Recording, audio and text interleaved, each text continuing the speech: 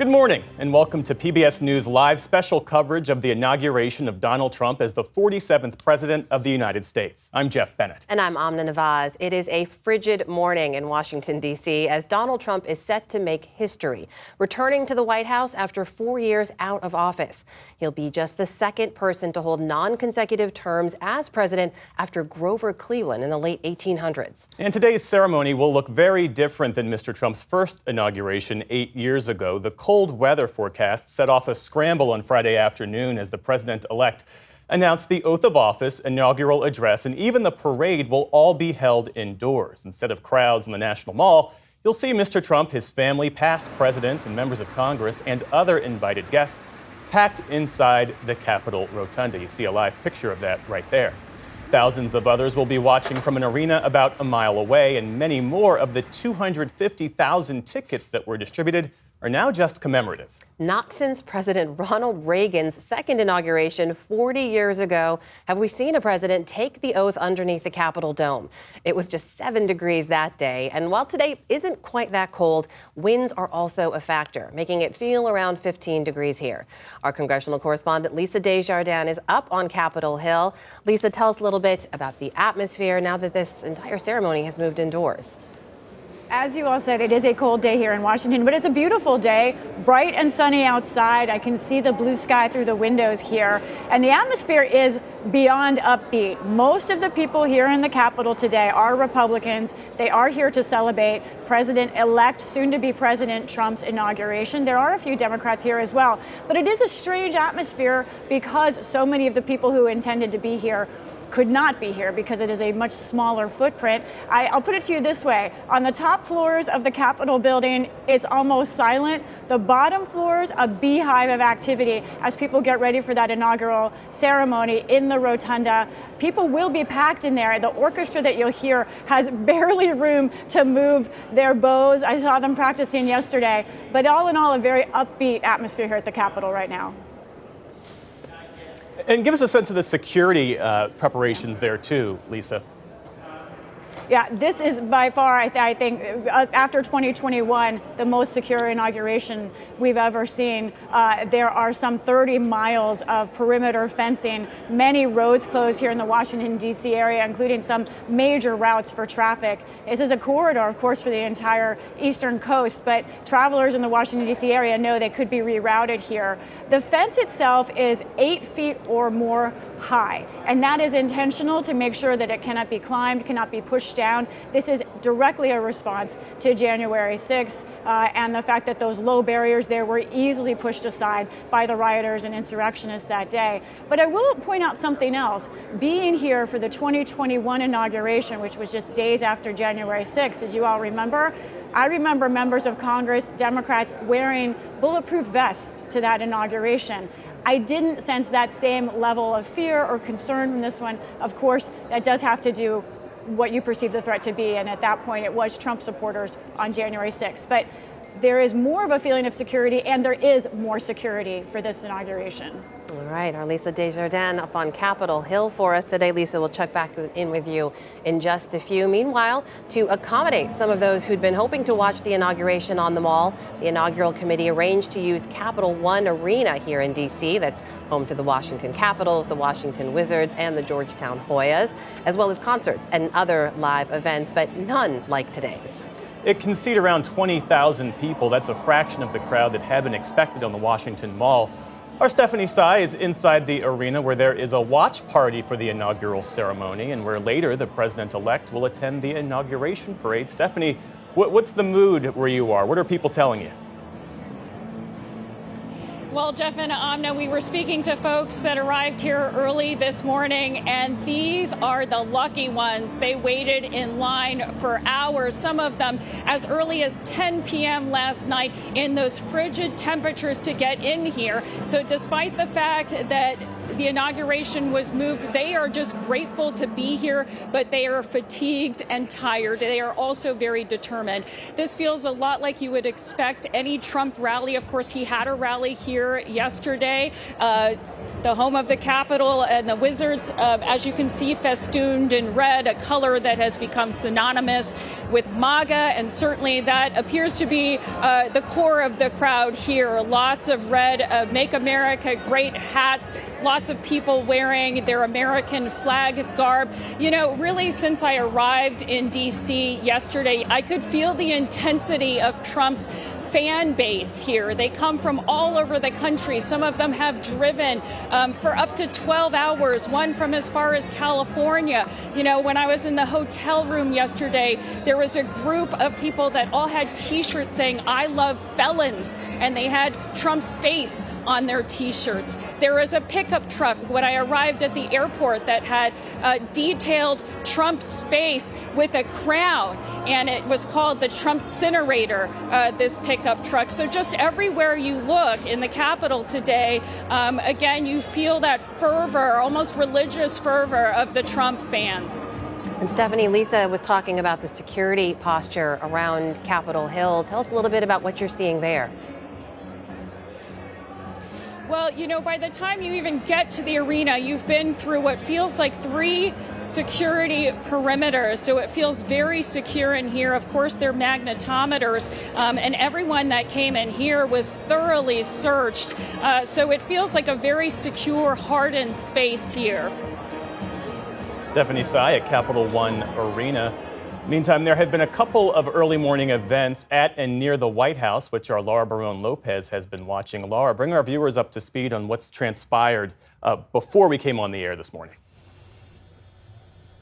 Morning, Jeff. Yeah, so earlier this morning, President-elect Donald Trump arrived for tea with the Bidens after he went to service at St. John's Episcopal Church. And when he arrived for tea with President Biden and the First Lady, President Biden said to Trump, "Welcome home." And so they will be having tea with the Bidens, and then as soon as that is over, they are expected to head to the Capitol all together. And we do know that President Biden is leaving a letter for President-elect Trump, as is tradition. That's something that President Trump did as well last time around, despite 4 years ago President Trump not going to Biden's inauguration, whereas this year President Biden and the First Lady will be attending Trump's inauguration.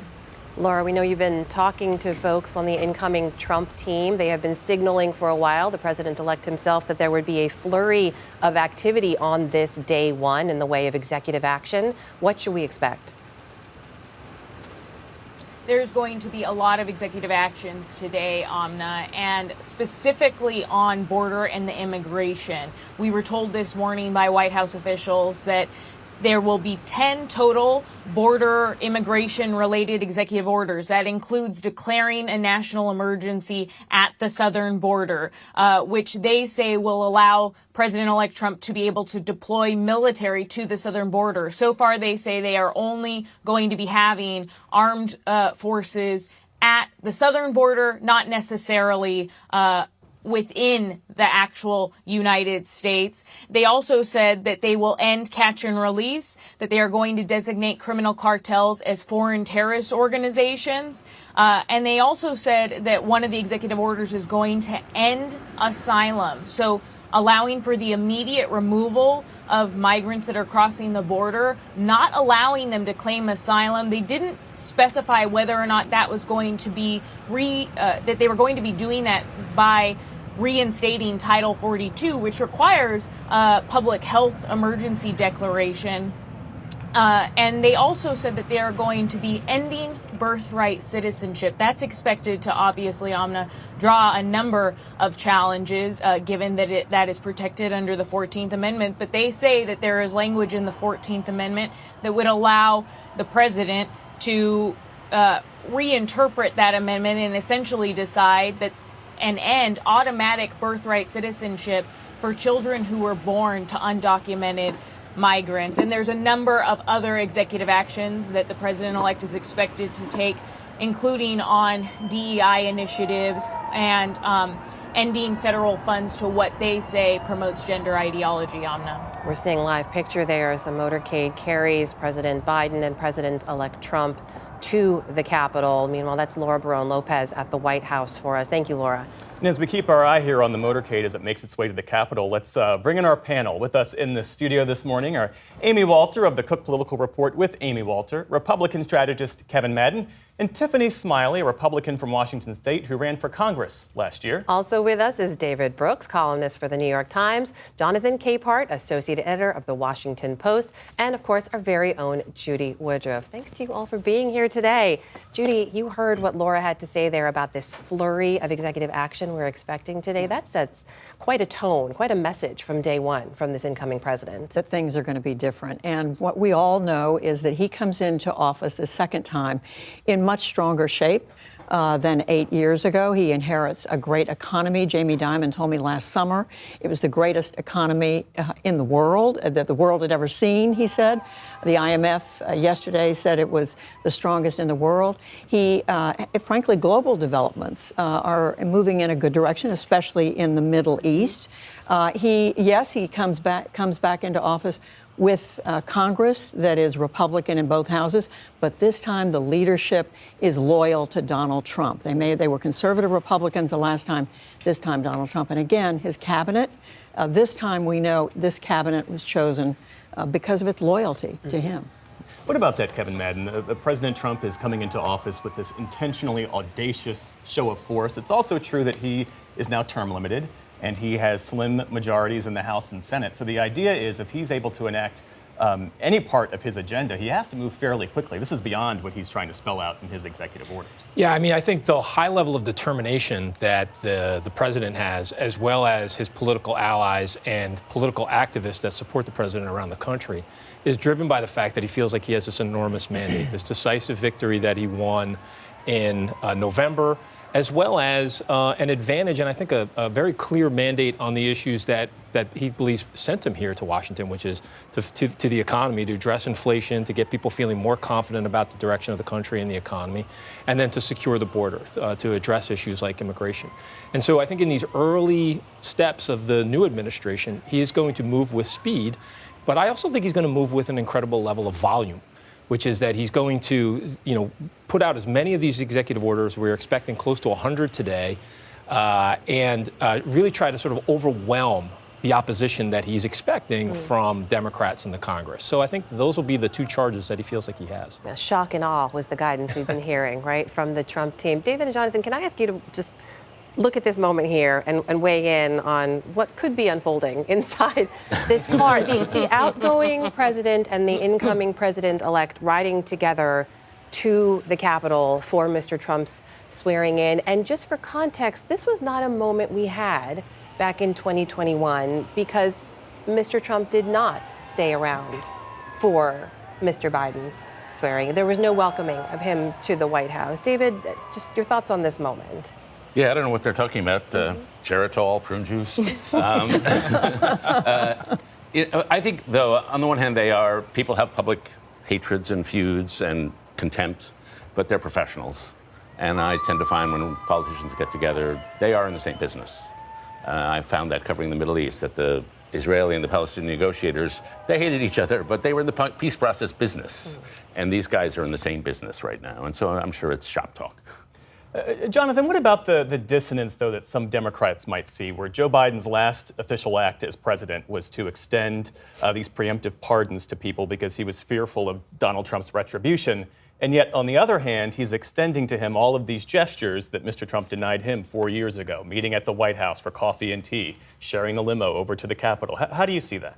I see it as President Biden showing that the office is bigger than one person, and that he's upholding a tradition that has always been there up until January 6, 2021, a peaceful transfer of power. These two men went at it when President Biden was on the campaign trail, and even after President Biden got off the campaign trail. And yet we see them riding in the beast headed to the Capitol because President Biden has enormous respect for the institutions of our democracy. And I think that's why we see the two of them in the limousine together. Also, having met both men, they are, to David's point, they're professionals. But I wouldn't be surprised if there was some very frank talk going on, in addition to President Biden being very courteous. I would expect also President-elect Trump to be very courteous because, as we have seen, he talks a good game, a very rough and aggressive game when the person's not in front of him. But once he's with them, it's a completely different story. Amy, when you look ahead in terms of what we have a good indication we'll see, right, in the way of executive action, and the president moving very fast as he comes into office, especially compared to first term. He signed one executive order on day one back in 2017. This is clearly a strong message. Where are the American people on these issues? Is this what they want to see the president do? It's a great question. As Judy pointed out, Trump is coming back into his second first term in much better shape than he was in 2017. The party is completely unified behind him. His favorable ratings are a little bit higher, not tremendously higher, but he's much more popular than when he left. He left with a 36% approval rating. He's now close to 47% approval rating. Kevin and I were talking before we went on air, just speaking about the two men in the car. Joe Biden's approval rating is as low as it's ever been. In fact, one of the lowest of a first-term president who was not reelected.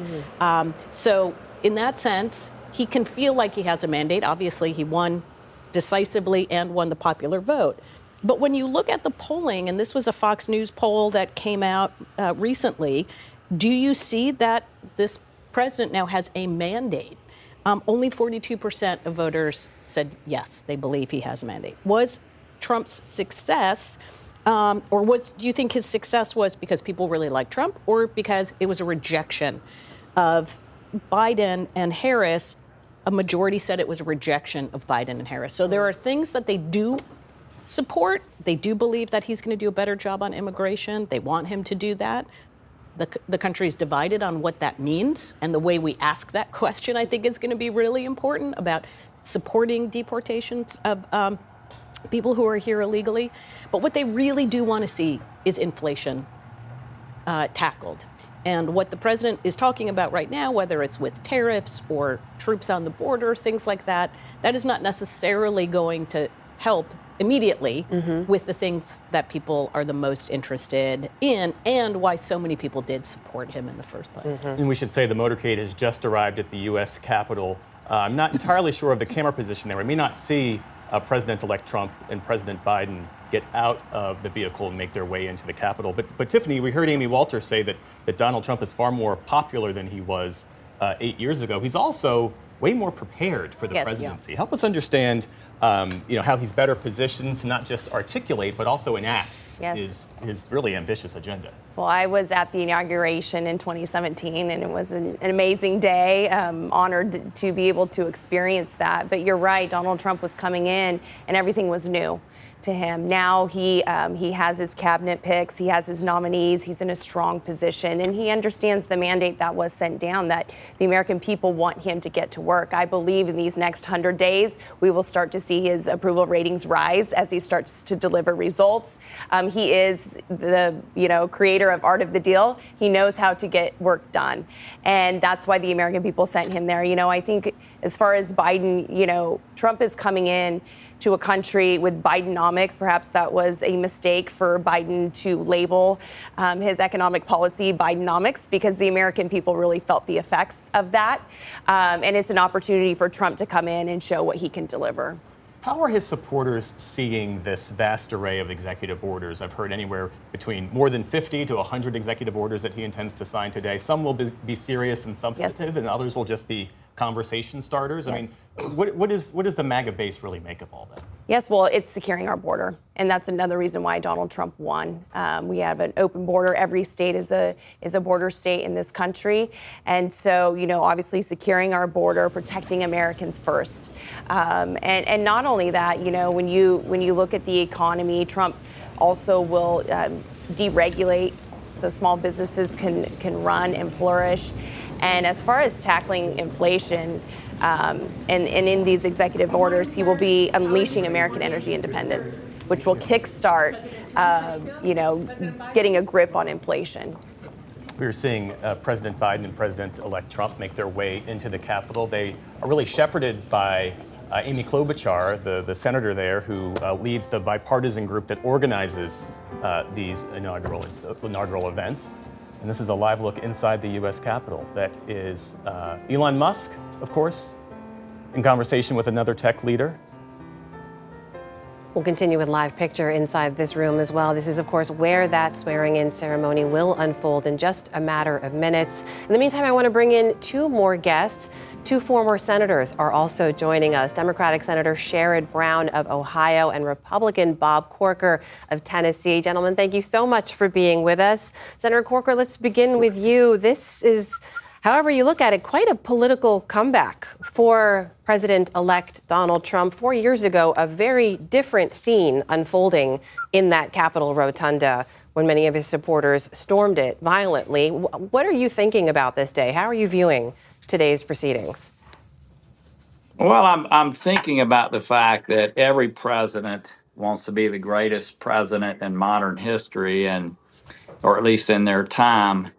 And I look at the setup that the president-elect has. It's incredible because what makes a great presidency is the context. Where is the world at that juncture? And if you look at the opportunities that exist right now in the Middle East, because of what has happened with Hamas and Hezbollah and Iran and Syria, you look at the tremendous opportunity in Ukraine to come to a settlement. Both entities, both Russia and Ukraine, are tired of fighting, and so there's an opportunity to do there that's something that hopefully is great for democracy. You look at China and what's happening within their country. There's just tremendous international opportunities. And then domestically, with the immigration issue, hopefully it'll go beyond just dealing with the borders, but solving the entire issue, which be tremendous economically for our country and put a big issue behind us.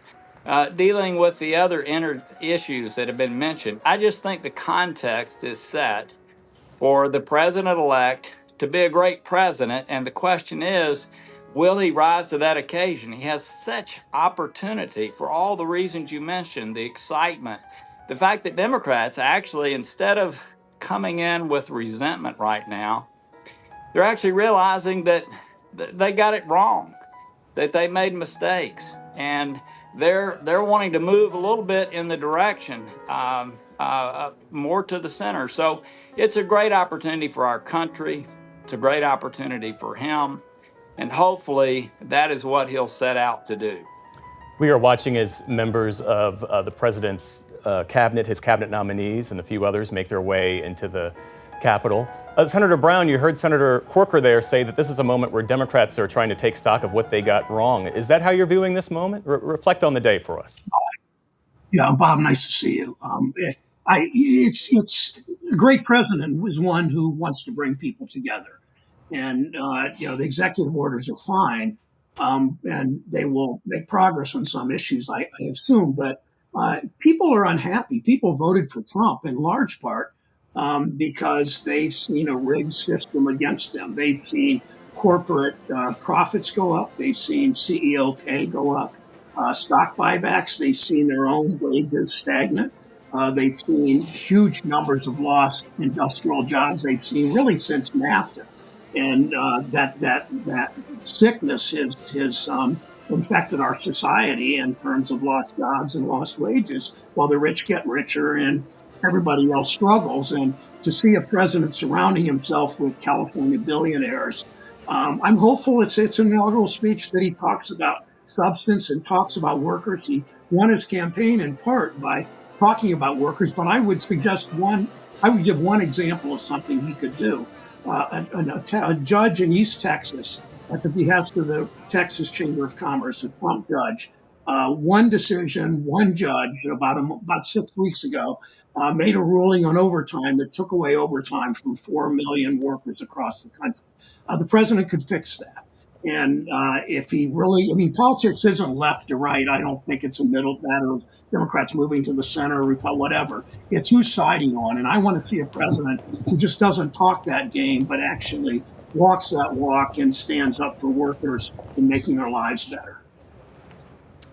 We're continuing with live picture inside the Capitol here. Gentlemen, thank you so much for staying with us. Judy, this idea that President Biden on his way out was warning about this tech oligarchy. Inside the room here, you see the CEO of Google, you see Elon Musk, who has taken on a very prominent role for this incoming administration as well. There's sort of a lot of ideas bumping up against each other in this moment. No question. And I think, as we've been hearing, the question will be not just what will President Trump say in his inaugural address today about that? Will he address any of these contradictions, or will he, we assume he's going to focus on the positive. But, as Tiffany was saying, these first 100 days are an opportunity for him to make a difference. But squaring the circle when it comes to coming to a hard, solid agreement on government spending, that's a tough one. Coming to the details of immigration, these are hard questions that Republican leaders, Republican members are going to be dealing with. And today we're about celebrating, we're about appreciating, but the hard work starts tomorrow. Former Vice President Mike Pence in attendance. Tiffany, help us understand the significance of that, because the two men, Pence and Trump, had not spoken directly, had not interacted since the funeral a few weeks ago for the late President Jimmy Carter. Mm-hmm. Well, I think it's significant that he is there and just showing support and solidarity. As a country, we are the United States of America. We're the best country in the world because of our people. And so he is showing that he is there in support of President Trump and moving forward. And look, grateful for Vice President Pence's service and everything that he has given and served our country, with dignity and honor. But it's also time to move forward. And President Trump is, ready to do that. He's made that very clear. But it's significant, and I think it shows just the unity of the party and the opportunity going forward. We see a live picture there. Seated in front of President-elect Trump's nominees for his cabinet, there are Mark Zuckerberg, Jeff Bezos, Sundar Pichai, and Elon Musk. I understand Lisa Desjardins, who's reporting for us on Capitol Hill right now, has a little bit more to share in terms of the logistics of how this is all going to play out. Lisa?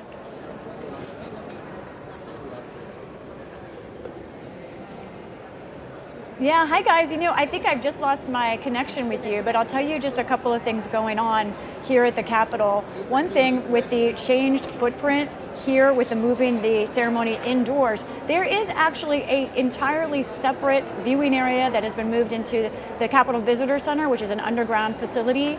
I went by there this morning, and we understand that President-elect Trump, once after inauguration, plans to go by there.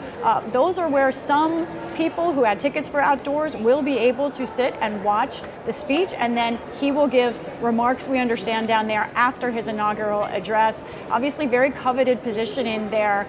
Also want to talk about Democrats. You may notice as you're looking up in the rotunda there, you may see some purple colors. Democrats tell me that several of them are wearing those colors because it is the color that Hillary Clinton wore when she conceded, that Kamala Harris wore a kind of purple shade when she conceded. And to them, they say it's a color of both bipartisanship, and one frankly told me it's the color of mourning. Republicans were looking for those red colors. The Trump red is very well known up there. But one other note, this is a working building. We do expect some business today. We do expect votes in committee on two Trump nominees, Pete Hegseth as Department of Defense and Marco Rubio for Secretary of State. The Rubio vote may actually get through the entire Senate today. That is the hope for Republicans, that there will be a Secretary of State confirmed today as well. And one last note, that rotunda is such an incredible space. It is hallowed ground for anyone that's ever been there. And I looked this up. It was finished in 1824, so just about the 200th anniversary for this occasion. And you'll notice the presidents around President-elect Trump as he is sworn in. Or Lisa Desjardins. Lisa, thanks so much. David Brooks, one of the things I'm struck by watching all of this unfold in that beautiful space, as Lisa rightly notes, is Donald Trump's resilience. I think most people, if you were to ask them at the end of the day on January 6th, 2021, would Donald Trump be reelected? I think most people would have said no. Here are former President Bill Clinton, Secretary of State Hillary Clinton making their way in. The fact that Donald Trump was not just reelected, but survived 2 impeachments, 2 assassination attempts, 4 criminal trials, 1 conviction, and yet he's on his way to take the oath of office as the 47th president. The sweep is just remarkable. No, it's a life lesson. You go back to Richard Nixon's career, the guy was counted out for dead a million times, and it's the same with Donald Trump. He had some help from the Democrats. I think the trials and the indictments helped him. There were other things that helped him, but he kept going, and he's in control of the party. The thing I'm looking for today is this an electoral monarchy or is it an ideological movement? And what I mean by electoral monarchy, and this is what happens, say, in Turkey and El Salvador and other countries, you elect a person and they're all about themselves. It's transactional. They'll flip-flop policies if they feel it'll help them. And we've seen Trump do that on H-1B visas, on TikTok, things like that. And that's what all the tech moguls are hoping for. An ideological movement, it's more what Steve Miller wants or Steve Bannon wants. And what it's all about the ideology, it's all about the populism, it's about the nationalism. And I'm looking for indications, what kind of president are we going to get? Well, let's talk about that with Laura Brown Lopez. As we see a picture there, former President Bush, First Lady Laura Bush making their way in, members of the Trump family now, and here now is former President Barack Obama walking into the Capitol as well. Laura, as you watch all of this unfold as well, we think back to Mr. Trump's first inaugural address. The phrase that stood out, that stayed with everyone, has been this idea of American carnage. We've heard that this will be more of a message of unity. What do we expect to hear? Committee co-chair, Mr. Steve Witkoff. That's right, Amna. The president-elect is expected to give a much more unifying tone. The incoming administration says that he views this moment very differently than he viewed his election in 2016. And ultimately, when he was elected in 2016 and entered the White House after that election, he was met with a much larger resistance and viewed and was also much more amenable to establishment Republicans, many of whom resisted him much more back then. This time around, he very much has the Republican Party around him. He feels as though he has much more control and support across that Republican Party. You don't see as many of the Republicans in office anymore that were willing to stand up to him, whether it's Mitt Romney or the late John McCain. And so this is a very different moment for the incoming President Trump, who really considers himself to have a mandate, despite the fact that there is some polling recently from AP that shows that voters don't necessarily support mass deportations. They support the deportations of immigrants who have committed violent crimes, who have committed crimes, but going beyond into wider deportations, which we expect the president-elect to do because they have forecasted that, and so has his border czar, Tom Homan. That may be something that the wider American public doesn't necessarily support according to polling. That being said, given the calls this morning with White House officials, this administration is expected to launch what they call the biggest deportation effort in history. And they are cracking down not just on illegal immigration, but also legal immigration. And in those executive orders that we talked about a little bit earlier, another one that they are going to issue today is they are suspending refugee admissions for at least 4 months. So that's a crackdown on legal immigration, Amna. Kevin Madden, as folks have been instructed to take their seats there, we were seeing the tech billionaires, the head of Apple, the head of Google, Elon Musk there standing. You see Mark Zuckerberg, head of Meta, standing amid Mr. Trump's cabinet nominees. For people who voted for Donald Trump because they were concerned about the price of groceries, they were concerned about the affordability crisis, how does this tableau strike the American people, do you think? Well, I think there may be a little bit of a disconnect, but you have to remember that so many of the president's supporters are always happy to support anybody who has similar alliance with Donald Trump and his agenda than they do. I think also, look, a lot of Trump supporters will point out to you that Joe Biden and the Democrats were perfectly happy and thrilled to have the support of Mark Zuckerberg, Jeff Bezos, and Elon Musk when he was supporting Democrats. So I think, that hypocrisy, I think, will be something that fuels a lot of the president's supporters, as well as his allies on Capitol Hill. And I think they're much more focused now on, again, the determination is to put this mandate that they believe that they got and that they received in the fall of 2024 into action on the first day, and then really use that momentum to get big things done. What Trump supporters want more than anything is a reversal of what they saw over the last 4 years from Joe Biden. Tiffany, I see you shaking your Yeah. head in agreement. And there's this truism in politics that personnel is policy, and that has always been especially true for Donald Trump. Help us understand that in the context of the folks that he's selected to enact his agenda. Yeah, well, some of these billionaires and tech CEOs weren't with Donald Trump in the past, and now it's clear that they are. They know that it's a net positive when you are partnered with Trump, and I think it also speaks to the movement that is going on in this country, that President Trump is able to bring in people from all walks of life to solve the complex problems that are facing our country.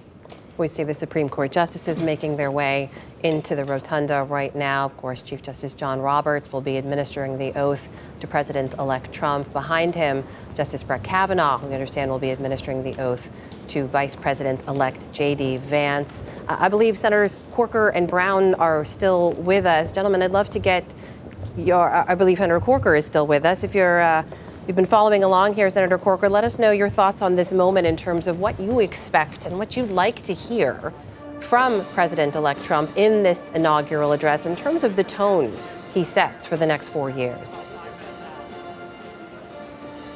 Well, look, this is a very different entrance than in 2016, no question.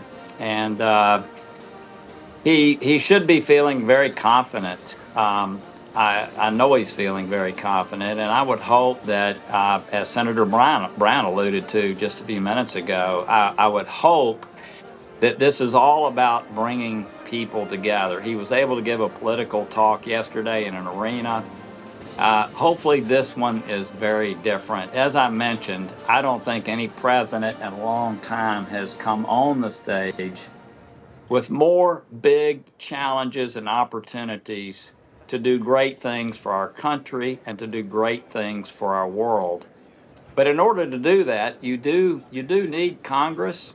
You need people in our country, and I hope this is about a big vision, solving those problems, not casting blame, but let's move ahead. Great opportunities in front of us, and I hope that is what we hear. I have a feeling, I haven't obviously talked to the president in 6 years, but I have a feeling this could be very different than last time. I'm hoping so. Our nation and our world has tremendous issues for us to deal with, and he can make that happen if he approaches this job in that way. Let me say one other thing. I hope the people around him and in himself will focus on those things, those big things that our country needs to focus on, and not be diverted into some of the petty disruption for disruption's sake, going after people. I hope it'll be about moving ahead. And if so, what an opportunity he has. A number of opportunities await, a number of crises, too. I want to draw on your experience, Senator Corker, as the former chairman of Senate Foreign Relations. I mean, crises from Sudan to the Middle East to Ukraine as we watch members of the Trump family make their way into the Capitol. Is President Trump's traditionally isolationist worldview, is it prepared to meet the moment, do you think? Well, certainly it's prepared to meet the moment in Israel, right? And in the Middle East. I think it is prepared to meet the moment. And let's face it, look, we had our differences. I will say the Abraham Accords set the context for very good things to happen. And the Arabs and Israel are in a different place. Hezbollah, as I mentioned before, and Hamas are in a different place. I think in Ukraine and Russia, as mentioned earlier, they're both tired of fighting. And if he can bring himself to create an arrangement there that's good for Ukraine and democracy, good for Europe and the U.S., gosh, what an incredible undertaking that will be. And I think that through the relationship that he's attempting to have with Xi, maybe some good things can happen there. So those are going to be dealt with regardless of his isolationist view, right? They are going to be dealt with. And so, look, I'm hopeful. Look, I'm not electable, I'm sure, but I'd love to be coming in. I'd love to be coming into the world today as President of the United States with the opportunities that we have before us. What a great opportunity for him to take advantage of. Senator Brown, can I get you to weigh in here as you've heard what Senator Corker has to say in terms of what we could be hearing from President-elect Trump, whether or not he takes advantage of this opportunity to address all Americans and set a maybe different tone than he did back in 2017. What are your thoughts?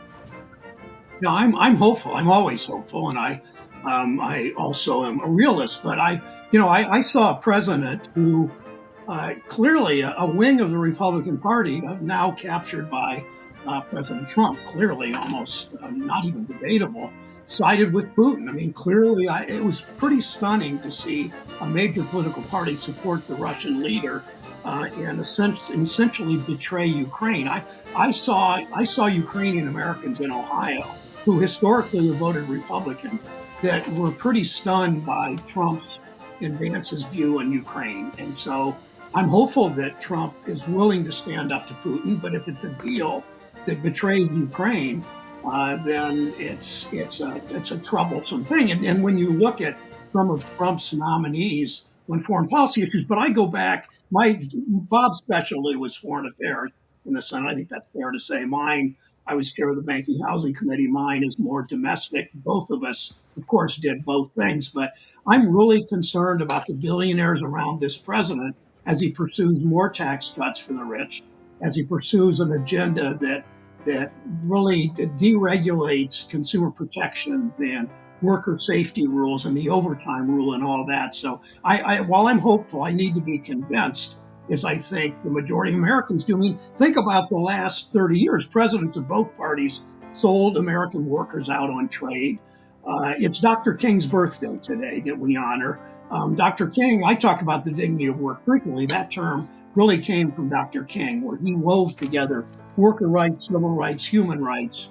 I'm hopeful the president will honor that today in words in his speech, and more importantly, in his deeds, whether it's the overtime rule, whether it's a tax cut like the child tax credit that works for 90 in my state, 90% of kids' families benefited from that. You got huge tax cuts that expired. We weren't able to renew it. I hope the president takes some leadership on those kinds of issues. Senator Brown, thank you for mentioning the fact that today is King Day. It's this rare coincidence in the calendar where January 20th is also the third Monday in January where we always celebrate King Day. The very last thing that Dr. King did in life was to fight for economic justice. He was fighting for the workplace safety for sanitation workers. There are many people who view the civil rights fight of the 21st century being one of economic justice. As we await the entry there of former Vice President Dan Quayle and his wife now making their way in. I think we saw former Vice President Mike Pence think he was going to be next. Yes. And he's now Amna. walking in. Yeah, but picking up on that theme there, Senator Brown, where can Democrats work with Republicans on that issue, on the issue of economic justice? Well, it's up to the president to set the tone. But if the focus, there's some irony in the people that are now at this inauguration. All the billionaires all the California billionaires that supported Trump, they're all there crowded around. It's the thousands of MAGA devotees who were for Trump from the beginning. It's the evangelicals and their leaders who have been excluded from this. And I understand they had to shrink the number of attendees, but I don't think any billionaires got left out, pardon my term, but left out in the cold on this. But I hope that the pursuit of his agenda was less about rewarding his billionaires with tax cuts and weaker rules about their workers and about consumer protections. I hope it's more of a focus on workers. That was his campaign, but let's see. We see former President Bill Clinton, former Secretary of State Hillary Clinton making their way in now. And we understand because all the proceedings have been moved indoors, there are several screens available to people to watch these proceedings. That includes over at the Capital One Arena, where our Stephanie Sy has been speaking with Trump supporters who were lucky to gather there. Stephanie, how are people there reacting to this scene as it unfolds inside the Capitol? Well, you caught me just after a big round of boos. Every time the Clintons or President Obama show up on screen, you just hear this whole crowd erupt in boos. It's interesting because they're watching the same live feed that our viewers are getting, but on a Jumbotron. And of course, you hear Sweet Caroline and Neil Diamond, so now it's become an impromptu karaoke session. I did want to talk a little bit, Amna, about just the contrast between, what we hear your guests talking about as far as specifics and policy and what we hear when we speak to Trump attendees at events like this. We spent the morning speaking to folks that were lucky enough to get into this crowd. And here's what they say. They bring up things like the economy. We interviewed one man whose son just had a baby, and he said he's struggling, and they believe that the last 4 years have been all doom and gloom, and that Trump will deliver them and bring them more economic security. I spoke to a couple here from Piperton, Tennessee. They really wanted me to name their hometown, who said they're, quote, tired of the pronouns. They're tired of the ideological debates over transgenderism. Oh, there's another boo. That was also for President Obama. And then a few people, including former veterans, who like President Trump's strongman persona. One man who kind of twisted Theodore Roosevelt's phrase about speaking softly with a big stick and said what he loves about Trump is he speaks loudly with a big stick. And finally, just a general sense that he can solve all of their problems. I mean, you hear that over and over again with people you speak to in his base, that whatever their problem might be, fears of public safety, concerns about their own family and drug addiction, concerns about their financial security and inflation, that they believe and they have so much faith that President Trump can cure all these ills, and that extends as far as veterans that believe he can bring world peace. So that's kind of the vibe here. They don't speak about specific policies. They don't have the details about tariffs. They speak in terms of vibes and the way they feel. This is a sporting arena, and it feels like a sporting event with all the boos and cheers and just, again, the fervent Trump fan that you feel here, some of whom have followed him since he was on The Apprentice and just view him as a glorious celebrity that can do no wrong. Stephanie Sy at Capital One Arena. Stephanie, thanks so much. As she mentions the boos and cheers, we heard boos and cheers for certain members of the U.S. Supreme Court. Jonathan Capehart, this moment, 8 years ago, the election of Donald Trump was greeted by resistance among Democrats. There were the million people, the women who turned out on the National Mall with the knit pink hats. This time around, it seems like there's less resistance and more resignation. How are Democrats viewing this moment? Or maybe a mix of both. I think maybe people are taking the day off. It is a holiday, and they're going to pick and choose their battles. But what I loved about Stephanie's report is that she showed us that there is literally a split screen moment in Washington. At the U.S. Capitol, we have been watching polite applause and greetings between, former presidents, members of the cabinet, the Supreme Court justices, very cordial, very in the spirit of upholding the traditions and customs of the peaceful transfer of power. And meanwhile, Stephanie is sitting there and listening to people react, the incoming president's supporters react in real time with cheers and boos for the people they like or don't like. And it made me think of something that Susan Page told me yesterday when I interviewed her on my show. She said, Donald Trump hasn't changed. Washington has changed. And we've been talking around that in terms of, well, there's a Republican House, a Republican Senate. But really, this town, Washington, has changed. And, to Senator Corker's point, it does give the president-elect, an opportunity to make good on the promises that he made. It's just a matter of, will he grab that opportunity? And one more thing. I remember back at the convention in Milwaukee when it was right after the first assassination attempt, and members of Congress coming on and saying, he's a changed man. We're going to see, he's transformed. We're going to see a different, more unifying Donald Trump. And that was the case the first 20 minutes. And then it went off the rails. He's also for this inaugural speech, he is saying his speech will be one of unity. I'll believe it when I see it. I am not convinced. Look, like every American, I am hopeful, But I think, as Senator Brown said, I'm also a realist. Yeah, and I actually literally wrote that down before you started speaking about the exact same thing, that Washington has changed, but has Trump. And we know that personality-wise, he is still going to be the same person. The reaction to him is going to be fascinating to watch, of official Washington as well as unofficial Washington, i.e. regular people in their regular lives. And it also, listening to former Senator Corker, reminded of the conversations that probably a lot of us had on these panels, Republicans saying, just stick to the economy. Don't talk about, just talk about the economy. Don't talk about retribution. Don't talk about going after your enemies.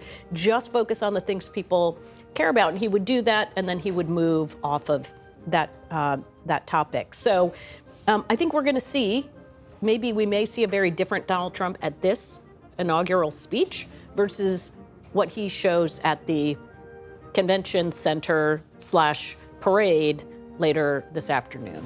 David, what do you make of that dissonance? Yeah, well, first I want to say I'm disappointed there are more tech billionaires. Tim Cook, Jeff Bezos. I actually think the tech billionaires have a positive influence on him because on tariffs, on H-1B visas, I like the influence they're going to have. Nonetheless, as Jeff mentioned, it's not okay that they're up there. They should be in the audience. They should not be intermingled with the cabinet. That's a blurring of lines between public service and private interest. Better seats than the cabinet. It's better seats. So it's like William McKinley were inaugurated, and there was J.P. Morgan and Andrew Carnegie. Like we would blink at that. And so the blurring of those lines to me is a problem. Is there a benefit, though, that it's so transparent? Is there a benefit in the transparency of the transaction? Maybe, and if he does, as I said, this electoral monarchy part, that he is a transactional president, if I want Elon Musk to like me, so I'll do what Elon Musk likes. And that's why they all went to Mar-a-Lago. That's why they're all there, because they think he's transactional. Tiffany, what do you make of that? Well, I think it's the picture, right, that this is the doers and the disruptors versus the establishment, right? So this DC is different. It's going to have to change. Trump is bringing in people from the outside, and it's not business as usual. It's not politics as usual with the establishment that we've seen, even in the Republican Party, you know, for many years. That's why you were hearing people boo on some of the Republicans walking in. Times have changed, and I think it just shows the vision that Trump has going forward. I mean, Kevin, to that point, as Stephanie told us earlier, they were booing Mike Pence in the arena when he walked into the Capitol. And he's establishment. Look, Jonathan Capart's analysis of this is exactly right, and I agree with it 100%. And I think the Pence isolation, where Pence is there on his own, sort of represents where the Pence people are inside the party. This is Donald Trump's party. He has all the support, he has the infrastructure, he has the momentum, he has control. I also think that what Jonathan pointed out about the sort of split screen, which is the polite applause, the focus on bipartisanship, the focus on substance, the focus on comedy inside the Capitol. Comedy, C-O-M-I-T-Y, not comedy funny. C-O-M-I-T. Versus the way politics is going to be litigated over the next 4 years and probably in the future, which is at the Capital One Center, which is, you know, it's part UFC, WWF event and part political rally. Donald Trump is going to have a very unifying message today. He is. I mean, just by the sartorial communications of his tie, which is purple, we're going to see a unifying message. But the next day, or even later today, 24 hours from now, a single-minded pursuit that is going to, if he's going to achieve what he wants to do, is going to be fueled by a lot of partisanship and a lot of the passions of his activist base. So, you know, and let's enjoy the sort of pageantry of today, but I think that's where we go in the next 48 hours. We've been talking a lot about Donald Trump. Let's talk about J.D. Vance as we await his arrival and the arrival of his wife, Usha Vance, because he will be likely the inheritor of this movement. He is all of 40 years old, the first millennial vice president. There's a lot at stake. There's a lot riding on all of this for him, is there not, Kevin? Yeah, I think, you know, he's in many ways, you mentioned this earlier, Jeff, with the fact that Donald Trump is a lame duck president. There is an inheritance that comes with J.D. Vance's ascension to the vice presidency today. He will essentially be curating the MAGA agenda and the MAGA approach for policymaking, potentially after this White House as a party leader going forward. So I think this is essentially the sort of starter's pistol for for J.D. Vance's role in growing the party, not just over the last campaign, but also the many years that are ahead. And it goes to Tiffany's point about disruptors, which is really important to appreciate and understand how important this is to our politics. And that, who knows, 4 years from now, J.D. Vance is the establishment. And that there is a disruptor that says, we don't want to do things the way that these guys did it. Yeah. I'm the one that can actually deliver on the things that J.D. Vance and Trump were unable to do. So I do think we are entering this time. We've had, in our last 10 elections, we've had 9 change elections. Mm-hmm. This is the first time since the last time we had a second consecutive first-term president, so a non-consecutively elected president, that we've had 3 occupants of the White House in 3 consecutive elections lose. And so we are in a time of incredible disruption. And that I don't think that what is happening here is about what I think makes America so great is that there is continuity. It's more than just pageantry. This is making a statement about how important it is to have the peaceful transfer of power. But our politics is driven by a country that is evenly divided at 48, 49%. Yeah. And where the disruptors are is whoever's the party or the vision that's out of power. And we're going, I don't know when this ends, but it sure doesn't feel like this is the end of it. Judy, to that point, this idea of disruption, I know you've been traveling the country, talking to a lot of people about their political views, including supporters of Mr. Trump. The fact that he has managed to hang on to, sustain this idea that he's an outsider. As a former president who now has complete control over one of our 2 major political parties, that idea is central to his popularity among his supporters, right? It is, and you have to give him credit for pulling off the feat of winning re-election after losing, although he didn't acknowledge that he lost in 2020. But to Amy's point, I mean, this was a close election. Donald Trump won less than 50% of the vote. I think the final number is 49.8 to Kamala Harris's 48.4. So 1.5% difference in the total. Yes, he won the swing states, but we are a very divided country.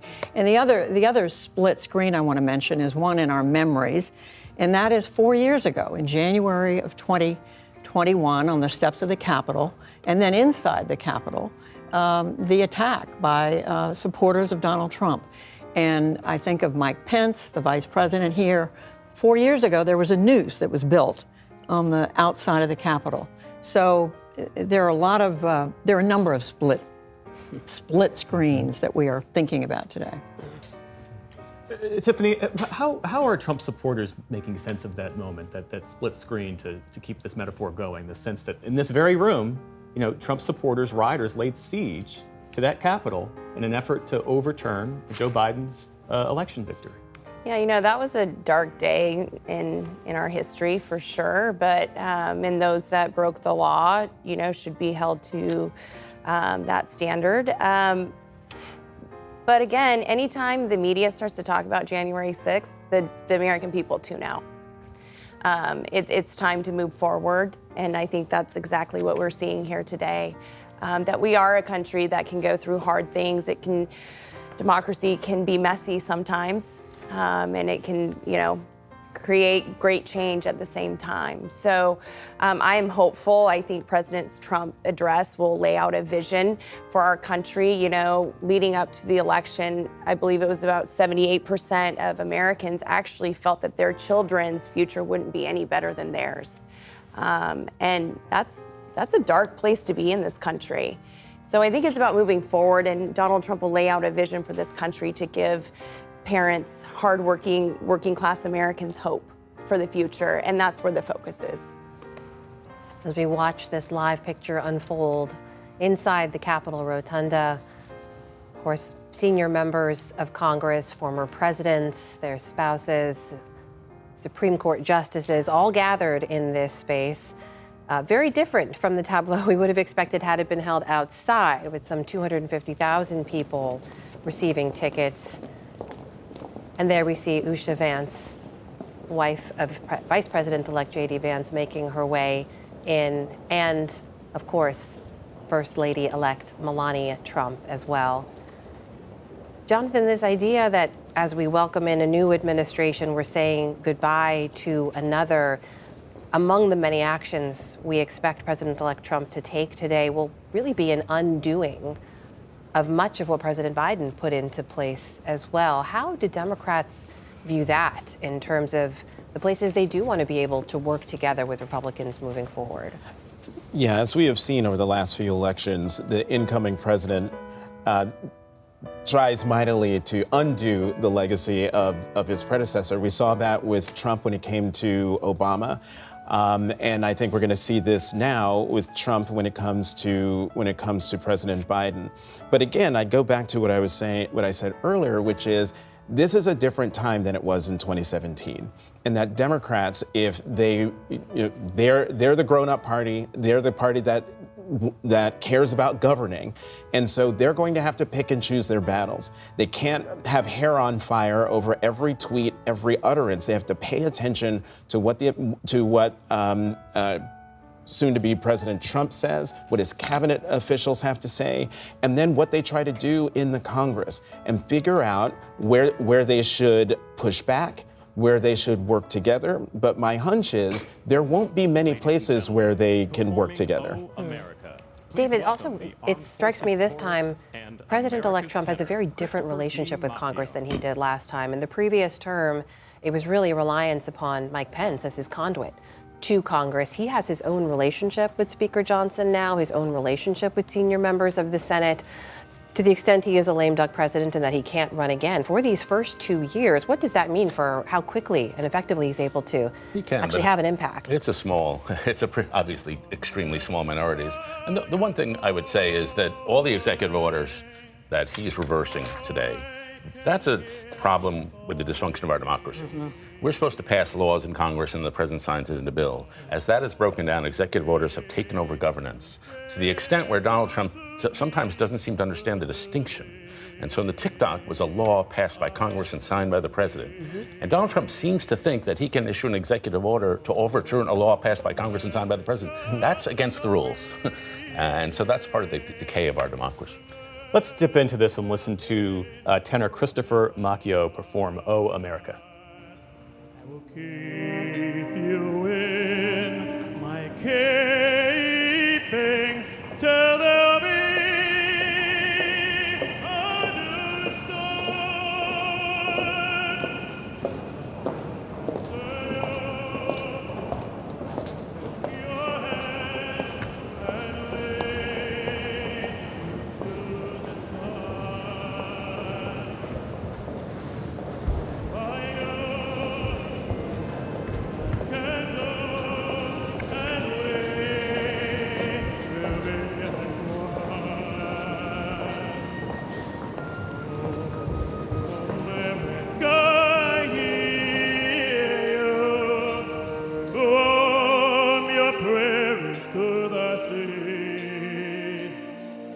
from your mountains grand and all through this land you are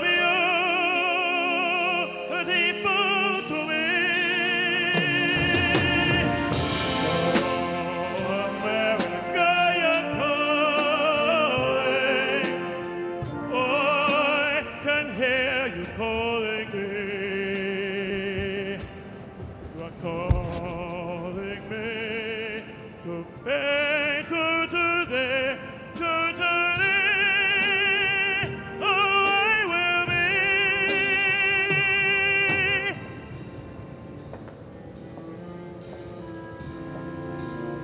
Vice President-elect J.D. Vance making his way into the Capitol. We expect President-elect Trump to be entering shortly as well. Former Ohio Senator Sherrod Brown has been with us this morning watching this all unfold. Senator Brown, your thoughts on this moment as we await just moments away from when President-elect Trump will be sworn back into office? Yeah, I find this sort of theme of a couple of speakers, I can't see them on the screen, but I think it was a Trump spokesperson talking about disrupting that it's no longer corporate interest and no longer the people who ran the Republican Party I find it, if not for the seriousness that I find amusing, that they're saying that Trump isn't going to listen to Wall Street anymore, isn't going to listen to the big corporate CEOs, he's going to listen to these California billionaires. I mean, the three of the richest people in the world are sitting on that platform with him. They all want tax cuts. They all want weaker consumer protections. They all want weaker worker safety rules. And so what gives? I mean, he's still going to provide. The Republican mantra for years has always been more tax cuts for the rich, more tax cuts for large corporations. I don't see any movement away from that. But at the same time, he's clearly listening to billionaires. One of them, as we know, on the stage gave $250 million to the president's campaign. So it's not like disruption means it's all about a focus on workers. Disruption means, well, we won't do quite as much for corporate America. We're going to take care of these newly minted, in some cases, DECA or CENTA, if that's the word, CENTA billionaires. So I don't find much change. And I don't, again, politics is not left or right. It's whose side you're on. And I think the president today needs to essentially say to the public, I'm not going to let these billionaires run the country. They help my campaign, but I'm going to look out for workers. I hope he does that. I'm always optimistic. I just don't really see it coming. Well, President-elect Trump is now making his way into the Capitol. Tiffany Smiley, as we watch this live picture, I believe Senator Brown was referring to what you mentioned earlier about the disruptors. Care to respond? Yeah, I mean, look, these people worked with Biden as well, but they also know that President Trump will deliver. So unfortunately, over the last 4 years, the economy, it hasn't worked for the working class. It hasn't worked for an average American who has lost nearly $33,000 over the last 4 years under Bidenomics. So I think Trump is just painting a picture. Trump is Trump, and he will always do what he wants to do. And he will always do what's best for America and the American people. I think he's just showing like, hey, look, I'm bringing people from all walks of life. This isn't just D.C. This isn't just the establishment, and we are going to solve these problems that are facing the American people. Former and future First Lady Melania Trump has made her way inside the Capitol Rotunda. Former Republican Senator Bob Corker has been with us all morning. Senator Corker, we saw a moment ago the arrival of House and Senate leaders. How do you expect the House and Senate in this go-round to be a check on executive power? I think they're going to be a check, and I just had a conversation with John Thune casually on the Senate floor. I escorted a new senator, someone who's being sworn in about on January 3rd. But I think they will be a check. Obviously, there's going to be a lot more communication. There's going to be a lot more communication between the two than has happened in the past. Obviously, Senator McConnell and President Trump didn't communicate that much. Thune and the president will. And then, look, in the House, you've got some independent Republicans over there. Obviously, the Democratic side is going to be a check. I think that people this time, though, are going to pick and choose. I think there's going to be more prudence in the way that they check, understanding the capital that the president comes in with, political capital.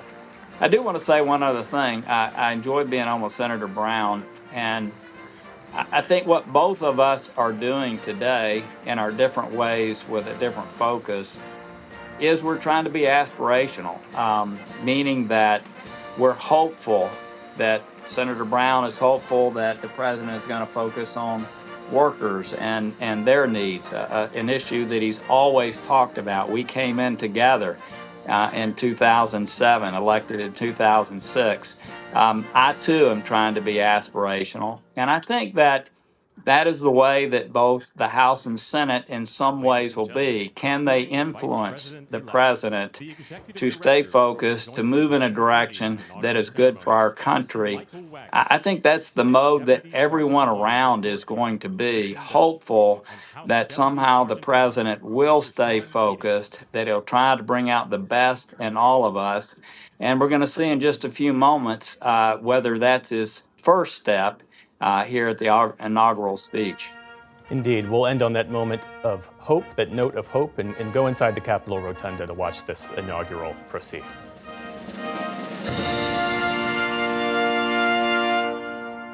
Ladies and gentlemen, the Vice President-elect of the United States, the Honorable J.D. Vance.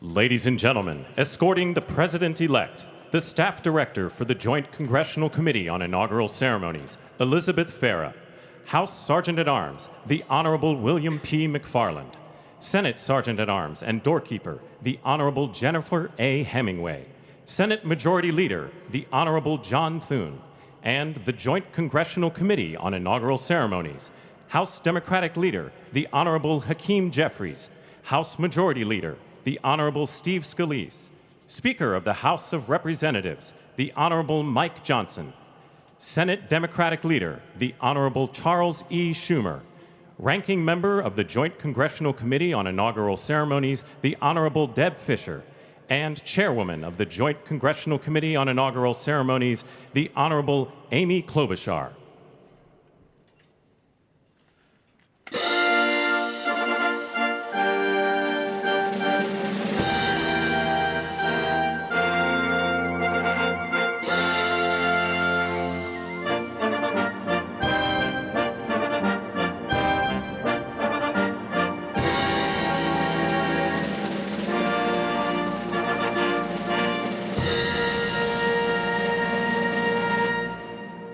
Ladies and gentlemen, the President-elect of the United States, the Honorable Donald John Trump.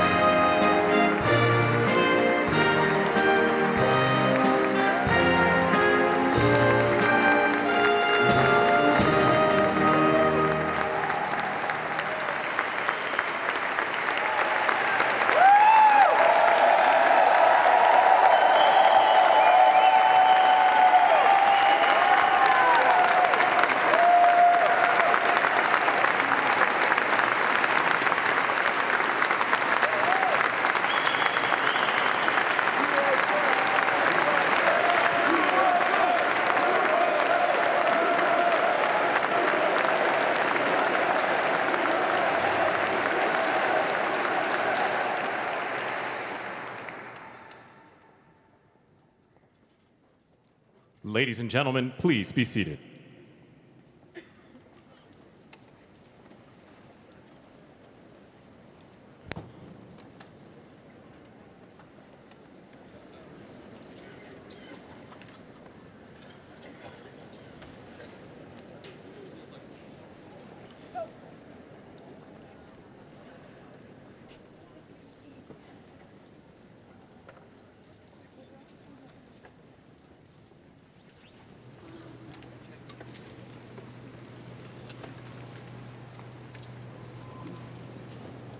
Please welcome the Chairwoman of the Joint Congressional Committee on Inaugural Ceremonies, the Honorable Amy Klobuchar.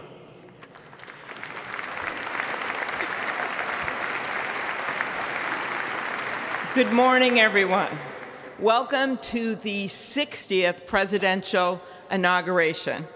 Today, President-elect Trump and Vice President-elect Vance will take their oaths of office, and we will witness the peaceful transfer of power at the heart of our democracy.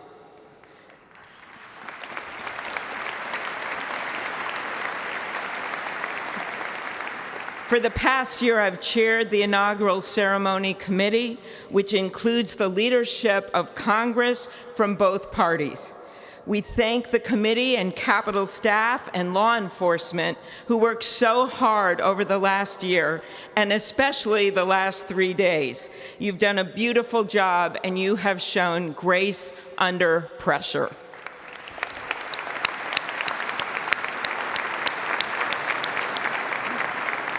Our theme this year is our enduring democracy. The presence of so many presidents and vice presidents here today is truly a testament to that endurance. We welcome President Biden and Dr. Biden. We welcome Vice President Harris and Doug Emhoff, President Obama, President Clinton and Secretary Clinton, President Bush and Laura Bush, Vice President Pence, Vice President Quayle and Marilyn Quayle.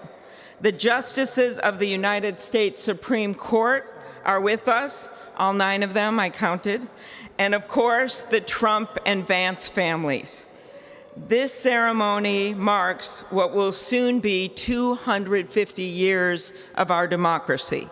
It is the moment when leaders, elevated by the will of the people, promise to be faithful to our Constitution, to cherish and defend it.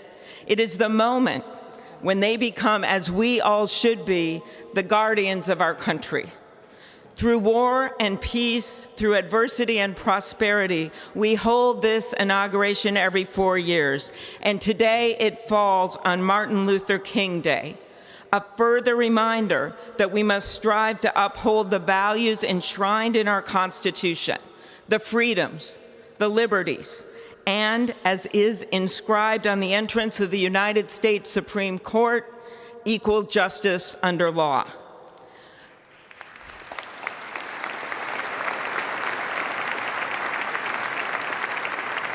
But what makes this moment more than a passing ceremony is all who are watching it across the country, the people of this nation, the ordinary people doing extraordinary things. President Kennedy, who at one point worked as a senator in this building and would often walk through this very rotunda, once said, "In a democracy, every citizen, regardless of interest in politics, holds office. Every one of us is in a position of responsibility." With that responsibility of citizenship comes an obligation not to seek out malice, as President Lincoln once reminded us, but to view others with a generosity of spirit despite our differences. With that responsibility of leadership comes an obligation to stand our ground when we must and find common ground when we can. With everything swirling around us, the hot mess of division, it is on all of us, to quote an incredible songwriter who just happened to be born in my state, to ensure that our nation's democracy is our shelter from the storm. There's a reason this ceremony takes place at the Capitol. In other countries, it might be in a presidential palace or a gilded executive office building. Here it is traditionally held at the Capitol, the People's House. It is a fitting reminder of the system of checks and balances that is the very foundation of our government, 3 equal branches of government. That is how, for nearly 250 years, our great American experiment, grounded in the rule of law, has endured. So, as we inaugurate a new president and vice president, let us remember that the power of those in this room comes from the people. the construction workers who build our country, the teachers and healthcare workers who nurture us, the troops defending our freedoms, and yes, the firefighters in Los Angeles putting themselves on the line for us.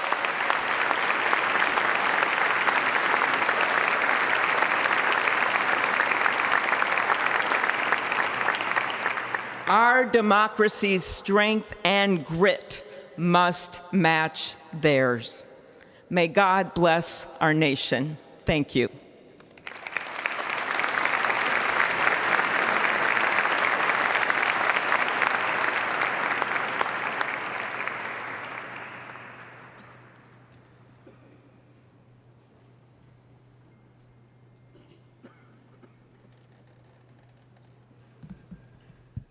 Good afternoon. Endurance through the years is the ultimate test.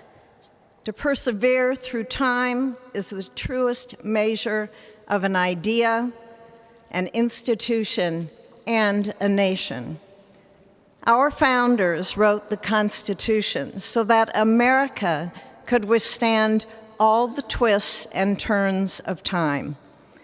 They wrote it to guide us and to preserve forever our right of life, liberty, and the pursuit of happiness.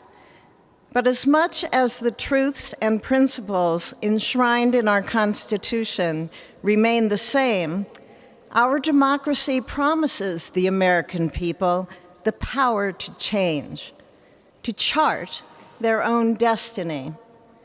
That's the beauty. That is the importance of democracy.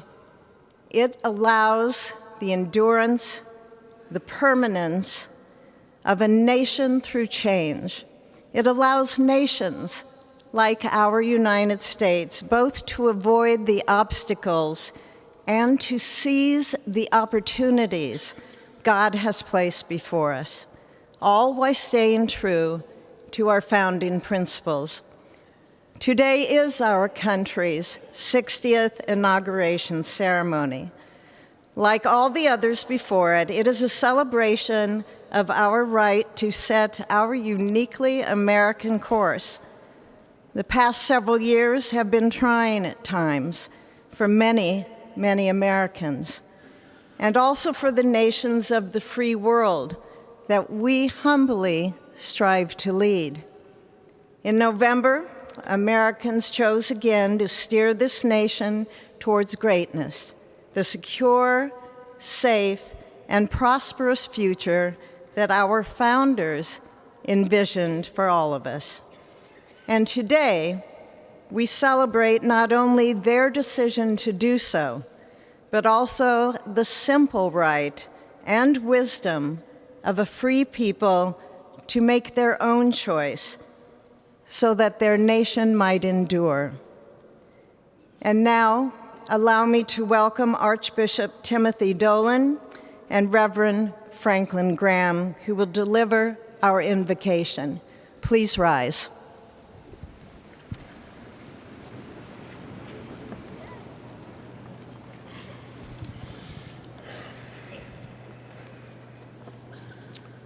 Be still and know that I am God, supreme among the nations, supreme on the earth. Let us pray. Remembering General George Washington on his knees at Valley Forge, recalling Abraham Lincoln at his second inaugural, with malice toward none, with charity for all, with firmness in the right as God gives us to see the right. Remembering General George Patton's instructions to his soldiers as they began the Battle of the Bulge 8 decades ago. Pray. Pray when fighting. Pray alone. Pray with others. Pray by night. Pray by day. Observing the birthday of the Reverend Martin Luther King, who warned, without God, our efforts turn to ashes. We, blessed citizens of this one nation under God, humbled by our claim that in God we trust, gather indeed this inauguration day to pray for our President Donald J. Trump, his family, his advisors, his cabinet, his aspirations, his vice president, for the Lord's blessings upon Joseph Biden, for our men and women in uniform, for each other whose hopes are stoked this new year, this inauguration day. We cannot err in relying upon that prayer from the Bible, upon which our president will soon place his hand in oath, as we make our own the supplications of King Solomon for wisdom as he began his governance.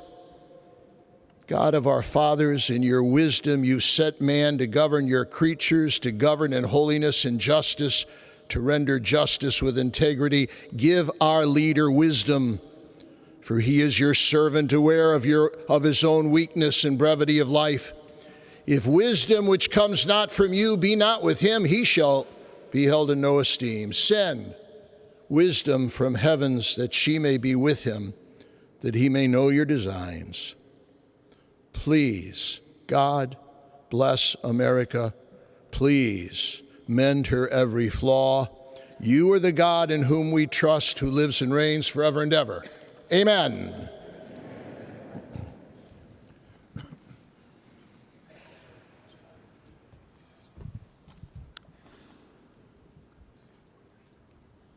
Mr. President, the last 4 years, there are times I'm sure you thought it was pretty dark. But look what God has done. We praise him and give him glory.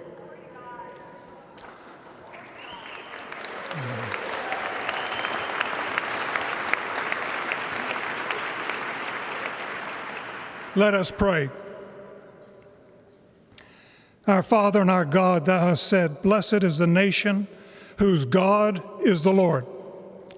As the prophet Daniel prayed, blessed be the name of God forever and ever. For wisdom and might are his. He changes the times and the seasons. He removes kings. He raises up kings.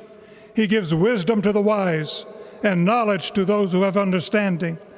Our Father, today, as President Donald J. Trump takes the oath of office once again, we come to say thank you, O Lord our God.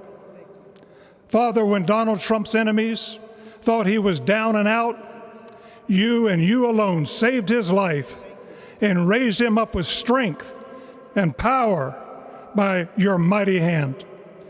We pray for President Trump that you'll watch over, protect, guide, direct him. Give him your wisdom from your throne on high. We ask that you would bless him and that our nation would be blessed through him. We also ask that you would bless and protect Melania as First Lady. We thank you for the beauty, the warmth, and grace that she shows not only to this nation, but to the whole world. We thank you for Vice President-elect J.D. Vance and his wife Usha and their young family. May he be a strength to President Trump, to stand beside him, to hold up his arms like Aaron held up the arms of Moses in the midst of battle.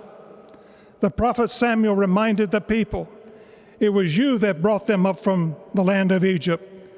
And he said, now stand still, that I may reason with you before the Lord. So, Father, we take this moment to stand still, to remember the great things that you have done for this nation. Thank you for the protection, the bounty, the freedoms that we so enjoy. We remember to keep our eyes fixed on you, and may our hearts be inclined to your voice. We know that America can never be great again if we turn our backs on you. We ask for your help, and we pray all of this in the name of the King of Kings, the Lord of Lords, your Son, my Savior, and our Redeemer, Jesus Christ. Amen. Ladies and gentlemen, please welcome Associate Justice Kavanaugh to administer the Vice Presidential Oath of Office.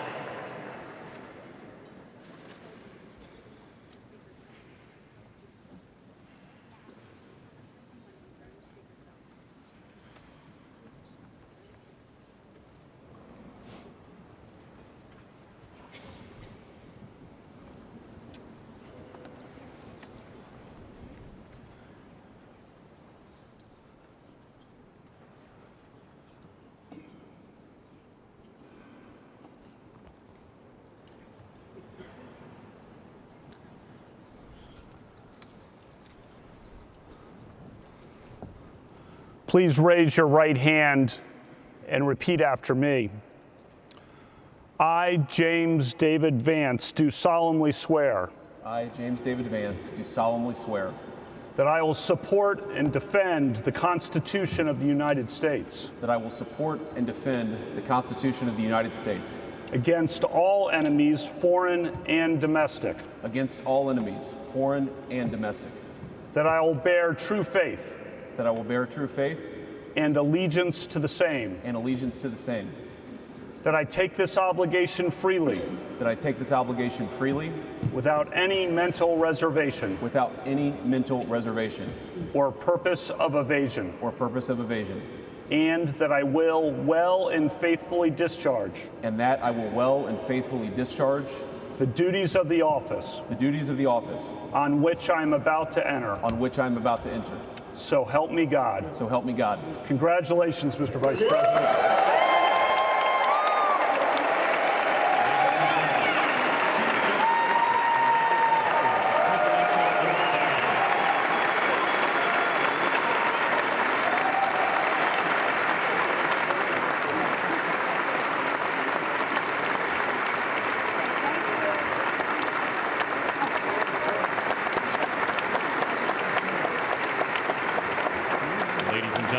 Please welcome Chief Justice Roberts to administer the presidential oath of office.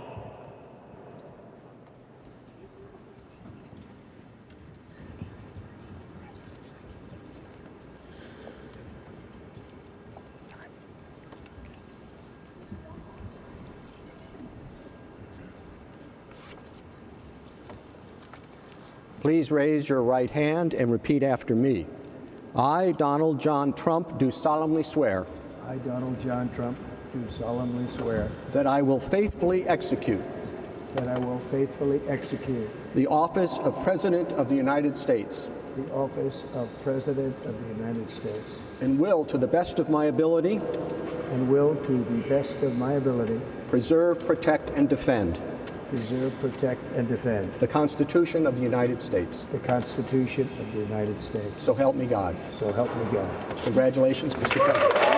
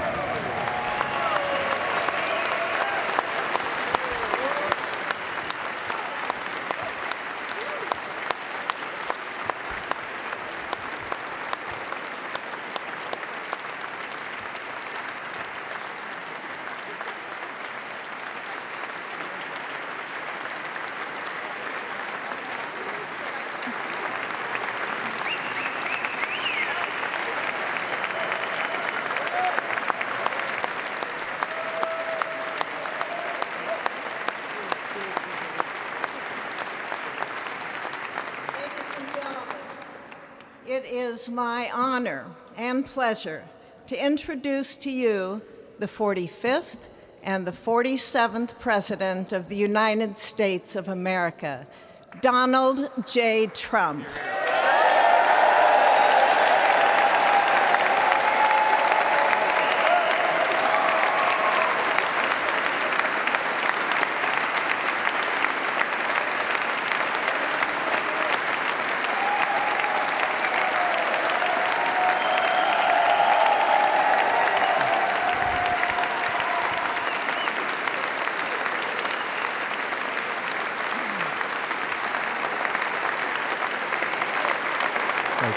Thank you very much, everybody. Well, thank you very, very much. Vice President Vance, Speaker Johnson, Senator Thune, Chief Justice Roberts, Justices of the United States Supreme Court, President Clinton, President Bush, President Obama, President Biden, Vice President Harris, and my fellow citizens.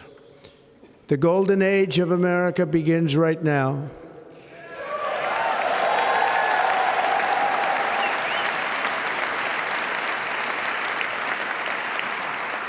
From this day forward, our country will flourish and be respected again all over the world.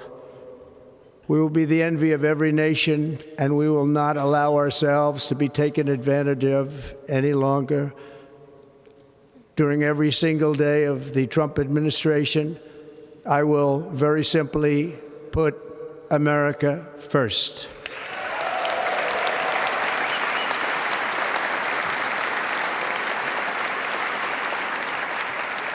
Our sovereignty will be reclaimed.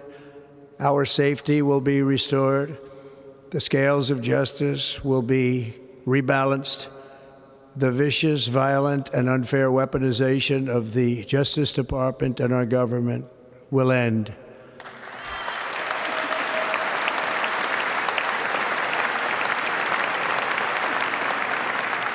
And our top priority will be to create a nation that is proud, prosperous, and free.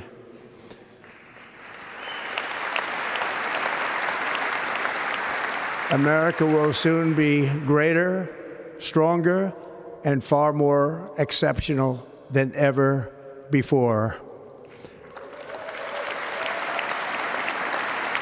I return to the presidency confident and optimistic that we are at the start of a thrilling new era of national success. A tide of change is sweeping the country. Sunlight is pouring over the entire world. And America has the chance to seize this opportunity like never before. But first, we must be honest about the challenges we face. While they are plentiful, they will be annihilated by this great momentum that the world is now witnessing in the United States of America. As we gather today, our government confronts a crisis of trust. For many years, a radical and corrupt establishment has extracted power and wealth from our citizens while the pillars of our society lay broken and seemingly in complete disrepair. We now have a government that cannot manage even a simple crisis at home, while at the same time stumbling into a continuing catalog of catastrophic events abroad. It fails to protect our magnificent, law-abiding American citizens, but provides sanctuary and protection for dangerous criminals, many from prisons and mental institutions that have illegally entered our country from all over the world. We have a government that has given unlimited funding to the defense of foreign borders, but refuses to defend American borders or, more importantly, its own people.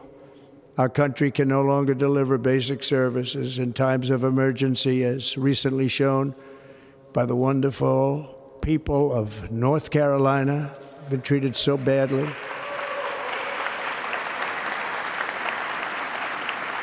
And other states who are still suffering from a hurricane that took place many months ago. Or more recently, Los Angeles, where we are watching fires still tragically burn from weeks ago without even a token of defense.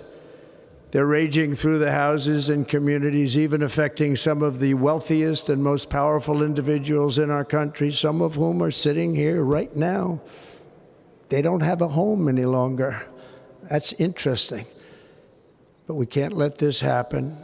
Everyone is unable to do anything about it. That's going to change. We have a public health system that does not deliver in times of disaster, yet more money is spent on it than any country anywhere in the world. And we have an education system that teaches our children to be ashamed of themselves in many cases, to hate our country despite the love that we try so desperately to provide to them. All of this will change starting today, and it will change very quickly.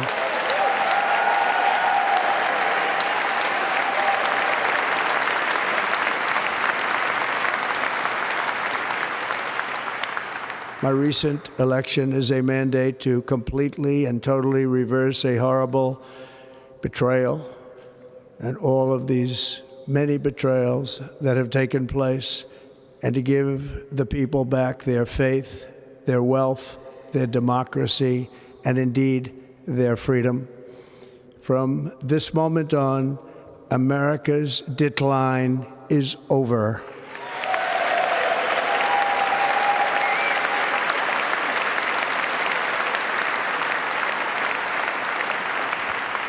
Our liberties and our nation's glorious destiny will no longer be denied, and we will immediately restore the integrity, competency, and loyalty of America's government. Over the past 8 years, I have been tested and challenged more than any president in our 250-year history, and I've learned a lot along the way. The journey to reclaim our republic has not been an easy one, that I can tell you. Those who wish to stop our cause have tried to take my freedom and indeed to take my life. Just a few months ago in a beautiful Pennsylvania field, an assassin's bullet ripped through my ear.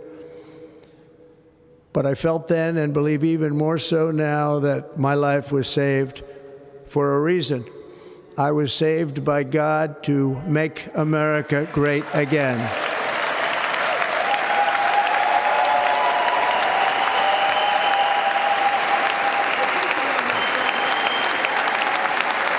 Thank you. Thank you.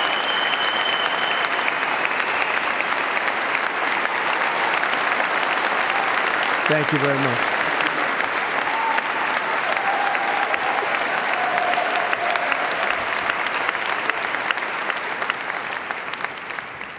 That is why each day under our administration of American patriots, we will be working to meet every crisis with dignity and power and strength. We will move with purpose and speed to bring back hope, prosperity, safety, and peace for citizens of every race, religion, color, and creed. For American citizens, January 20th, 2025 is Liberation Day.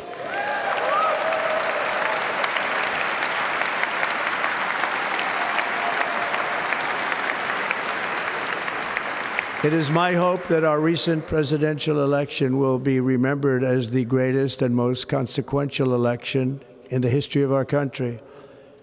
As our victory showed, the entire nation is rapidly unifying behind our agenda with dramatic increases in support from virtually every element of our society, young and old, men and women, African Americans, Hispanic Americans, Asian Americans, urban, suburban, rural. And very importantly, we had a powerful win in all 7 swing states. And the popular vote, we won by millions of people. To the Black and Hispanic communities, I want to thank you for the tremendous outpouring of love and trust that you have shown me with your vote. We set records, and I will not forget it. I've heard your voices in the campaign, and I look forward to working with you in the years to come. Today is Martin Luther King Day, and his honor, this will be a great honor, but in his honor we will strive together to make his dream a reality. We will make his dream come true.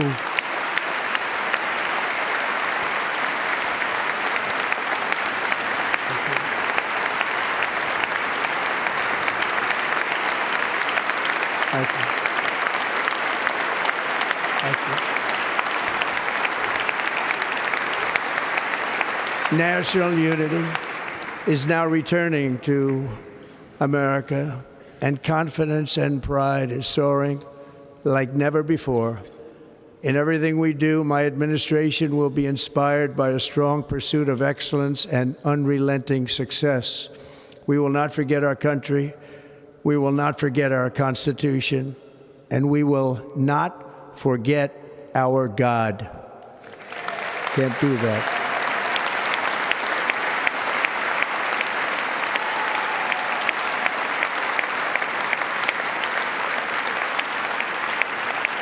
Today, I will sign a series of historic executive orders. With these actions, we will begin the complete restoration of America and the revolution of common sense. It's all about common sense. First, I will declare a national emergency at our southern border.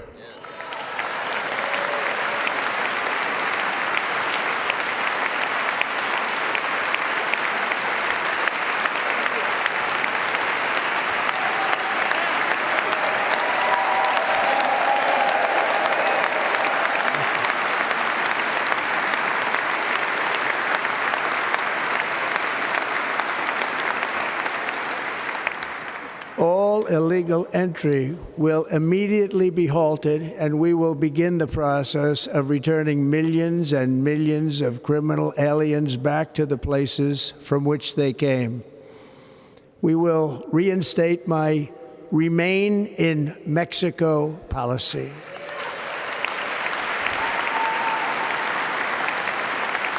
I will end the practice of catch and release. And I will send troops to the southern border to repel the disastrous invasion of our country.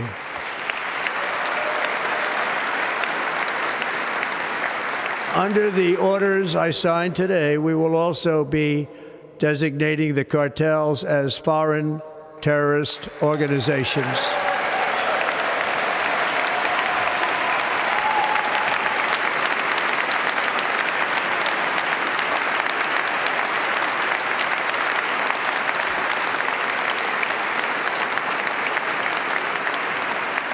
And by invoking the Alien Enemies Act of 1798, I will direct our government to use the full and immense power of federal and state law enforcement to eliminate the presence of all foreign gangs and criminal networks, bringing devastating crime to U.S. soil, including our cities and inner cities.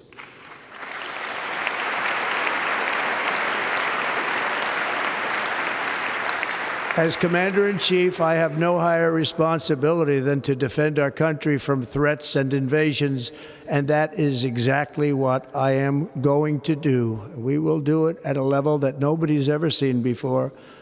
Next, I will direct all members of my cabinet to marshal the vast powers at their disposal to defeat what was record inflation and rapidly bring down costs and prices.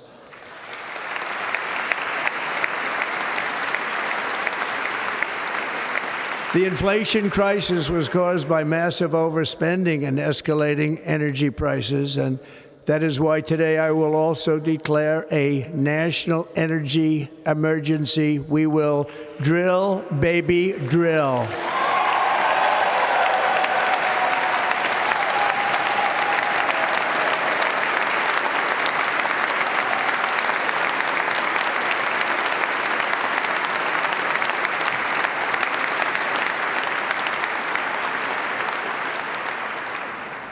America will be a manufacturing nation once again, and we have something that no other manufacturing nation will ever have, the largest amount of oil and gas of any country on earth, and we are going to use it. Going to use it. We will bring prices down, fill our strategic reserves up again, right to the top, and export American energy all over the world. We will be a rich nation again, and it is that liquid gold under our feet that will help to do it. With my actions today, we will end the Green New Deal and we will revoke the electric vehicle mandate, saving our auto industry and keeping my sacred pledge to our great American auto workers.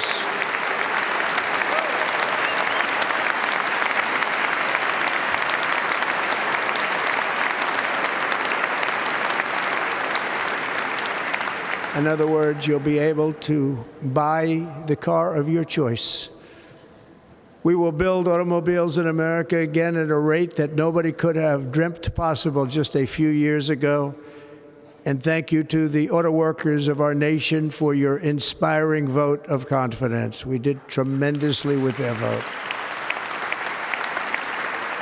I will immediately begin the overhaul of our trade system to protect American workers and families. Instead of taxing our citizens to enrich other countries, we will tariff and tax foreign countries to enrich our citizens.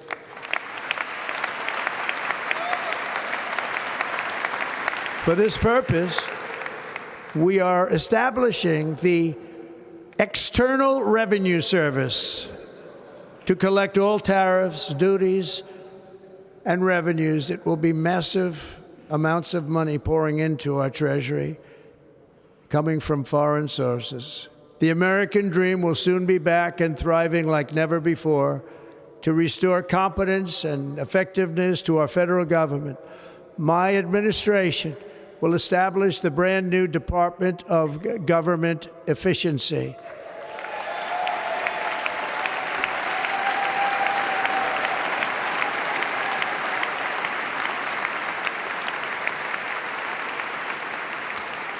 After years and years of illegal and unconstitutional federal efforts to restrict free expression, I will also sign an executive order to immediately stop all government censorship and bring back free speech to America.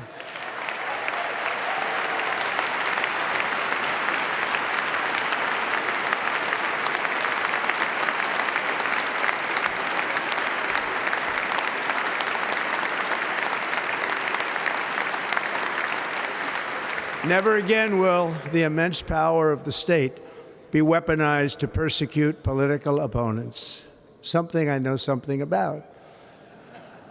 We will not allow that to happen. It will not happen again. Under my leadership, we will restore fair, equal, and impartial justice under the constitutional rule of law.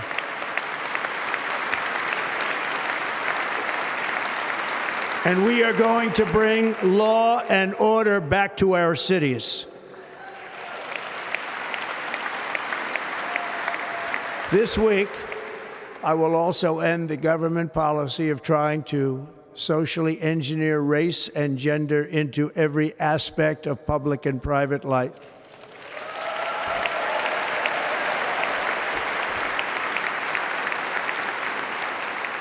We will forge a society that is colorblind and merit-based.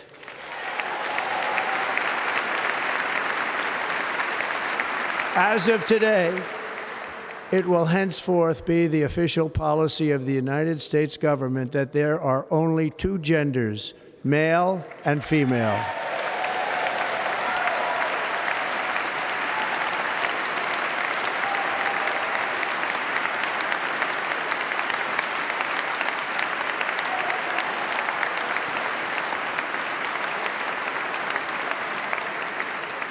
This week, I will reinstate any service members who were unjustly expelled from our military for objecting to the COVID vaccine mandate with full back pay.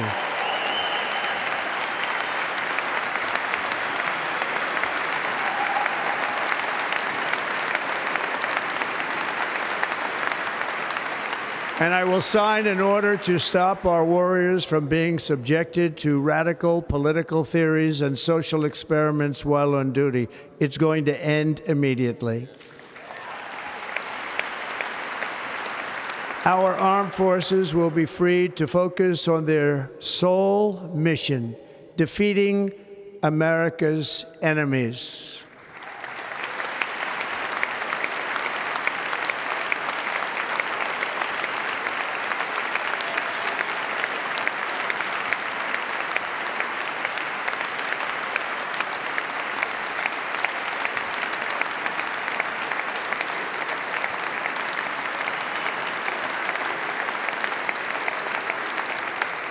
Like in 2017, we will again build the strongest military the world has ever seen. We will measure our success not only by the battles we win, but also by the wars that we end, and perhaps most importantly, the wars we never get into.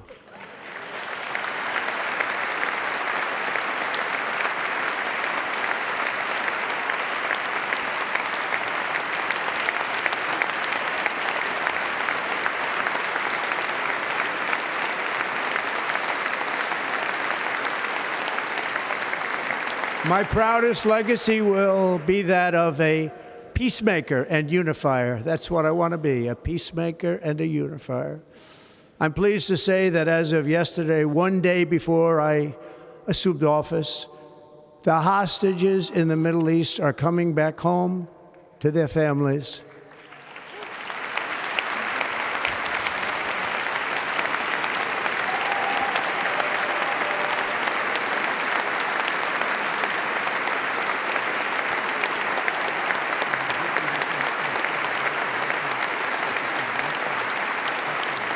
Thank you.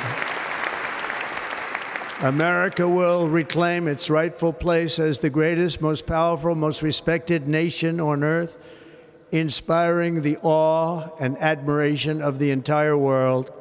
A short time from now, we are going to be changing the name of the Gulf of Mexico to the Gulf of America, and we will restore the name of a great president, William McKinley, to Mount McKinley, where it should be and where it belongs.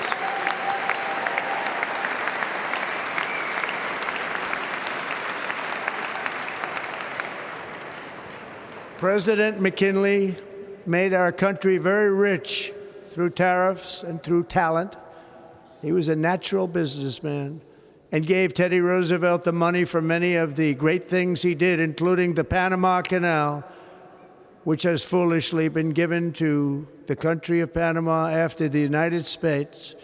The United States, I mean, think of this, spent more money than ever spent on a project before and lost 38,000 lives in the building of the Panama Canal. We have been treated very badly from this foolish gift that should have never been made, and Panama's promise to us has been broken. The purpose of our deal and the spirit of our treaty has been totally violated. American ships are being severely overcharged and not treated fairly in any way, shape, or form, and that includes the United States Navy. And above all, China is operating the Panama Canal, and we didn't give it to China, we gave it to Panama, and we're taking it back.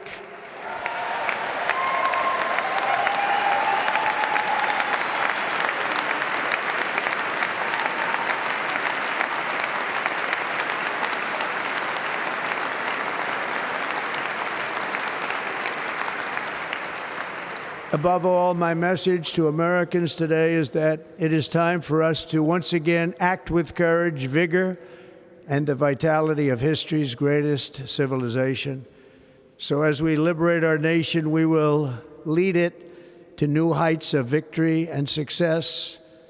We will not be deterred. Together we will end the chronic disease epidemic and keep our children safe, healthy, and disease-free. The United States will once again consider itself a growing nation, one that increases our wealth, expands our territory, builds our cities, raises our expectations, and carries our flag into new and beautiful horizons.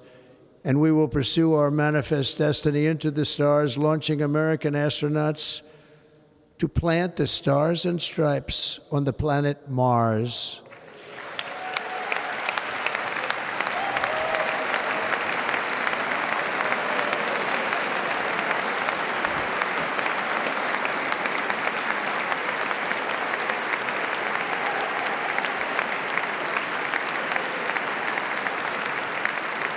Ambition is the lifeblood of a great nation. And right now, our nation is more ambitious than any other. There's no nation like our nation. Americans are explorers, builders, innovators, entrepreneurs, and pioneers. The spirit of the frontier is written into our hearts. The call of the next great adventure resounds from within our souls. Our American ancestors turned a small group of colonies on the edge of a vast continent into a mighty republic of the most extraordinary citizens on earth. No one comes close. Americans pushed thousands of miles through a rugged land of untamed wilderness.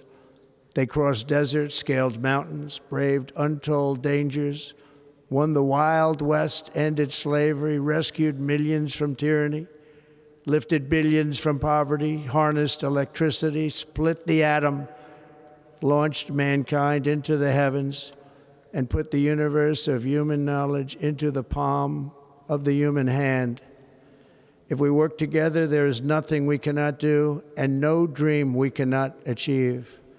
Many people thought it was impossible for me to stage such a historic political comeback. But as you see today, here I am. The American people have spoken.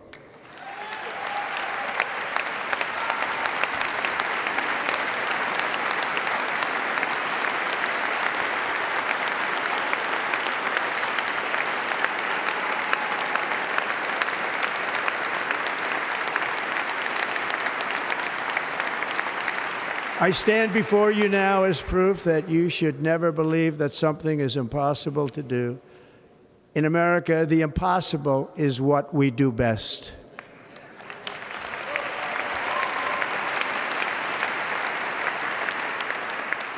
From New York to Los Angeles, from Philadelphia to Phoenix, from Chicago to Miami, from Houston to right here in Washington, D.C., our country was forged and built by the generations of patriots who gave everything they had for our rights and for our freedom. They were farmers and soldiers, cowboys and factory workers, steel workers and coal miners, police officers and pioneers who pushed onward, marched forward, and let no obstacle defeat their spirit or their pride.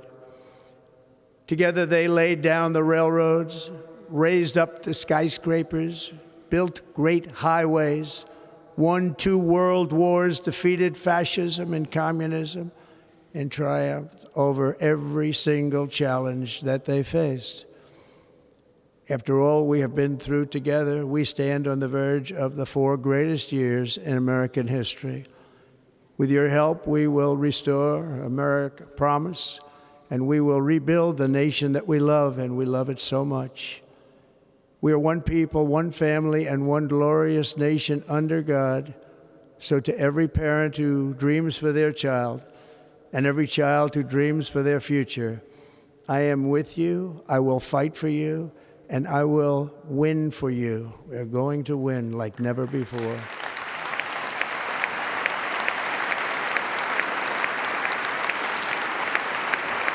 Thank you. Thank you.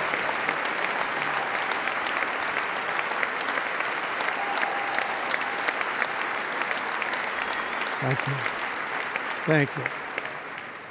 In recent years, our nation has suffered greatly, but we are going to bring it back and make it great again, greater than ever before. We will be a nation like no other, full of compassion, courage, and exceptionalism. Our power will stop all wars and bring a new spirit of unity to a world that has been angry, violent, and totally unpredictable. America will be respected again and admired again. including by people of religion, faith, and goodwill, we will be prosperous, we will be proud, we will be strong, and we will win like never before. We will not be conquered, we will not be intimidated, we will not be broken, and we will not fail. From this day on, the United States of America will be a free, sovereign, and independent nation. We will stand bravely, we will live proudly, we will dream boldly, and nothing will stand in our way because we are Americans. The future is ours, and our golden age has just begun. Thank you. God bless America. Thank you all. Thank you. Thank you very much. Thank you very much. Thank you.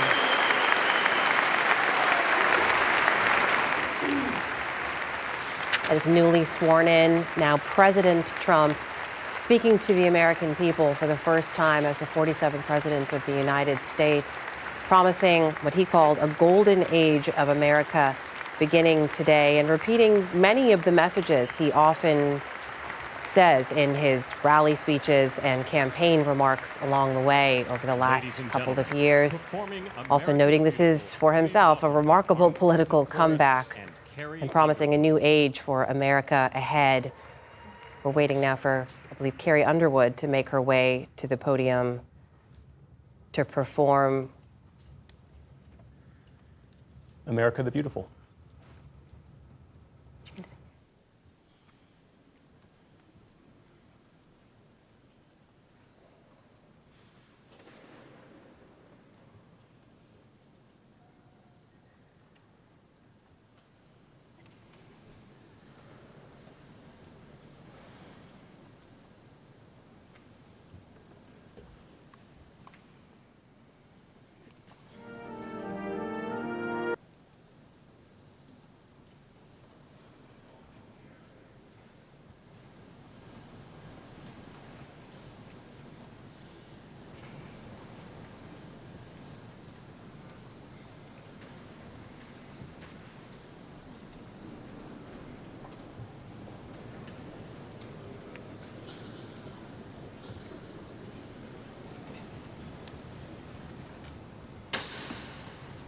We're standing by to await the music. I believe Carrie Underwood will perform America the Beautiful in just a moment.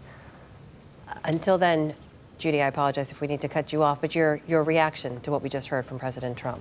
Well, it was, as you said, Amna, it was a reprise of much of what we heard during his campaign, and frankly, a reprise in many respects of what he said 8 years ago when he talked about, he didn't use the term carnage, which he did, but he did describe a dark time in America where American citizens have been failed by their government, where the borders have been overrun, crime, pretty much the darkest picture you can imagine. But he said all that is going to change. It's going to be drill, baby, drill. The golden age has begun. You know the words, help me out here. That's how I would sum it up. Let's listen in now. For spacious skies, for amber waves of grain, for purple mountain majesties above the fruited plain. America,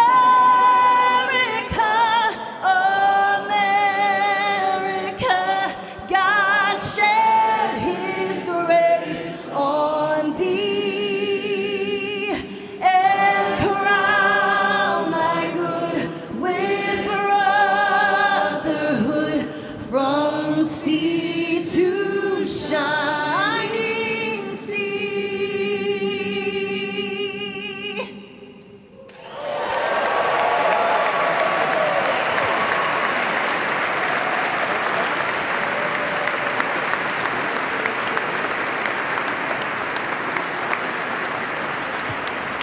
Carrie Underwood, the pro that she is, with an impromptu a cappella version of America the Beautiful after there seemed to be an issue with the musical accompaniment.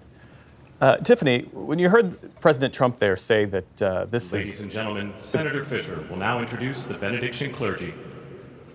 this is now the golden age of America. The golden age of America begins right now. How did that strike Ari you? Berman, Pastor Lorenzo I took it as Sewell, a call for and all Reverend American Frank citizens to Mann be actively engaged in this, new golden era that we have coming up on us, that Donald Trump is leading, that we're the innovators and the builders and the creators, and that's what makes this country beautiful.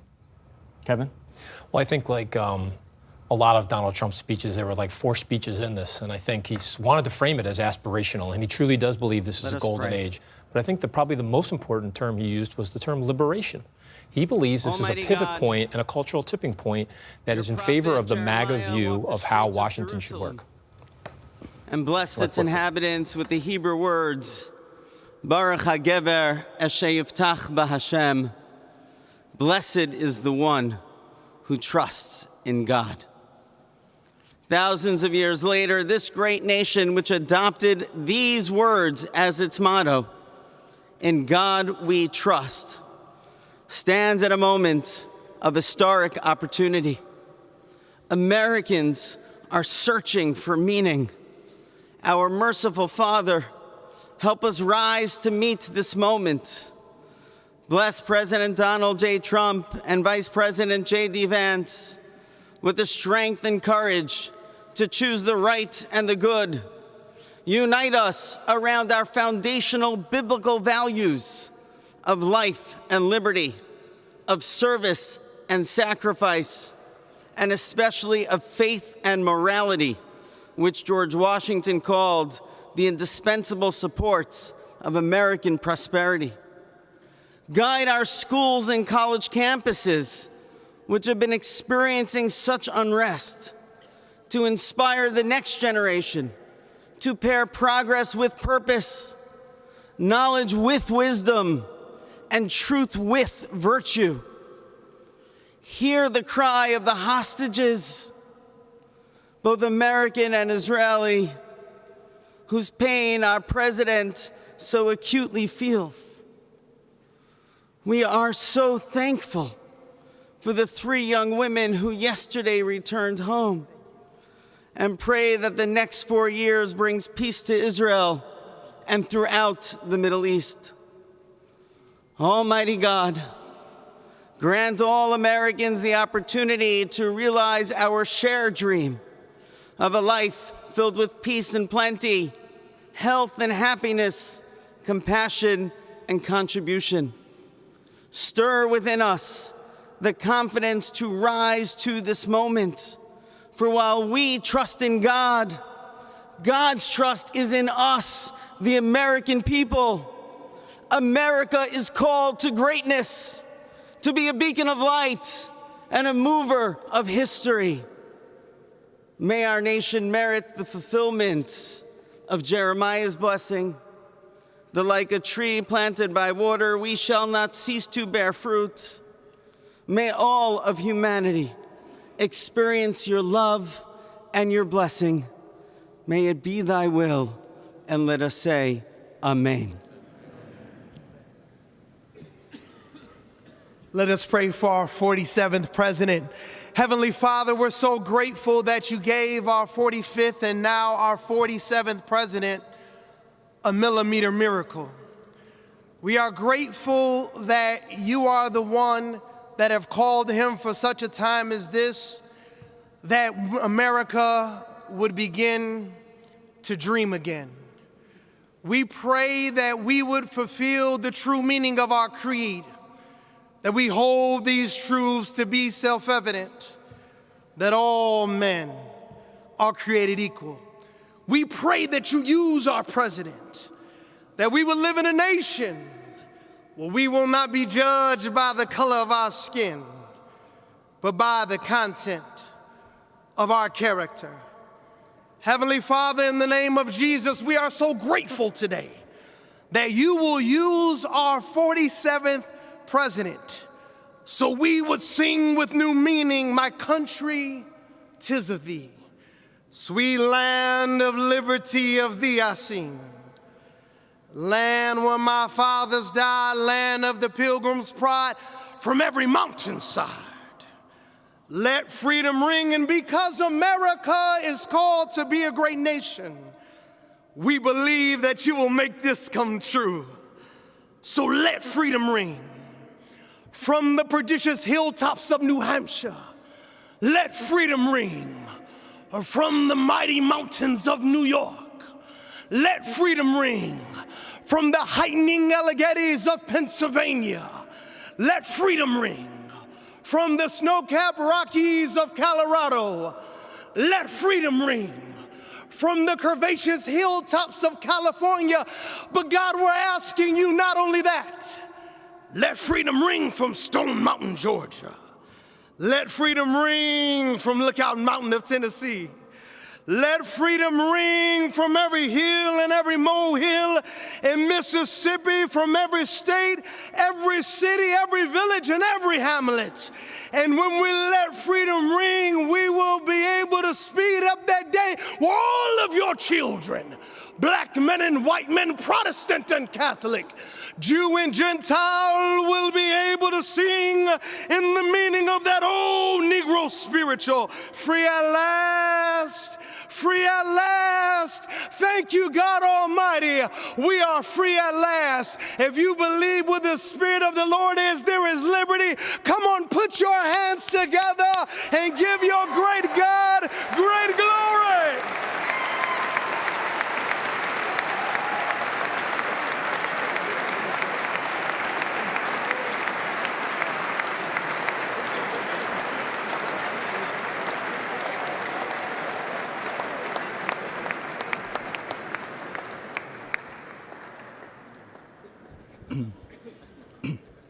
Almighty and eternal God, we gather here today in reverence, joined in our shared hopes and dreams for our beloved nation. In this sacred moment of the inauguration of President Donald J. Trump and Vice President J.D. Vance, we turn our hearts to you, seeking your divine assistance and abundant blessings upon this pivotal moment in history. We come before you with profound gratitude for the many gifts you have bestowed upon our land. Thank you for the freedoms we cherish, for the strength of our communities, and for the resilience of our spirit. As our President and Vice President embrace their newly appointed roles, we humbly implore that your everlasting love and wisdom will envelop them. Grant them the clarity of mind to navigate the challenges that lie ahead, and the compassion to serve all citizens with fairness and integrity.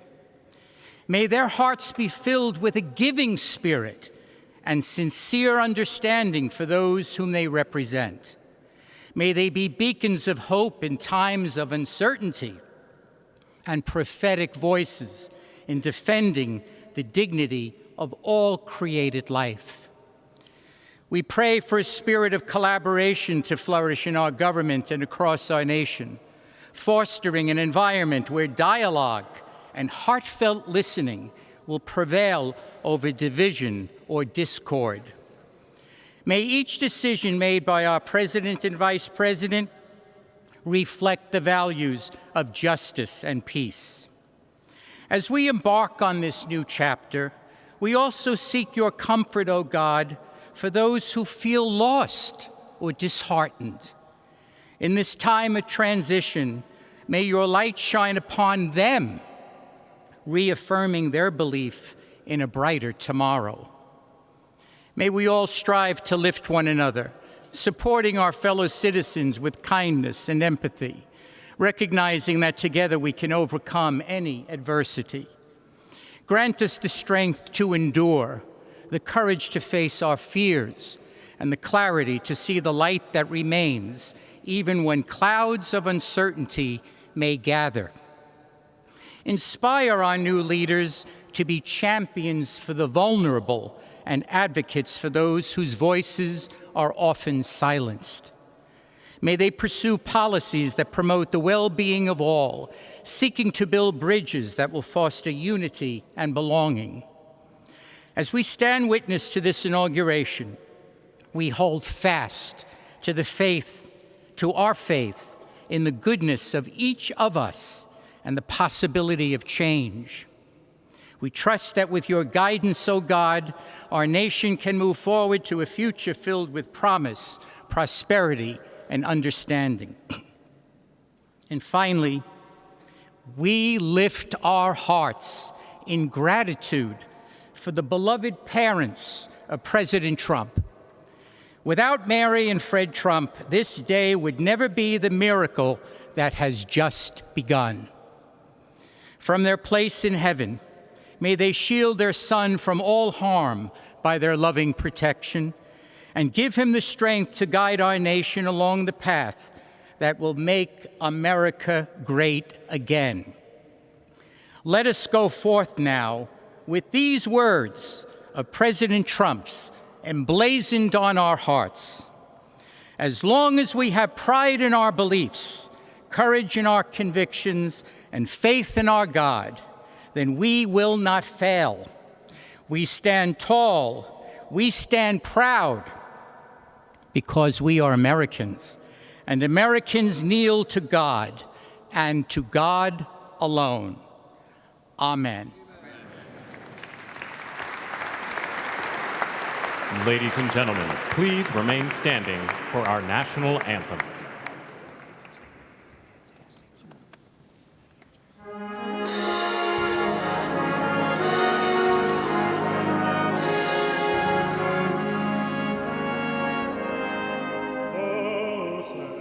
Can you say, by the dawn's early light, what so proudly we hailed at the twilight's last gleaming, whose blood stripes and bright stars through the perilous fight o'er the ramparts we watched were so gallantly streaming, and the rockets had gleamed, the bombs bursting in earth gave proof through the night that our flag was still there.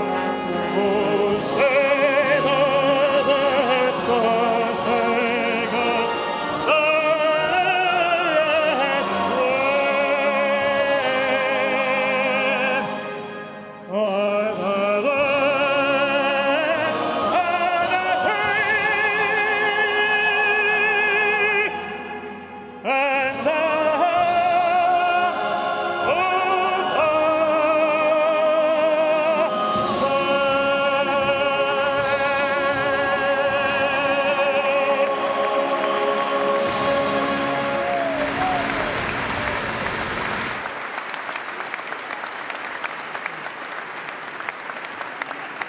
Ladies and gentlemen, please be seated.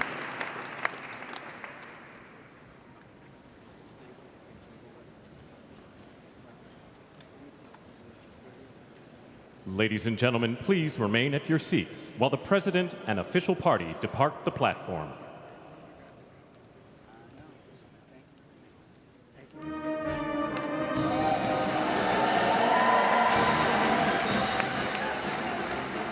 Donald Trump, now the nation's 47th president. The end of his inaugural here as he and other members of the new administration make their way out. David Brooks, inaugural addresses are typically heavy on poetry, light on prose. This one was fairly heavy on prose. I mean, specifics about just the series of actions he intends to take. It almost had the sense of a preemptive State of the Union address in many ways. What do you make of it? Took the words from my mouth. It was the most State of the Union-y inauguration address. You think of pay any price, bear any burden. That's usually the kind of stuff we hear. Instead, I've got 6 executive orders on protecting the southern border. Not stupid, not a stupid strategy. Americans are distrustful. I think they may be fed up with lofty words, and a lot of the policies are more popular than Donald Trump is. And so if you're facing a distrustful country, giving them concrete things that they can applaud at, that's probably the right thing to do. I would say when he did get lofty, it was a little 19th century-ish. Manifest Destiny, railroad, settling the frontier, William McKinley gets a name check. Like, that's a lot of 19th century. But that's a little Donald Trump's mentality. That was the years we became a big superpower. Those were the years we were not yet global. It was also, I would point out to Donald Trump, the year of massive immigration that made this country what it was. The final thing I'll say is that the one word that was not mentioned, which could be what this whole administration turns out to be about, is China. That right today, DeepSeek, the Chinese AI company, released a model that's apparently as good as the American models. If they win the AI race, that's a big, big deal. China's getting more aggressive in the Philippines. I really think that whether Taiwan gets invaded or not in the next 4 years really sets the tenor for the American trajectory over the next 4 years. And that part, the foreign policy part, I think Donald Trump doesn't want to be that kind of president, but I think he's going to be that kind of president. Jonathan, he mentioned the government facing a crisis of trust. He's not wrong, right? American institutions have long seen a decline in public trust. What did you make of the rest of his speech in terms of the context of what we were all expecting to hear as well? Well, he said this was going to be a message, this was going to be a speech of unity. I didn't hear the word unity. I would say that most of his speech, maybe 70-30, was centered around him. I'm used to inaugural addresses in these moments where you're bringing together a country. In this case, half the country did not vote for you. And so this is where the unity message would have been great.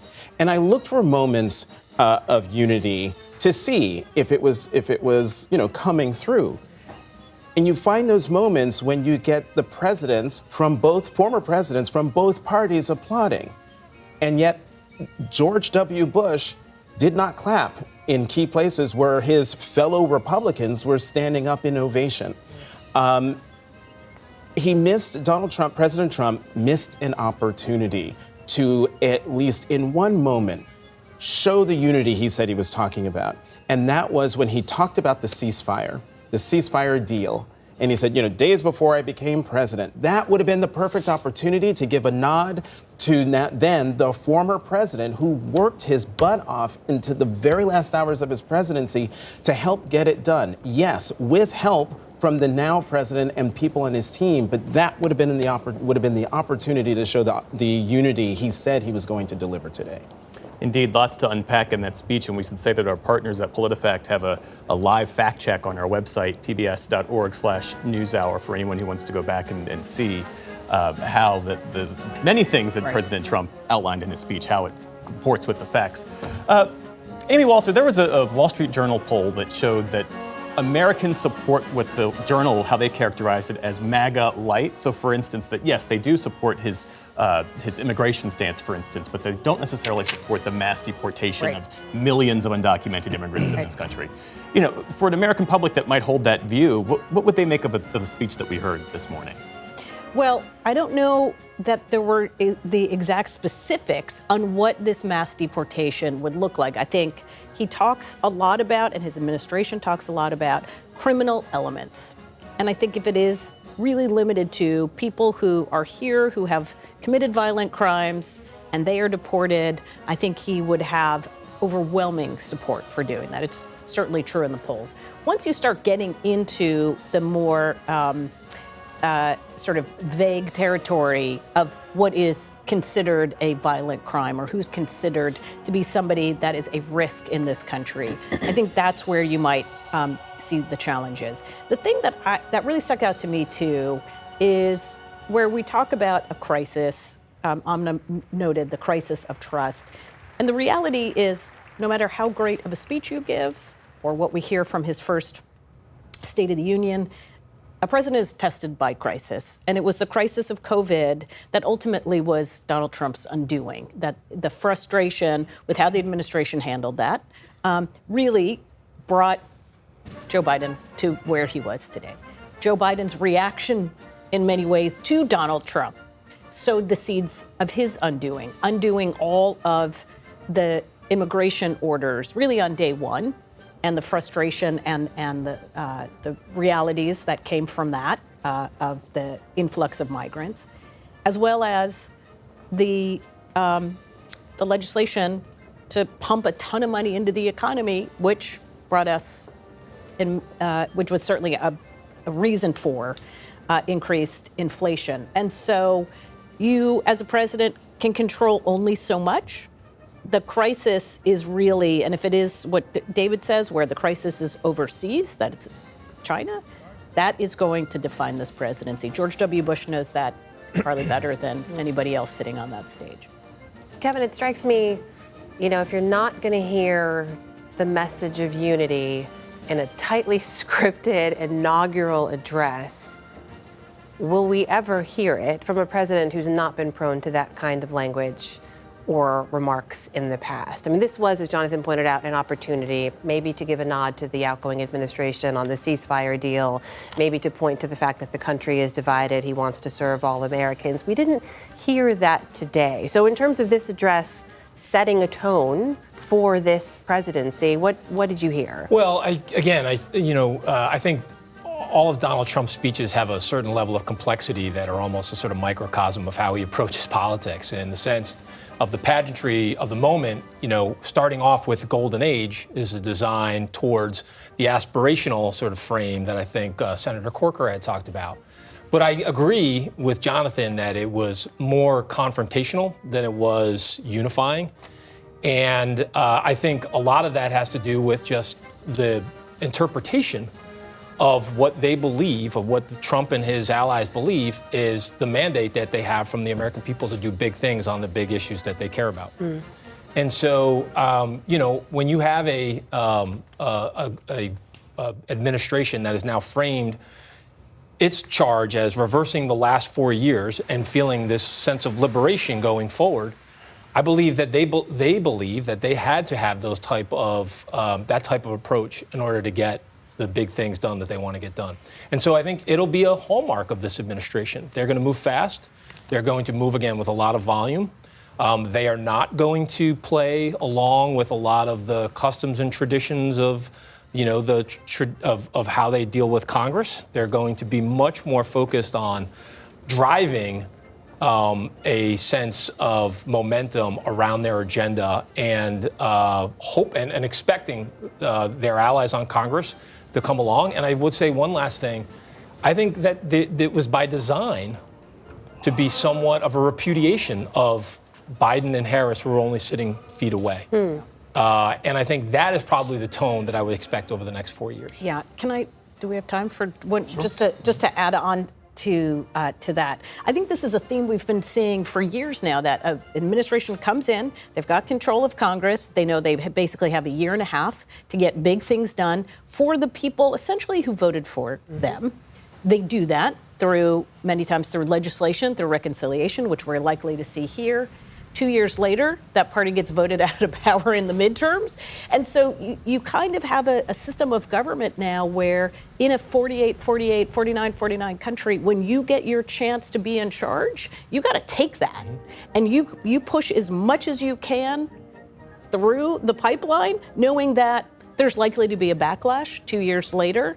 And that, I think, is just a reality of where we sit in our that's what his speech, I think, laid out, is a vision of hope and the future going forward. He touched, obviously, on the last 4 years, which, you can start with the failed departure out of Afghanistan that emboldened the evils of this world, that put us in the position we're in now, that he's going to have to confront China and all these evil actors. We know that China is operating in the Panama Canal. He addressed that as well, and the need to, the deal was for Panama to control it, not Chinese businesses on both ends of the port. That's massive national security implications for our country. So he addressed that. But more so, he was just laying out how bad it has been for Americans over the last 4 years, with inflation, with global wars, with an open, porous border, drugs, crime coming into every community in America. This is exactly what the American people want. And I was encouraged. It was a call to action to all citizens, Democrat or Republican, that this is our country. This isn't Washington, D.C.'s country. This is our country, and we can have an active role in it in the golden age going forward. I would just say, add to that, I'd say Trump's interpretation of what bipartisanship is if you think about how he's approached immigration and border security, inflation, even things like confronting, woke corporate policies, He believes he has a 70-30 support of the American public on those issues, and that is a bipartisan agenda that he is intent on moving towards on. We were about to watch the Bidens make their way to Marine One as they depart the U.S. Capitol. As we keep our eye on that live picture there, I want to bring back our two former senators who are joining us, Democratic Senator Sherrod Brown of Ohio and former Republican Senator Bob Corker of Tennessee.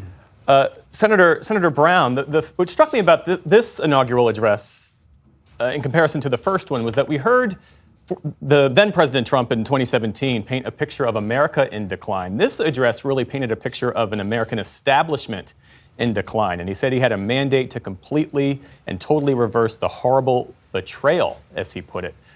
What do you make of that assertion, and how do you think that'll play politically? Well, I made of it what I said an hour ago, 2 hours ago before the speech, was that he talks about blowing up the establishment, but he's surrounded on stage with all these California billionaires.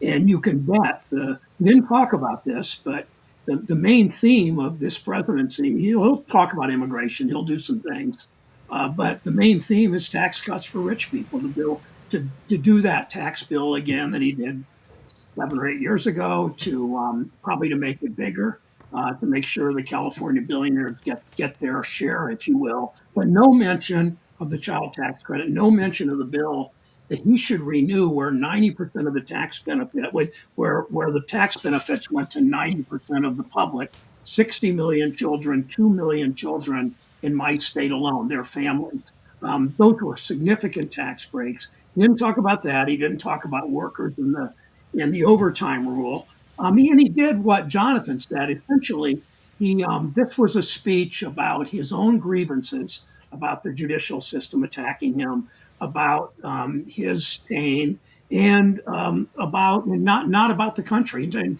it's again, you've seen a lot of speeches for inaugural speeches, and this one about grievance, and this one about his own election. How many times he bragged about how much he won by. Reagan didn't do that. Clinton didn't do that. Bush didn't do that. Neither Bush. Obama didn't do that. Instead of the focus on workers, instead of the focus on inflation, what do you see there with inflation other than talk?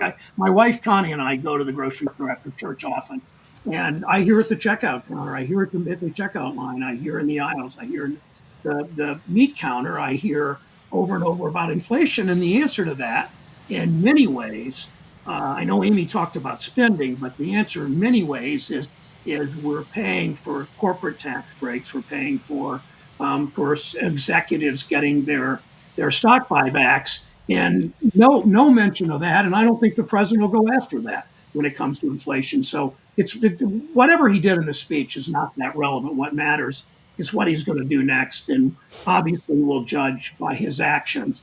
But I'm concerned that his actions are mostly going to be about feeding the billionaires on stage and not standing up to those interest groups that presidents should stand up to, and in most cases, presidents of both parties have failed. Mm-hmm.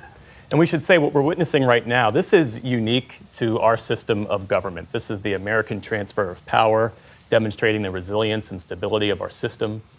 President Biden, Dr. Jill Biden, boarding Marine One as they make their way away from Washington, capping 50 years of public service, and President Trump and First Lady Melania Trump walking back to the Capitol to resume a number of the day's events. Senator Corker, you're with us as well. Your reflections on this moment, sir? Obviously, a little less aspirational, a little more focus on. It actually reminded me of the photograph, of the court appearance that ended up being really well seen among his supporters of strength and defiance. And I think that is what he chose to reinforce here. He did speak, I listened to Senator Brown, my friend. He did speak to the issues that he felt elected him. And he was obviously very somber in how he did so, somber about the state of the country, which whether you agree with it or not, many people felt that way, and that's why he is elected today. So again, it was less on the aspirational piece, far more on the business before him, the business that brought him here, and his intention in dealing with those issues immediately. So more of a business talk, less of a raising people up talk. We're watching President Trump there and Vice President Vance make their way back into the Capitol. We understand they're going to be making their way to Emancipation Hall. It's an overflow room that has been set up when the ceremony was moved indoors. We understand he'll address the crowd gathered there as well. We'll bring you those remarks live when they happen. You're also watching here as now former President Biden and former First Lady Dr. Jill Biden prepare to take off and leave Washington. Also on Capitol Hill is our Lisa Desjardins, who's been following these proceedings. Lisa, your takeaways from what we just heard from the newly sworn in President Trump. Well, two things. First, as we see now former President Biden leave the Capitol, it does strike me this is a man who now, 52 years after he started on the Capitol as a young senator, now we see the end of his public service. But as to the speech, David said something. He said the one word I didn't hear was China. There were two other words I didn't hear, and Senator Brown referred to one of them, taxes. Tax cuts is something that the Republicans here are obsessed over, spending late nights already trying to figure out what could be a very difficult tax cut bill that they say is the core of the Trump agenda. But that's not what we heard from President Trump today. The other thing, I didn't hear the word debt. The debt and deficit are also core concerns here at the Capitol, occupied not just a lot of time and policy concern, but they are, I remind you, one of the reasons that former Speaker Kevin McCarthy was ousted. This is a Republican conference, especially on the House side, that has many members unsatisfied with the state of the debt and deficit. Didn't hear those from President Trump. And it reminds me that I didn't really hear much about the work that Congress needs to do. This was a speech about an executive talking about the presidency, but he does need to work with Congress, but I didn't hear that at all in this speech. We know back at the White House, our White House correspondent Laura Barone Lopez has also been listening in. Laura, we're watching former President Biden now take off, as Lisa pointed out, capping that 52-year of public service and his career coming to an end in a way he did not anticipate it coming to an end. We know he had warned against the incoming president as a threat to democracy. And we know President Biden was working up until the last minutes of his presidency. Tell us a little bit about what's transpired while we're watching this inaugural proceeding. In the final minutes of his presidency, before he was heading to the Capitol with now sworn in President Trump, President Biden issued some very last minute pardons, preemptive pardons to his family members, specifically a number of his siblings, James Biden, Valerie Biden Owens, as well as their spouses. And then President Biden said that it was because of the fact that they were under threats, attacks, and he was referencing past promises made by Donald Trump to go after not just Joe Biden, but also his entire family. Trump had said that repeatedly on the campaign trail, as well as his allies said that they would go after Joe Biden and his family. And so in this preemptive pardon issuing, Biden said that it wasn't because his family did anything wrong or anything illegal, but that this was because he had no guarantee that his family would not be prosecuted. And so he decided to issue these preemptive pardons just minutes before his presidency ended, Amna. And there was also a notable act of clemency for an indigenous activist. Tell us about that. That's right, Jeff. I don't have that one just in front of me, but those were other pardons that the president made, adding on to his clemencies and commutations that he's issued, a historic number, more than any president to date, Jeff. and especially with a large numbers in the final few months of his presidency. And so that's something that a number of legal experts have said could very well be a legacy-defining moment for the outgoing president. But if I could, I'd like to highlight a few things that stood out to me from now President Donald Trump's speech, and specifically the significant focus on immigration. And in the speech, he was talking and saying all illegal entry to the United States will immediately be halted, and that he will direct migrants to be returned back to their countries of origin. That's going to require some agreements. It's a lot easier said than done. That they will have to have agreements with countries saying that they are willing to take migrants back to the country of origin. And I was also talking to some legal experts about the executive order that is coming on ending birthright citizenship. And immigration lawyers that I was talking to today, Jeff, said that that would be in violation of the 14th Amendment, that the interpretation that the Trump administration is viewing the 14th Amendment, saying that it would allow them to stop automatic birthright citizenship for children of undocumented migrants, immigration lawyers say that is not the correct interpretation of the 14th Amendment and could likely very quickly be halted by judges. We are watching as Republican House leaders make their way to Emancipation Hall in advance of those remarks that Amna mentioned that we expect to hear from President Trump, to that overflow crowd standing in front of what is a replica of the Statue of Freedom. The bronze version of that sits atop the Capitol dome. And that commutation I was mentioning earlier, it was for the indigenous activist Leonard Peltier. President Biden commuted his life sentence, and he will serve out the remainder of that sentence at home confinement, Amna. So we see supporters of Mr. Trump. They're waiting for the president to come address them. We'll bring you that live when it happens. In the meantime, we know other supporters are gathered at Capital One Arena.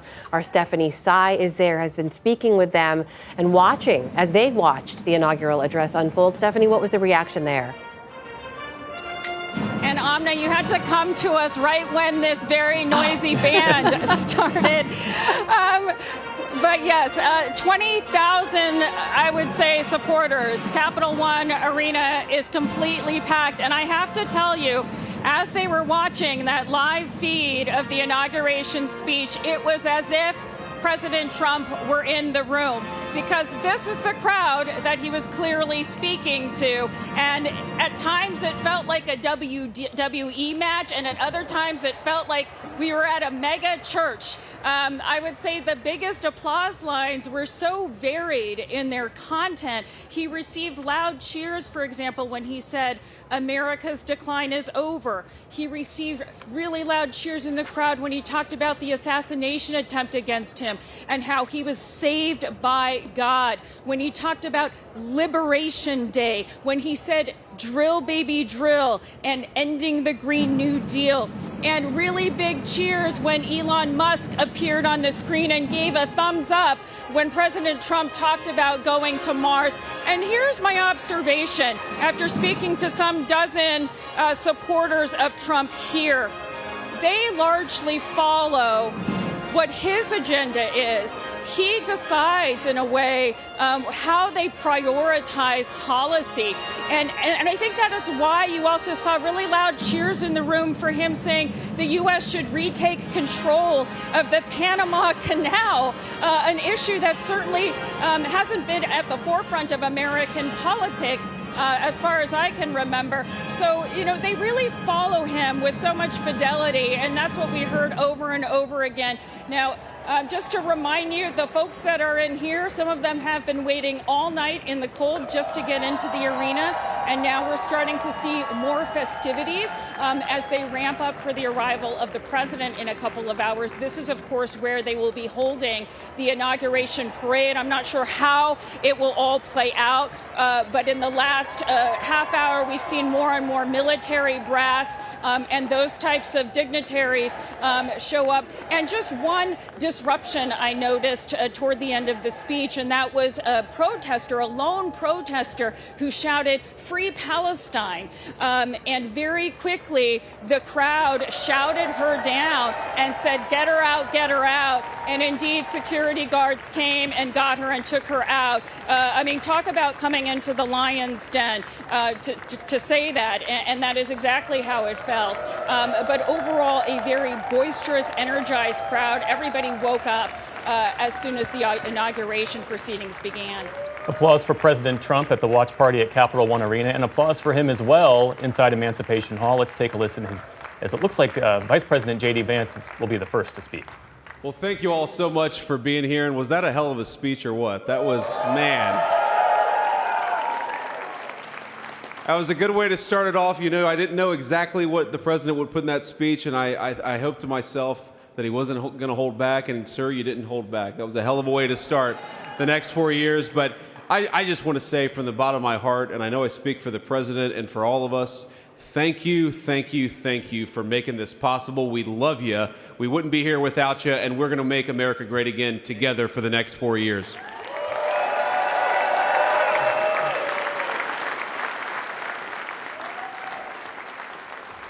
And the last thing I'll say is, you know, having stood outside for about 5 minutes to wave goodbye to the Bidens, thank God we moved that thing indoors because it was a beautiful ceremony and it was cold as hell outside. So, sir, the 45th and 47th President of the United States, Donald J. Trump.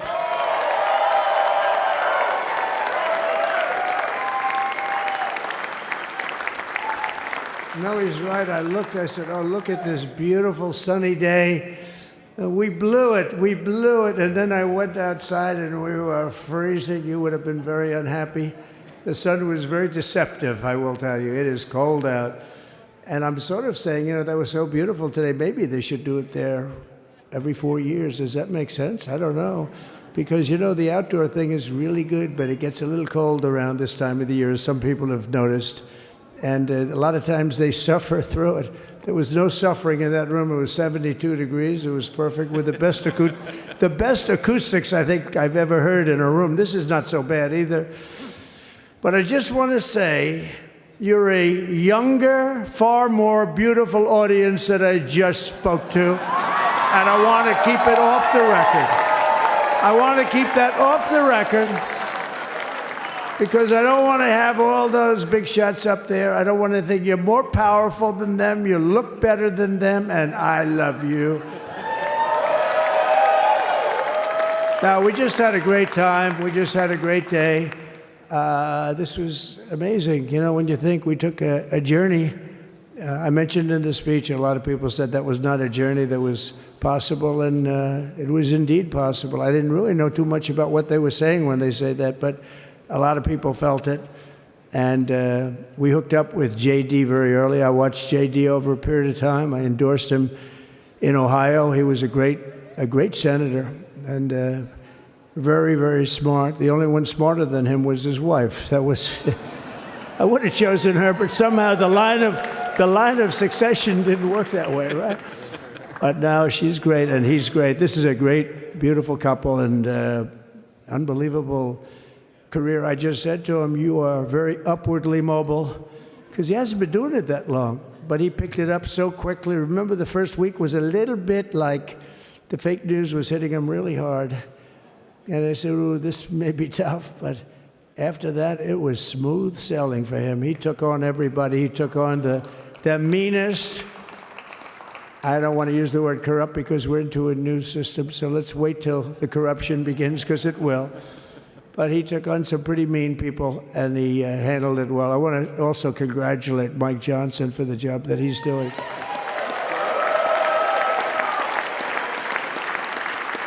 Steve, we gave him a majority of almost nothing, and then I said to make it tougher on him, let me take 2 or 3 of the people, right?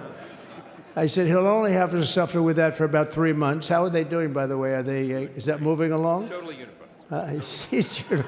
I said, do you mind if I take this one, that one, and a couple of others? He didn't mind. He can handle it. No, he's a man that's liked by everybody. I've never met a man like this. You've got how many is it, 219 or 220 or something? 220. And of the 220, 219 really like him. I noticed he got 1 negative vote once about 2 weeks ago. But I think even 220 like him, if you want to know the truth. And that's very unusual. I know a lot of nice guys in Congress, and they have 35 people that hate him. So if you have 35 people that hate you and you only have 1 or 2 or 3 votes, you'll have 5, I think. But that's going to be like, you know, the good news is when we get to that 5 number, it's going to feel like a massive majority. You could be really nasty to a couple of them at least, you know? So it's going to feel like hitting your head on the wall and stopping. It feels so good to stop. But he's done a fantastic job. And Steve Scalise is, he's our hero because, you know, I was with him. You talk about being shot. I was with him. He got some bad ones, and his incredible wife, and she really loves him. You know, you never know about that. I've been with other people.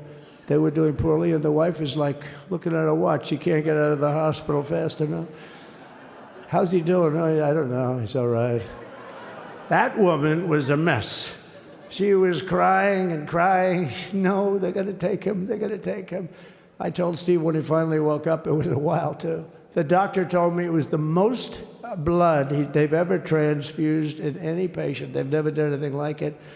And here he is, the picture of strength, right? And he's been a great friend of mine, right? With a family, because of a family.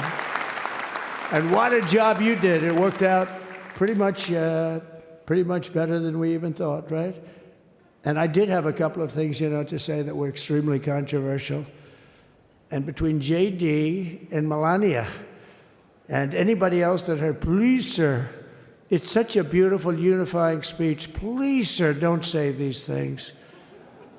I said, I'm telling you, it's going to play great. They say, you're right. For this group of people, it's going to play great. You're the only ones I hurt by not, oh, but we had some beauties, didn't we, Melania? She said, sir, calls me sir when she's angry. No, I'm only kidding. I better say I'm only kidding, or the press is going to pick that one up loud and clear. No, but she said, no, I think it would be terrible. It's such a nice speech. I think it's, you know, it all depends on your delivery. How was the delivery? Was it good? But she said it's such a beautiful speech. You can't put things in there that you were going to put in. And I was going to talk about the J6 hostages, but you'll be happy because, you know, it's action, not words that count. And you're going to see a lot of action on the J6 hostages. See a lot of action. And I was going to talk about the things that Joe did today with the pardons of people that were very, very guilty of very bad crimes, like the Unselect Committee of Political Thugs, where they literally, I mean, what they did is they destroyed and deleted all of the information, all of the hearings, practically not a thing left. They deleted all the information on Nancy Pelosi having turned down the offer of 10,000 soldiers. You wouldn't have needed 10,000. You could have had 500, and it would have stopped. Because we may have had 1 million people that day, the people that were there. You don't see any photographs, but we have a lot of great photos. But you don't see those photographs. They don't put them in. They show the people at the Capitol. But I was talking about that. I was going to talk about that. They said, please don't bring that up right now. You can bring it up tomorrow. I said, how about now in front of the I'll bring it up right now. You know, this little time delay is good because we're getting great reviews on the speech. Now watch. They'll take the speech and say, I didn't like it because he left there and he talked to people. But we're giving you a little more information than we gave upstairs. But no, they pardoned a lot of people. They pardoned, before we even get to today, they pardoned, 33 murderers, absolute murderers, the worst murderers. You know, when you get the death sentence in the United States, you have to be bad, because they don't give it much. And he pardoned almost everybody having a death sentence. And if you went through the crimes that were committed, you wouldn't even believe them. The level of violence, the people that were killed, the innocence of people that were killed, and children killed by these people. And he pardoned them for whatever reason. He spared them, but they didn't spare the people that they killed. And you know, who knows what happens in the future. It's one of the worst because a lot of times they let them out early after that. You know, they say you're going to be in for life, but then all of a sudden they get let out for good behavior, and then they go on a rampage. You know, it's one of those little things, right? But I was going to talk about that. But I was really going to talk about the level of, you know, what's going on. Why are we doing this? Why are we trying to help a guy like Milley? Why are we doing Milley? He was pardoned. What he said, terrible what he said. Why are we helping some of the people? Why are we helping Liz Cheney? I mean, Liz Cheney is a disaster. She's a crying lunatic and crying Adam Kinzinger. He's a super crying. I never saw the guy not crying. He's always crying. I looked at him. I remember years ago he was actually on my side. And then one day, you know, when you don't want to kill people in wars, they turn against you. Liz Cheney hated the concept of not going to war with everybody. Let's kill everybody. Let's spend a lot of money on military equipment. You know where her father works, right? And but what she did was incredible. Think of it. They destroyed and deleted all of that information that went on for almost 2 years against Trump. And the reason they did, because it was all false. Like the person that said, I tried to strangle a Secret Service agent. That's one of the toughest human beings I think I've ever seen. I actually had a friend saying, please don't change that, sir. You are the coolest sucker in history. Remember, she said, I put my hands around his neck because he wouldn't go to the Capitol. Made up fiction. And I was rebuffed. And the guy on the right is a massive weightlifter, probably stronger than me. Do you think he's stronger than me, honey? You know who I'm talking. Possibly stronger than me. Slightly younger than me, like, I won't say how many years because I don't want to talk about that, but a lot of years. But I had a friend that said, why are you disputing that story? That's the coolest story I've ever heard. That I would attack a karate champion, get slightly rebuffed, and then throw my arms around a guy with a neck about this big. Even though there are bars, you know, there are bars, you can't really do that anyway. So I wanted to talk about that. But all of that stuff got deleted. And the reason it got deleted is they were all caught in lies. You know, Secret Service testified, and they said it didn't happen.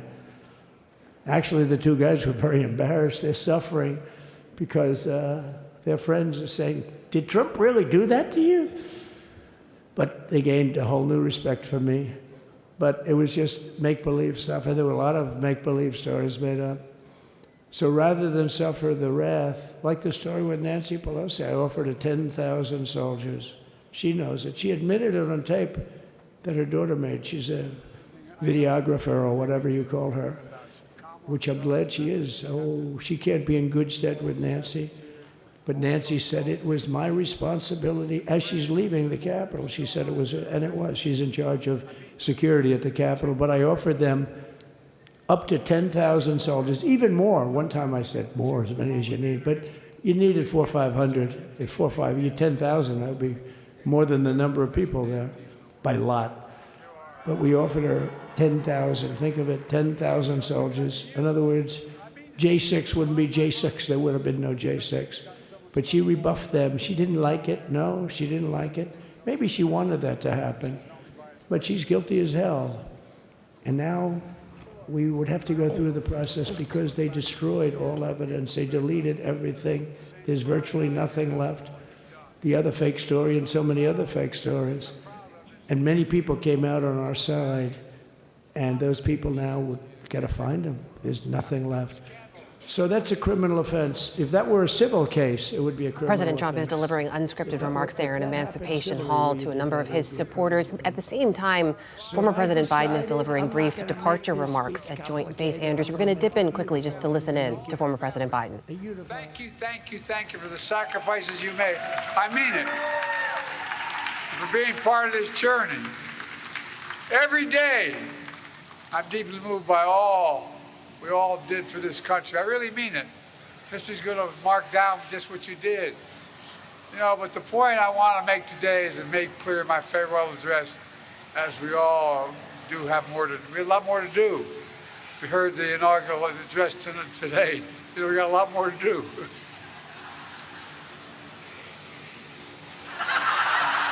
I know from many years of experience, they're up and down, but we have to stay with it.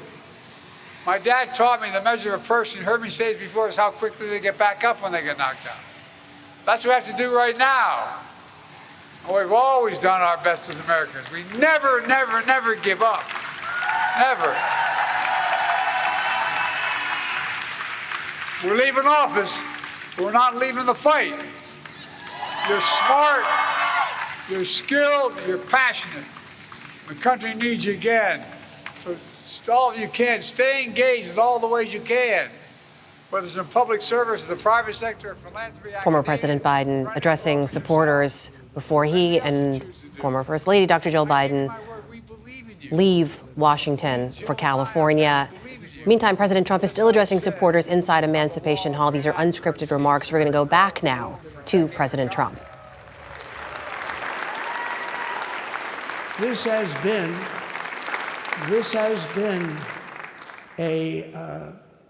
never been anything like it. There's never been anything like it. This has been a movement like no movement ever in history for probably any country, let alone this country. You know, if somebody's running for president, and if they go out and they announce they're going to Arizona, they're going to Nevada, they're going to someplace, if you have 200 or 300 people, that would be standard. Ronald Reagan would go out. I mean, outside of the last couple of days where people get a little excited, but even then you have a couple of thousand people. But if you're going to go someplace, any place, any one of the swing states, any one of the other states, I mean, how about the non-swing states? We won Alabama by 48 points. We won Tennessee by massive numbers. Wyoming, we won by numbers that are, nobody's ever seen numbers like that.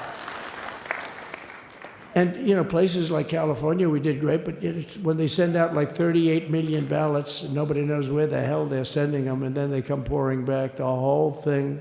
You know, they passed a law in California that if you work in an election bureau and if you so much as ask for a voter ID, if you say, sir, ma'am, could I please look at your voter ID?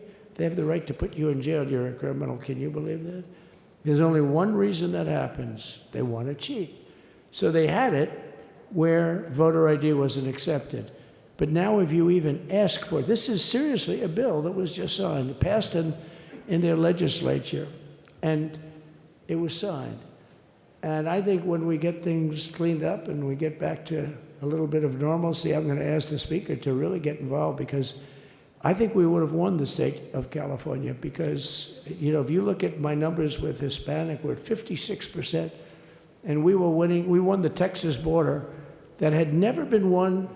As the governor said, he's doing a good job, the governor, by the way, of Texas. But as the governor said, it hasn't, oh, did I get lucky?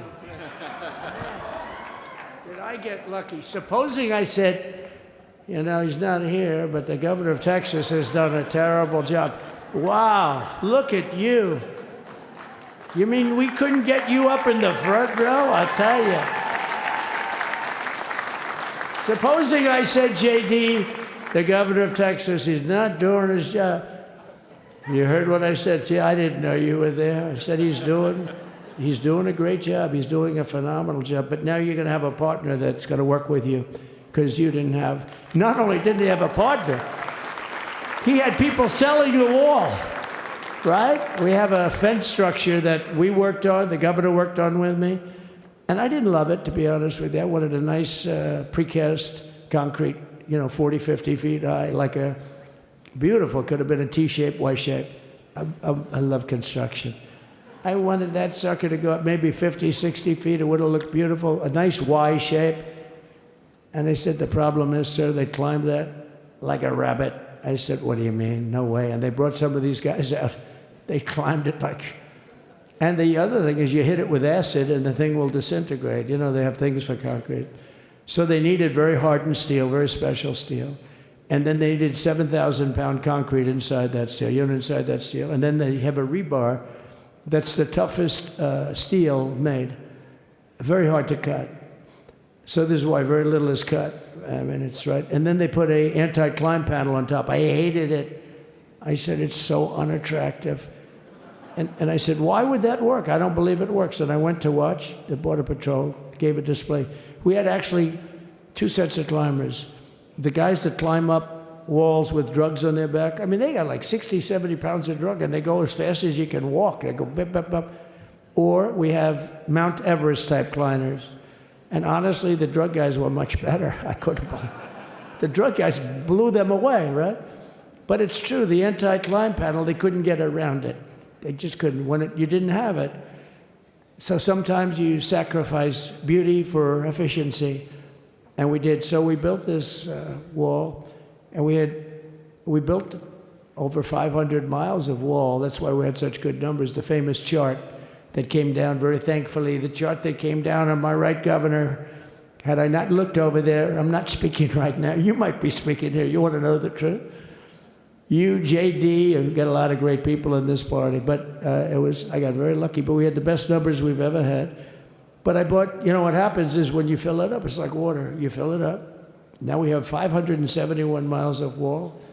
And they would always say, you know, when we renovated a wall, so there'd be like a piece of plywood sitting there for 60 years, or a 2x4 sitting for 60 years on the ground and rotting.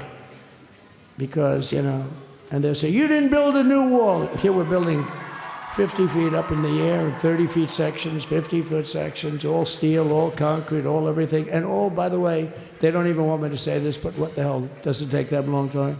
They're all wired for all of the equipment. We put wires in everything so they can easily wire for all the different types of equipment. And if there's a doubt, we have to wire.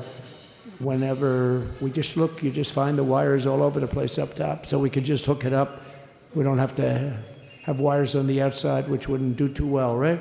So anyway, so we built an extra 200 miles of wall, and the governor wanted to buy it. He tried to buy it, and they wouldn't sell it to him. He wanted to put it up himself. Could have been done in 3 to 4 weeks, 200 more miles, because when you do it, now they just keep going further out, getting around. So we did an extra 200 miles, and it was all bought. And they announced that they're not going to put it up. And that's when I realized they wanted open borders, and that's when I realized that people are going to come pouring through the wall like nobody's ever seen before. But you've seen it. A lot of you are here because of that. I made it my #1 issue. They all said inflation was the #1 issue. I said I disagree. I think people coming into our country from prisons and from mental institutions is a bigger issue for the people that I know. And I made it my #1. I talked about inflation too, but you know, how many times can you say that an apple has doubled in cost? I'd say it, and I'd hit it hard, but then I go back to the fact that we don't want criminals coming into our country. We don't want the jails of every country in the world virtually being deposited into the United States, and that man had to suffer with it. And he did an unbelievable job. I'll tell you, he was a very popular governor, but now he's like an unbeatable governor because of your border policies. He was fantastic. And he really was. So. Governor Abbott is he's a great man, great leader. And, but it did make him did you do it? You didn't do that for politics. You did it because you wanted to do the right thing. But I'll tell you, it sure as hell worked for politics too. It's self-preservation, that's right. But no, because the people are demanding it. The people of Texas are demanding it. The people are demanding it all over. So anyway, so we built it, and they wouldn't let us use it. They wouldn't let the governor use it. And other governors, they wouldn't let him use it. But he was the leader of the pack and did a great job. And then we heard about a month ago that not only wouldn't they let us use it, they were selling it. They were going to sell it for 5 cents on the dollar. Now, 5 cents on the dollar then, but today it would cost more than twice as much to build because we bought it like 6 years ago. And it was just sitting on the ground, and that does not do well for the whole thing. But it was just sitting on the ground, and I heard about it, and I called the governor, and I called a lot of people, your attorney general. And here's the story. They were going to buy it, and these are great business people. They were going to buy it for 5 cents on the dollar or less. And they were calling us up, we'll sell it to you for 200 cents on the dollar. In other words, it will cost you twice as much, so it's 200 cents on the dollar. I said, can somebody explain that to a judge? I mean, how corrupt is that? You'd think they'd say, maybe we'll sell it to you for 20 cents, 30 cents, but not 200 cents. So they were going to buy something for 5 cents, and they were going to sell it to us for a fortune. They were going to make they'd have it down in Fortune magazine, they'd put it of the deal of the year, okay? You buy something like that. But it was so corrupt and so horrible. And when we told that to the administration, they didn't care. They just kept going forward. They couldn't care less. And they kept going forward. They knew that they were trying to sell it back to us. They would have sold it back to us. You would have ended up buying it. You would have paid probably 50, 60 cents, who knows. But they were going to use it for scrap metal, but then they made a much better deal. They could just buy it and sell it to us for 15, 20 times what they paid. 20 times, think of it, like 20 times what they paid. And we wouldn't let it happen. And the governor with his attorney general, Ken Paxton, they made a fantastic, they're a good lawyer. He's pushed around pretty good by people, right? I said, you got a great attorney general. They should leave him alone. He was with me. But Ken and the governor went to court, and a judge actually became incensed and actually called for an investigation. How could a thing like this happen? So he stopped it. So we're waiting to put that wall up. And now that you have a new president, that wall will go up so fast. The governor will complain, sir. This is Greg Abbott, sir. Please, the wall is going up too fast. Please don't do that. You know the story about winning. No, we're going to win too much. We're winning too much. Please, let's stop. People always love that one. We'll do this with the wall. Governor Abbott calls, sir, the wall is going up too fast. We can't take it. We just can't take it. No, I think you'll be very happy if the wall goes up too fast, right? But we'll get that done, and we'll work with you on that. But it was a great decision by a great Texas judge, right? And it was beautiful, beautiful to watch. He stopped them right in their track. I mean, they were literally loading this stuff onto trucks. It was terrible. Honestly, it was terrible. And he wouldn't take it. So I'm so glad I mentioned that they have a really good governor in Texas. And I swear, I didn't know he was here. I swear to you, it sounds like a setup. I didn't know you would end. Did I get lucky? I said the right thing. Because there have been moments when I wasn't so happy with him, you know? But not too many, I can tell you that. So anyway, it's good to see you too, Governor. Great. But I just want to thank everybody. You've been incredible. I recognize so many of you. It's so crazy. But this has been a long journey. This was a journey that started in 2015, probably started 20 years before that. People used to say, you're going to run for president? You're going to run? And I always said, no, I don't want. And then one day I said, let's give it a shot. And what I talked about then was the border, too. I think it probably was the number one issue for me. Back in 2015, 2016, I talked about the border. And now I talked about the border, but this border is much worse. We fixed the border. It was totally fixed. There was nothing to talk about. 2020, by the way, that election was totally rigged, but that's okay. It was a rigged election. You know the only thing good about it? It showed how bad they are, showed how incompetent, and frankly, historically, this is a much bigger event. If that would have gone like it should have, the bad thing about it is some bad things happened, like a lot of people in our country that wouldn't be in our country right now. So that's the bad part. But I will say that it started in 2015, and right from the beginning, we went to the top. Day one, they announced Trump, and Trump went to number one and stayed there for the whole primary. And then we took on Hillary. She didn't look too happy today. We took on Hillary. A very nice person, but we took on Hillary and we defeated Hillary, and then we did much better the second time in 2020. You know, we got millions more votes. We got millions, like 10, 12 million more votes than we did the first time. No president has ever gotten that many more votes. I got like 9 million more than anybody else had ever gotten, and they said we lost. And because of that, I said to Melania, what do you think? And she said, you want to do this again? And had we lost, and had I thought we lost, I wouldn't do it again, because that's like the ultimate poll, right? But I knew how well we did, and this time we made it too big to rig. It was so big. They tried like hell in the butt. They tried to do it, and around 9:02, they gave up. Last time they did bad things, at this time they just said, yes.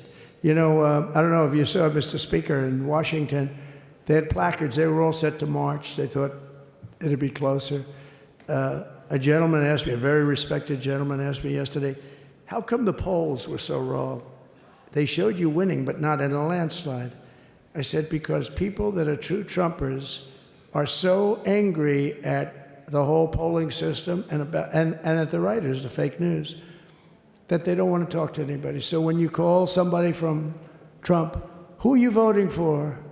They say, it's none of your business. I'm not telling you. And that was probably 40% of the people they called. So they would discard that one, and they didn't show that. And then when the election happened, the vote came, and it was much different, much higher than we're going to win, but they really thought, they couldn't believe the one man said, it was so much higher. We won all 7 swing states. We won the popular vote by millions of votes, which is hard for a Republican. I'll tell you who came through. The unions came through. The auto workers were great. The Teamsters were great. The firemen were great. I think almost every union was great. The only one that weren't great, although Sean was great, and the Teamsters, Sean O'Brien, the head of the Teamsters, was fantastic. But generally speaking, the head of the union was against Trump, but the union would be with us for like 85%. Look what we did with the auto workers in Michigan. Look what we did with the Teamsters. The Teamsters were unbelievable. They were a solid Democrat vote, and they voted for Trump. So we had a great experience. Now we have to go to work and get it done, because we have to do something that's going to be great. We're going to turn our country around, and we're going to turn it around fast. And I think this was a better speech than the one I made upstairs, okay? I think this was better, JD. I think this was much better, and I got to see my friend. So, Governor, take care of yourself. You call me, we'll start working. You know what that means with him? He's going to be calling me tomorrow morning at about 6. And I said, how about next week? You call me, and we're going to get it started real fast. We'll really help you a lot. You've done a fantastic job protecting something which it's not supposed to be for the states. And amazing job you've done. Thank you very much. And I want to thank everybody. And I have a First Lady who's been incredible. She's been incredible. I shouldn't say this. I'm going to get hell when I say this, but her feet are absolutely aching. You know, those heels. And we thought we were leaving. We were going home. Sir, would you be able to go down and say hello to some of your other fans that are here? I said, oh, I didn't know that. Wow. Did you get to see pretty clearly the picture, I hope? Good. That's good. But because you wouldn't want to make the same speech again, right? But she said, darling, I love you so much, but my feet are killing me. I said, honey, let me just see how far it is. I asked the person. Oh, not that long, maybe 400 or 500 yards. That's 5 football fields. I said, can you make it? She said, we're going to make it no matter what. We're going to make it because we have to go. Right? Right? And then we went out to the helicopter, though, just prior to this, and said goodbye. And it's a custom, and the wind is blowing like crazy. And with the hat that she's wearing, she almost blew away. We almost lost off her. She was being elevated off the ground. She almost blew away. No. So we all appreciate it, because she's been a great First Lady. A beautiful and a great First Lady. And they love our First Lady. You know, JD, whenever I make a speech, I see hundreds of times, we love our First Lady, we love, and they do, and they should. She's great. So I just want to thank you very much. I just want to thank everybody. And I felt that, I said to JD, should we give him the A treatment, the B treatment, the C, the D, or the F? You know what the F is? Hello, everybody. Thank you for being here. Bye-bye. I gave you the A+ treatment. Thank you. Thank you all. Thank you, Governor. Thank you all very much. Appreciate it. President Trump delivering freewheeling remarks to his supporters in the Emancipation Hall, the overflow room, as it were, during this inauguration. Remarks that would sound familiar to anyone who's attended a Trump rally as of late. Let's bring in Beverly Gage, history professor at Yale University, who's been standing by for us. Thanks so much for being with us. First, your reflections on the inaugural address and what we heard from President Trump just not even a full hour after taking the oath and delivering the prepared remarks upstairs. Yeah, the inaugural address was interesting because it wasn't a very traditional inaugural address, but I think that we've all probably gotten used to at this point, getting some non-traditional formats and forms of speech from Donald Trump. And of course, that was a much more extemporaneous, slightly strange but familiar speech that he just gave to his own supporters. Overall, I would say that the inaugural speech itself was pretty dark. He seemed much happier and more relaxed, just in a room of his own fans speaking off the cuff. Beverly, outside of his remarks as well, just the place that you see this incoming, now newly sworn in president holding in a modern American political history, coming in for a non-consecutive term, winning in the way that he did. Tell us about how you're viewing this next presidency of Donald Trump.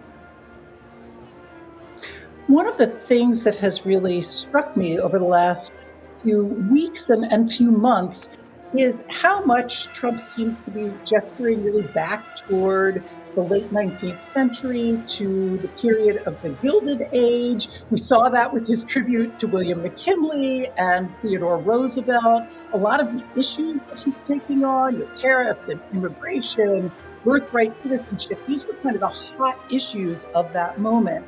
And so it's interesting to see, I guess, a sort of combination of these self-conscious gestures toward the past, and at the same time, declarations that he is sui generis, he's something brand new, which is, of course, his favorite theme about himself.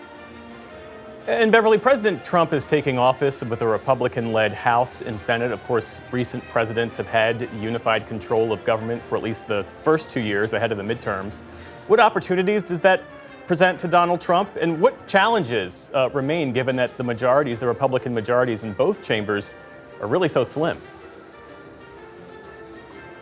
It is true that we have, for many decades now, been living in a world of not only close elections, and this was a close election, though it was decisive, but in an atmosphere of divided government with these little interregnums, right? A year or two, usually two, at the beginning of a presidency in which there's a new opportunity and the chance to really do something. So I think, some of both the alarming and the ambitious qualities of his inaugural, I think, really were aimed at the idea that there was a pretty limited period of time in which to carry that out.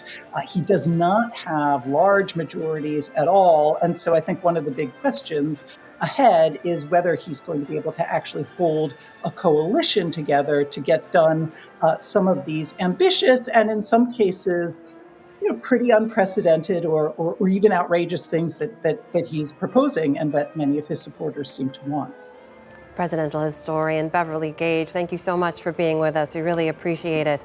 Also with us today is Mary McCord, Executive Director of the Institute for Constitutional Advocacy and Protection at Georgetown University's Law School. She's a former acting assistant attorney general. Mary, I know we have a lot to talk about in terms of what President Trump was speaking about with the January 6th, as he refers to them, hostages. He's indicated he'd like to issue pardons for them as well. But I want to begin by asking you about those last-minute pardons that President Biden issued on his way out for the January 6th committee, for Dr. Anthony Fauci, General Mark Milley, and members of his own family as well.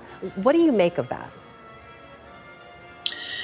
Well, this is something that I know that President Biden has been thinking about for some time, and it's really extraordinary. And he said so in his statement, that it's because of the exceptional circumstances we're in and his concerns that there will be weaponization of the government and the Department of Justice, and there will be retribution, as Donald Trump promised throughout his campaign, and others who are going to be part of his administration or proposed to be part of his administration have also threatened. So I think, Joe Biden, we can have varying views about whether this was a good or bad idea, but I think President Biden felt like he needed to extend some sort of protection against retribution, against unfounded investigations and prosecutions. And he made clear in his statement that his giving these pardons was not an indication that there was any facts that would support any crimes being committed by any of those being pardoned, and that an acceptance of a pardon also should not convey any indication that someone is admitting any type of guilt. And a process question, Mary. If someone does accept one of these preemptive pardons, do they then waive their Fifth Amendment rights? I mean, could they be hauled before Congress and have to testify at end about what they may know or what role they might have played in the administration? I mean, it certainly would raise questions about that. It's a good point. I think there's a lot of questions raised about prospective pardons, including what does a person have to do to accept them? Because to your point, unless and until a person is investigated or prosecuted, they really wouldn't need to say whether they're accepting a pardon or not. So I think there's just a lot of unanswered questions about the mechanics of this. And as we know from sort of blanket pardons after the Vietnam War, there are still people who can actually claim the protection of that pardon. And there are lots of unanswered questions, of course, about the pardons that President Trump might extend to those people who have January 6th related convictions. We heard him say in his remarks to that overflow crowd that he wanted to mention it in the speech. He was dissuaded from doing that, but he said that actions count more than words and people will be very pleased. We don't yet know how this will play out, if he'll extend clemency to people who have violent convictions, people who were convicted of seditious conspiracy. What will you be watching for?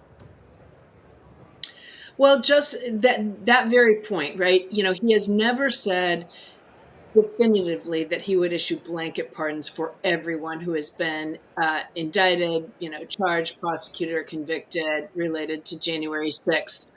He said they would consider them. So what will that consideration be? Will he draw the line between nonviolent and violent?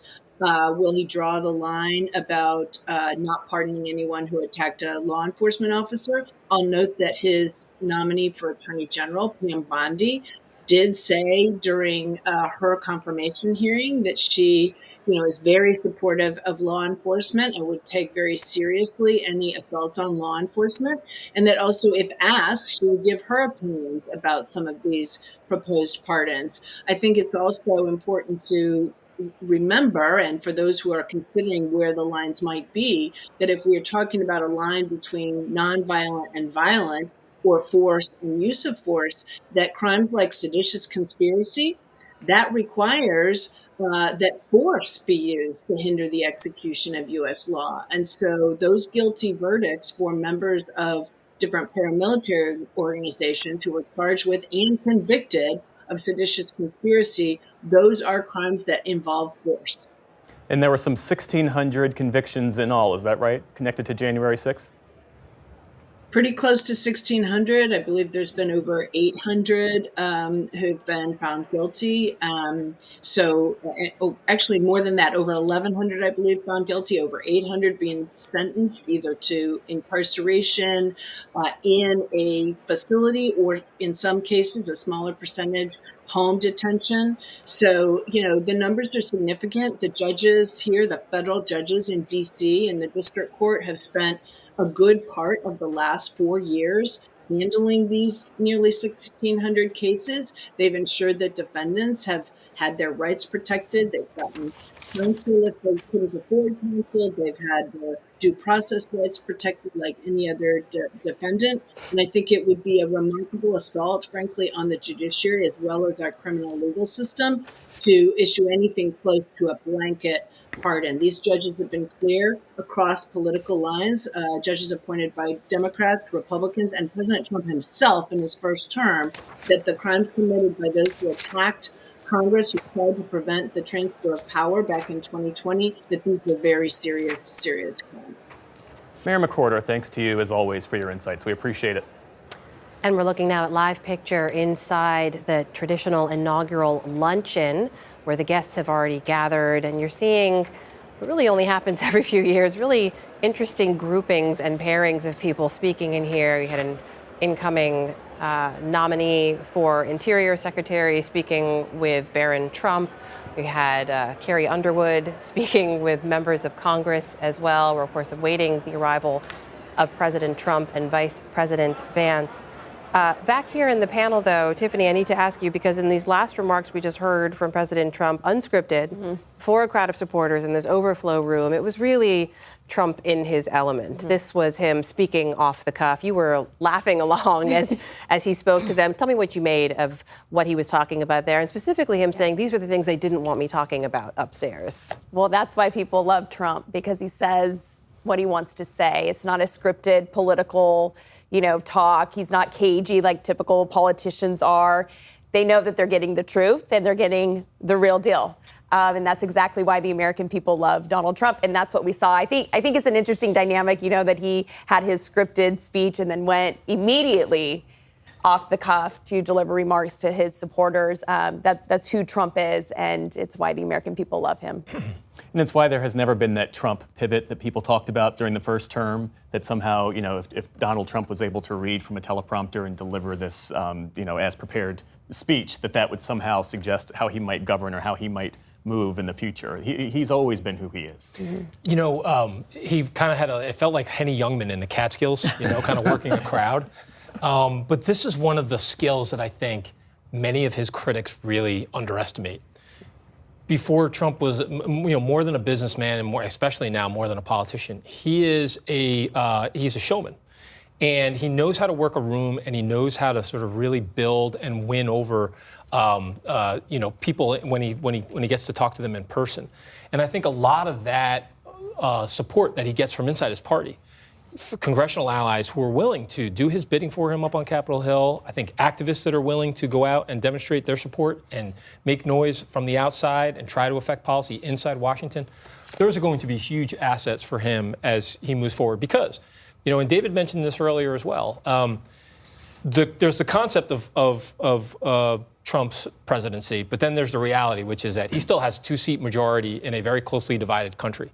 And that's going to come up, I think, over and over the next 4 years, just how closely divided this country is and how important his skills as a salesman and as a showman are going to be in marshaling public support for his agenda. And I want to say just real quick, Donald Trump is actually really easy to work with. I have personally worked with him before on policies and issues. He's not your typical politician, which is refreshing. He's actually funny and very easy to get along with and very easy to work with in a business sense. I loved sitting down, talking through problems, and he would just look at his policy writers and say, change it. This is a solution, change it. And that's refreshing in our culture today. Does the focus on grievance, even to this day, after he won the election, when he was delivering those off-the-cuff remarks, he was attacking Mark Milley and Liz Cheney and Nancy Pelosi and still not conceding the 2020 election. Does that get in the way of the sales pitch? You said that he's a great salesman and showman. For the other half of the country that didn't vote for him, that really rubs people the wrong way. When it becomes personal, I think so. I think his worst moments are when he gets too narrowly focused on some of his personal grievances and tries to litigate personal conflicts that he has.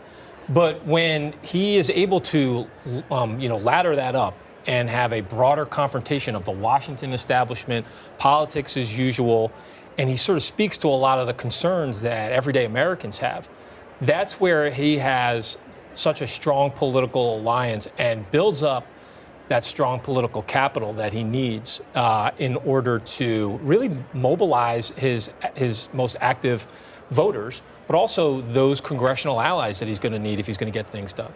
Jonathan, David, I'd love for you to weigh in, especially on those last remarks. This was his, Trump in his element, really the true Trump, if you were unscripted and off the cuff. Jonathan, your takes? I didn't hear him say anything I had not heard in every campaign rally that he did in his speech at the convention. I understand he can be charming and he can be funny one-on-one. That he's a showman, which, you know what? Yes, he absolutely is. But it's the words that come out of his mouth that more often than not aren't funny. More often than not give people more concern than they do comfort. And at this time, and especially on this day, when we were promised this was going to be a message of unity, that he would have, that he, at least on just this one day, say something continuously that would make the 48% of the country, or actually more than 50% of the country, if you count in the people who voted third party, who did not vote for him and who looked to him as someone to be feared. And, you know, great presidents, the presidents who come into the office and realize that they're there for because their supporters put them there, but they're there to be the president of all people. To me, it's incumbent upon him to say to those who didn't vote for him, I know you didn't vote for me, but I'm going to be your president. Instead, we got lots of the usual mean rhetoric about Nancy Pelosi, about the January 6th committee, relitigating the past about the election of 2020. I don't know. I don't know what I expected today. I came into this, I don't know, sort of not even numb, but just, I've been here before, I've seen this movie before. But now having seen part two, the beginning of this movie, I don't think I'm as comforted as I thought I would be. Comforted in the sense that, okay, he's been president before, he's in again. Yeah, he's got his plans, and a lot of them are disconcerting.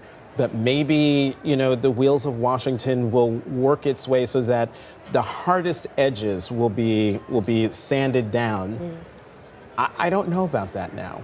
I will say what's different, this goes back to something he said as well in terms of the actions speaking louder than words. There's already reporting that the CBP One app, which is the legal means the Biden administration had set up for people to pursue an asylum claim, again, legally in the United States, that app is now down, which means some tens of thousands of people who had, you know, appointments scheduled to legally pursue a case for asylum here, that's now been canceled. So that's one immediate change we're seeing right away. But this is what he said to expect, was they're moving fast. Right, David? Yeah, I mean, I think it's possible to both find many of his policies appalling and to find him funny. And I think he's a funny guy who sometimes has appalling policies. And I find some of it refreshing, like who gives a speech and then goes down and gives another speech telling everybody what they forced him to take out of the speech he gave upstairs. Like, nobody does that. You're not supposed to do that. The downside of that is the process. Governance is a process, and it's going to be run by the people who were in that luncheon room we were just looking at. And how well will there be a policy process to actually get things done? Finally, on the sharp edges, it's not my cup of tea. I'm willing to give him a break because the key word he used in that inaugural address was betrayal. The establishment has betrayed us. And that is actually true. If you look at people with high school degrees in this country, they die 8 years sooner. They're much more likely to die of opioid addiction. They make much less money. They have many fewer friends. Like, those people have been betrayed by a system over generations. And he is speaking to that, and that is utterly and totally legit. We're going to go live now to a signing ceremony. We believe President Trump will begin to sign some of those executive orders he said he intended to. Let's listen in. Cabinet and cabinet level appointments for your signature. Okay.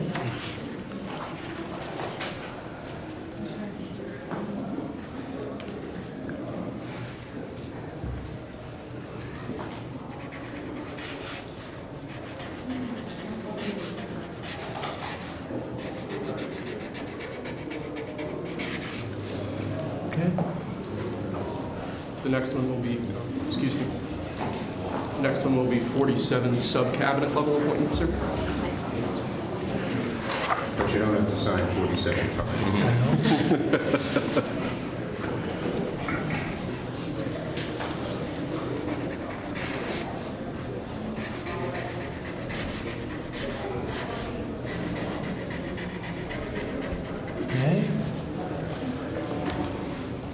Thank you, sir.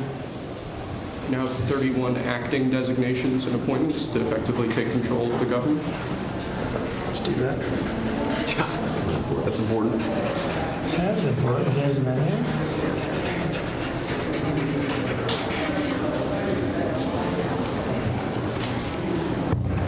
And we have 15 commission chairman and acting chairman appointments. Send here. Commission chairman and acting chairman.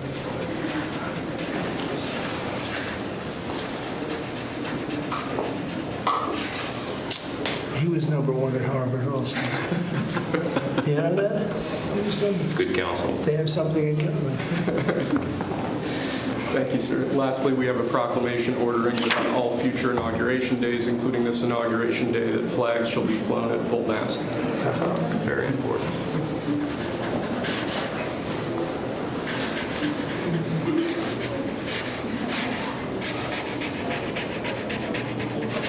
was a beautiful place to have an inauguration tonight. The sound was so good. The temperature was 72 degrees, but the sound was so good. Maybe something to think about. I don't know. Thank you. Okay. Good acoustics.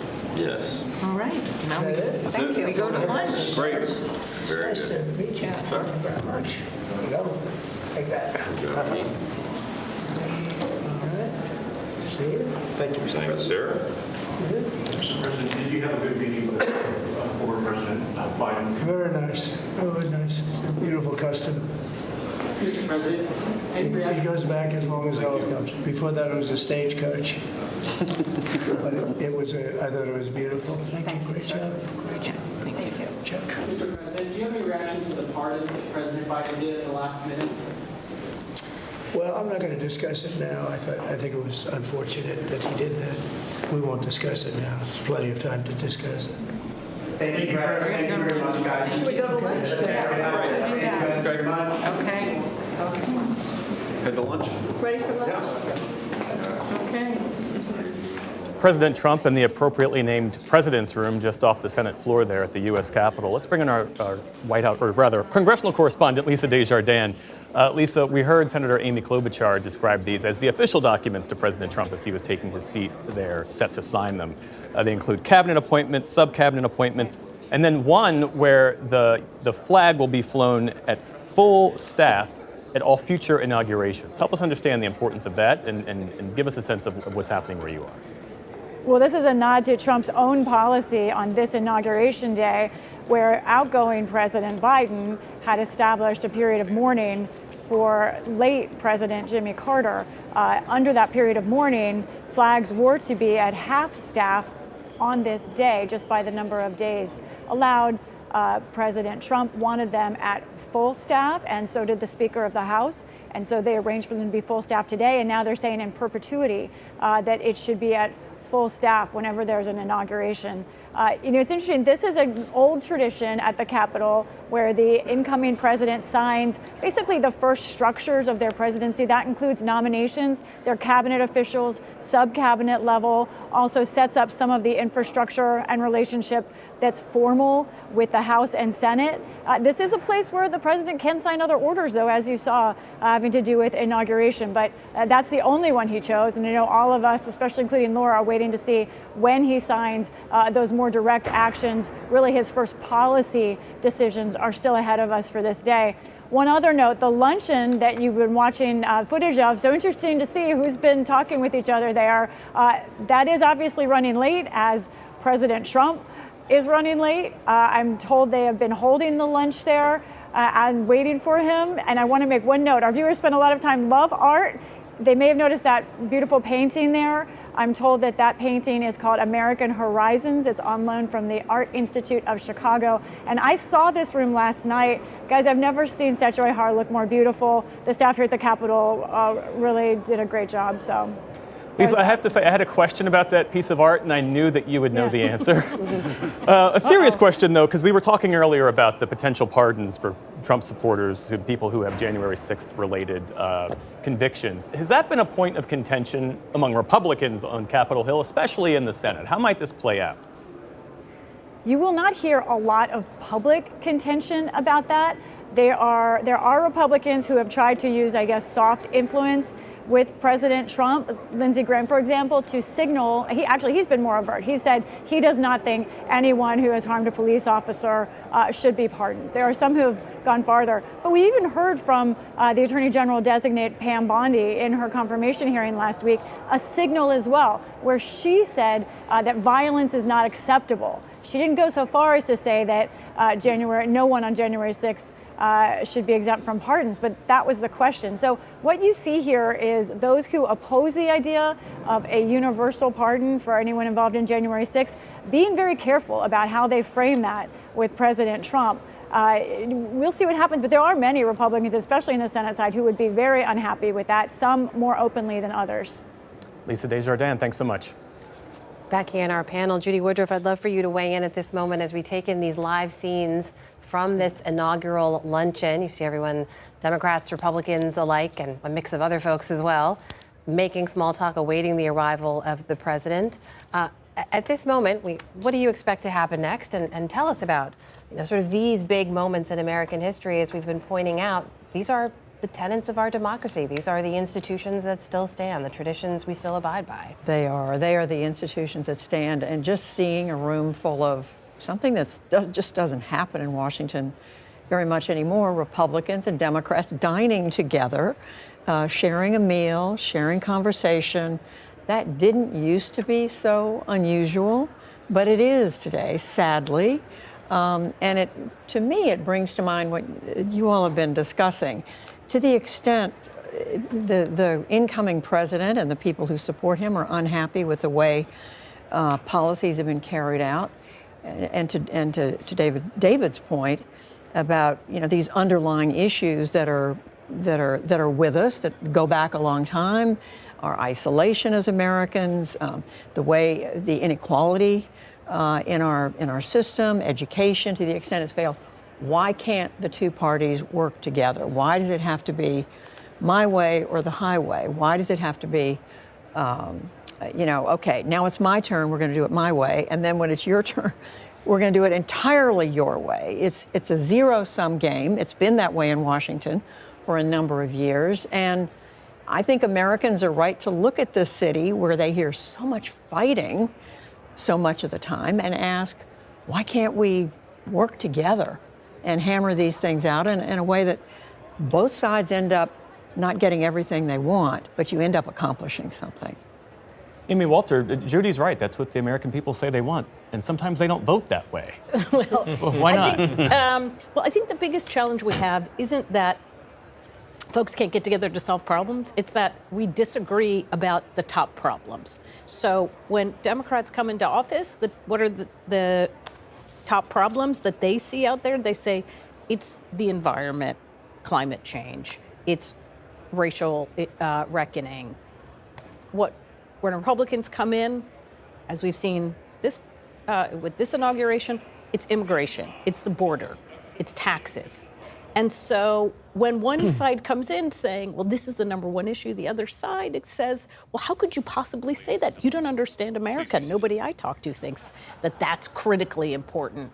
And so on the issues where there is agreement, where everyone agrees this is a top priority, you can see bipartisanship.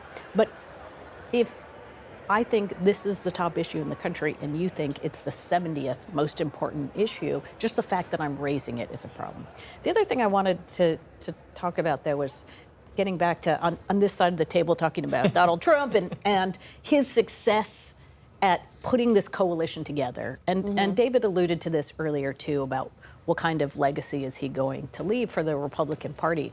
What Donald Trump can do is something that no other politician is going to be able to do that follows him, whether that's J.D. Vance or anyone else. He has a unique capacity to do both of these things, to be the showman, to be the guy who's an insider but an outsider.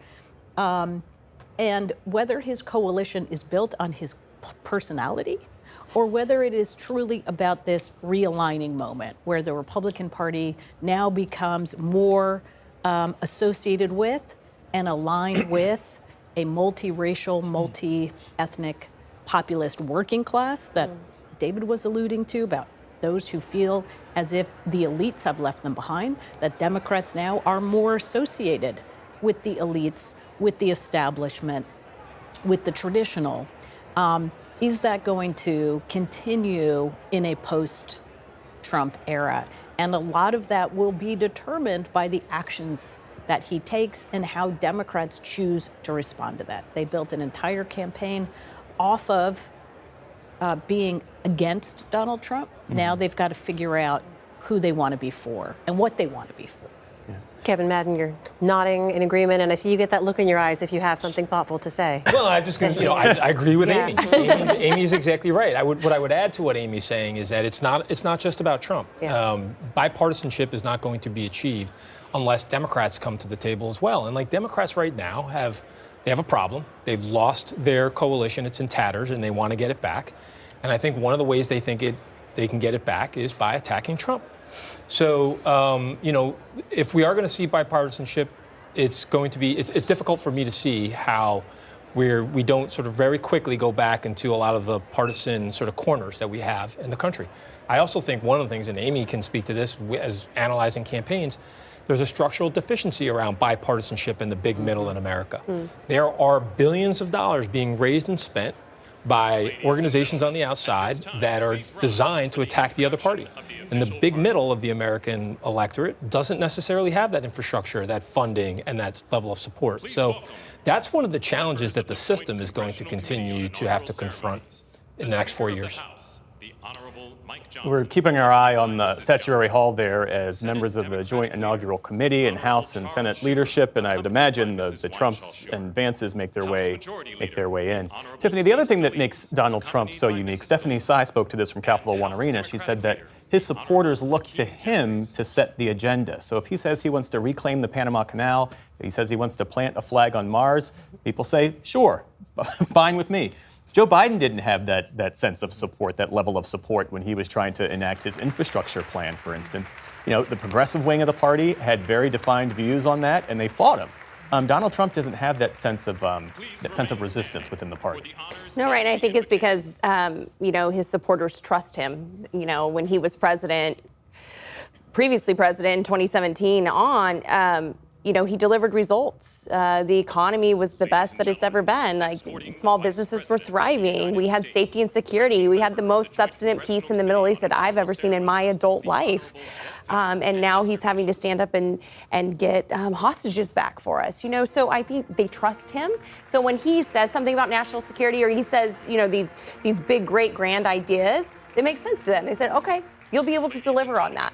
So there's a trust factor, I think, that is built in, and I think this is a real opportunity. I've heard that word over and over today, that this is an opportunity for America. I think where Donald Trump will be able to bring people together is through immigration reform. I would love to see permanent immigration reform. I think that's something that both parties can come together on and stop using it as political talking points to win elections. We're keeping an eye here on the live picture from this luncheon. The Vances have now made their way into the room. We expect President Trump, First Lady Melania Trump, to as well. David, pick up on where Tiffany left off here, that there's an opportunity here for some kind of reform. It's also worth pointing out there was bipartisan effort on the border in the previous administration, and that was a deal negotiated by Republican senators with Democratic senators and was blocked under pressure by then candidate Trump. David, do you see a congressional path forward on immigration reform? Comprehensive? I sort of doubt it, but that's because I've been alive for the last 25 years, and it hasn't happened. A lot of it, I don't know if we want to cut away for Mr. Trump, but I'll keep talking until you stop me. In that room are the people who are going to either support Donald Trump and help him or serve as guardrails when he goes astray. So President Trump talked about how the American establishment has betrayed you. I'm looking at a table in that room where you have John Thune, the Senate Majority Leader, sitting next to Jeff Bezos, who's the guy who delivers books to my front door, and across the table is Marco Rubio. Like, that's the establishment right now. And if Trump does something like, say, we need to shoot protesters in the legs, which he has in the past, some of the people in that room are going to say, no, Mr. President, we're not going to do that. And will there be a structure around him to keep things constitutional? That's what that room is about. Are those people around him? We'll see. I think so. Kevin, what do you think? Well, I think there'll be a number of tests of whether or not those folks are going to feel emboldened and are going to feel like they've got enough of the capital to really confront the president. From everything from immigration to the massive tax bill that's going to be making its way through Congress next year, through just the execution of the office as it relates to what he wants to do on immigration. So much of that is going to be a test over the next year with those. Let's listen in now to Senator Amy Klobuchar. Mr. Vice President and Madam Second Lady, my colleague Senator Fisher, distinguished guests including the Speaker, Leader Jeffries, and Senate Leaders Thune and Schumer. On behalf of the United States Congress, welcome to the 60th inaugural lunch. Big surprise, we are featuring Nebraska beef and Minnesota apples for dessert. We are here in Statuary Hall where these luncheons have taken place since President Reagan's first inauguration in 1981, and where the House of Representatives once met over 150 years ago. That would be before you were born, Mr. Speaker. In 1864, after the new House wing of the Capitol was built, and in the midst of the Civil War, Congress dedicated this chamber to host statues chosen by every state. Walking into the hall, we all passed under the arch, holding the marble Car of History clock. The statue shows Cleo, the Greek muse of history, holding a book to record events as they happen. And as you can see, she's heard a lot of stuff. And as she rides her chariot forward into the future, she looks behind her to remember the past. She remains here as she has for hundreds of years, a reminder that history will remember the events of the present, and it is on us to write that history right now. Speaking of art, the painting right here before you, I chose this painting for this lunch this summer, and it's titled American Horizon. It's by Jane Wilson, who grew up on her family farm in Seymour, Iowa. Coming from the middle of our country, Senator Fisher and I both liked the painting because the artist is from America's heartland, but the horizon could easily be Florida, Mr. President. I will also note that this is the first time in history we are featuring the work of a woman artist at this lunch, and we thank the Art Institute of Chicago for their assistance.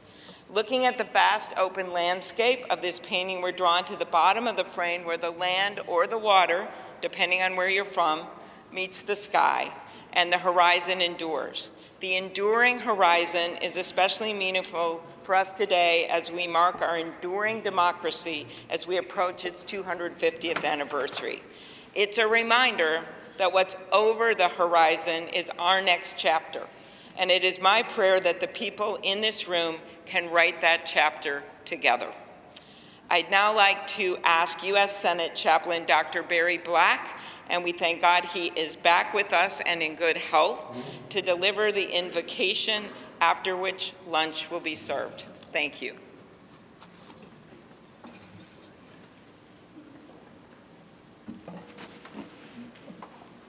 Let us pray. King of kings and Lord of lords, whose kingdom is above all earthly kingdoms, and who judges all lesser sovereignties, look with favor upon President Donald John Trump and Vice President James David Vance. Empower them with the wisdom and courage needed for our times. Protect them from the vicissitudes and challenges that obstruct the making of a world of justice, peace, and righteousness. Lord, give them a deep desire to do their best for our country and world, and a determination to act in ways pleasing to you. Preserve their families in health and strength by your grace and power. Bless now this luncheon as each of us finds your grace sufficient for every need. We pray in your sovereign name. Amen.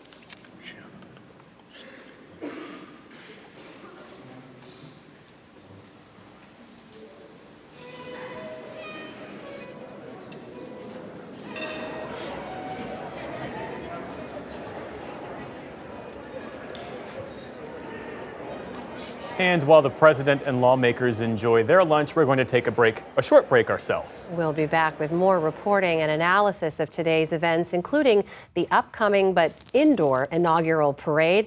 In the meantime, we're going to rebroadcast the main events from earlier today. That's the oath of office, followed by the inaugural address. Please raise your right hand and repeat after me. I, Donald John Trump, do solemnly swear I, Donald John Trump, do solemnly swear that I will faithfully execute that I will faithfully execute the office of President of the United States the office of President of the United States and will, to the best of my ability, and will, to the best of my ability, preserve, protect, and defend preserve, protect, and defend the Constitution of the United States. the Constitution of the United States. So help me God. So help me God. Congratulations, Mr. President.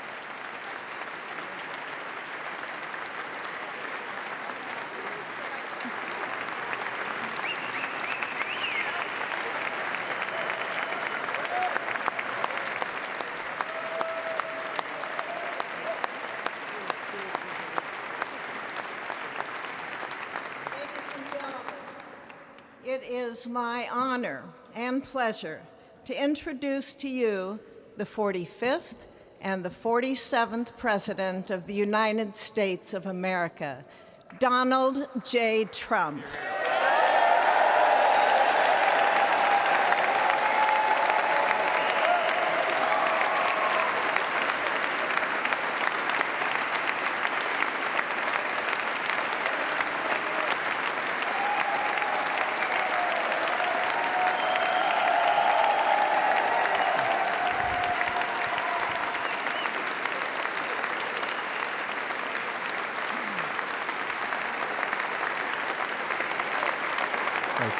Thank you very much, everybody. Well, thank you very, very much.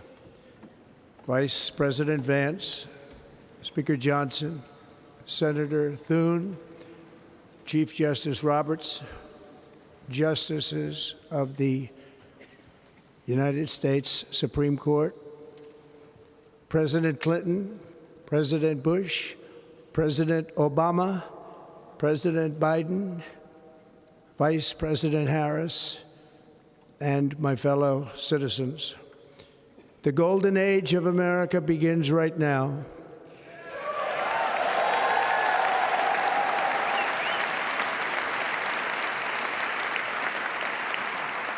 From this day forward, our country will flourish and be respected again all over the world.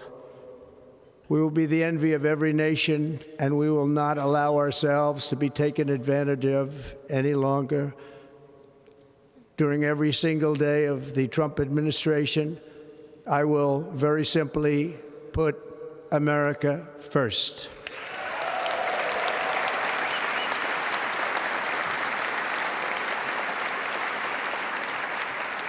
Our sovereignty will be reclaimed. Our safety will be restored. The scales of justice will be rebalanced. The vicious, violent, and unfair weaponization of the Justice Department and our government will end.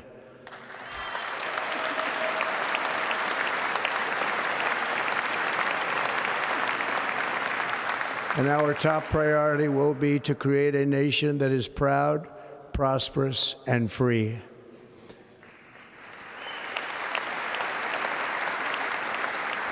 America will soon be greater, stronger, and far more exceptional than ever before. I return to the presidency confident and optimistic that we are at the start of a thrilling new era of national success. A tide of change is sweeping the country. Sunlight is pouring over the entire world. And America has the chance to seize this opportunity like never before. But first, we must be honest about the challenges we face. While they are plentiful, they will be annihilated by this great momentum that the world is now witnessing in the United States of America. As we gather today, our government confronts a crisis of trust. For many years, a radical and corrupt establishment has extracted power and wealth from our citizens while the pillars of our society lay broken and seemingly in complete disrepair. We now have a government that cannot manage even a simple crisis at home, while at the same time stumbling into a continuing catalog of catastrophic events abroad. It fails to protect our magnificent, law-abiding American citizens, but provides sanctuary and protection for dangerous criminals, many from prisons and mental institutions that have illegally entered our country from all over the world. We have a government that has given unlimited funding to the defense of foreign borders, but refuses to defend American borders or, more importantly, its own people. Our country can no longer deliver basic services in times of emergency, as recently shown by the wonderful people of North Carolina, been treated so badly.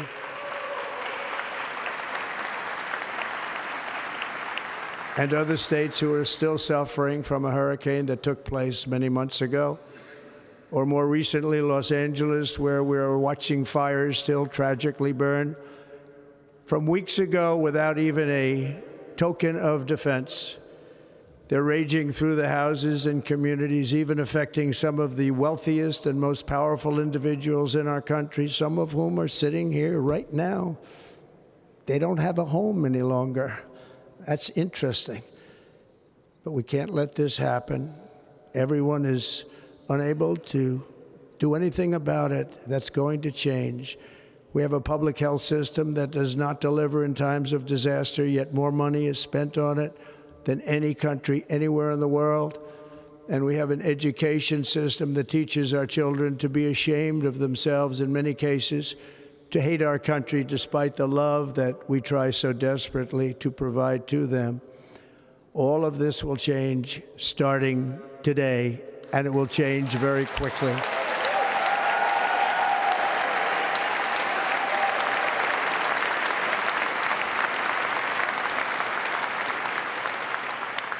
My recent election is a mandate to completely and totally reverse a horrible betrayal and all of these many betrayals that have taken place, and to give the people back their faith, their wealth, their democracy, and indeed their freedom. From this moment on, America's decline is over.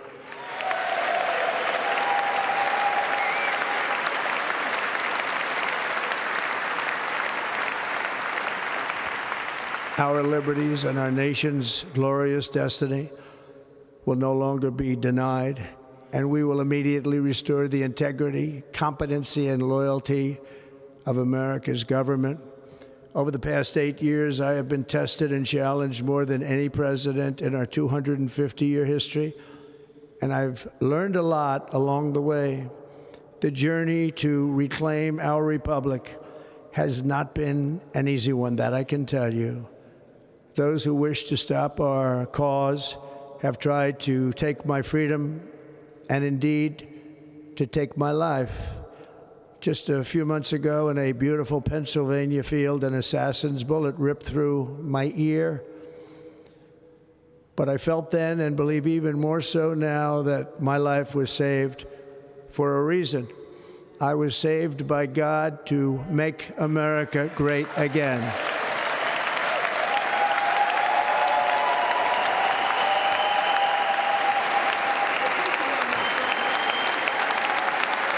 Thank you. Thank you.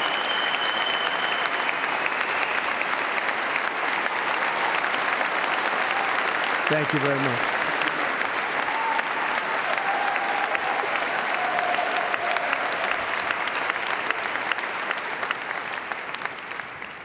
That is why each day under our administration of American patriots, we will be working to meet every crisis with dignity and power and strength. We will move with purpose and speed to bring back hope, prosperity, safety, and peace for citizens of every race, religion, color, and creed. For American citizens, January 20th, 2025 is Liberation Day.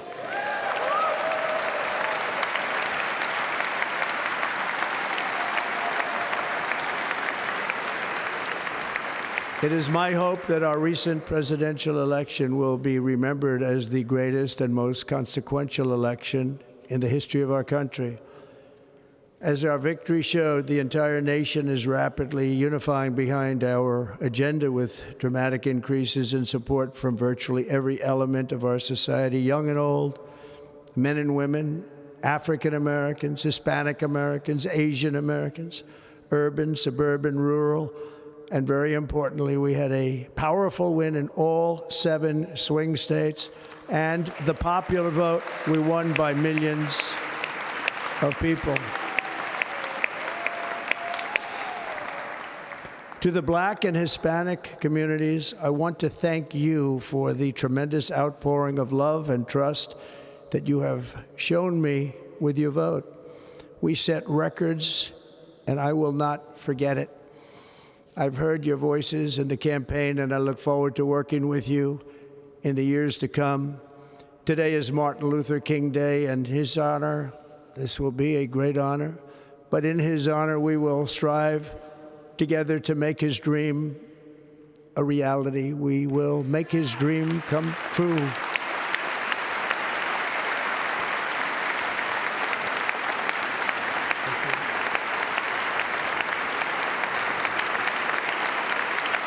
Thank you. Thank you. National unity is now returning to America, and confidence and pride is soaring like never before. In everything we do, my administration will be inspired by a strong pursuit of excellence and unrelenting success. We will not forget our country. We will not forget our Constitution, and we will not forget our God. Can't do that.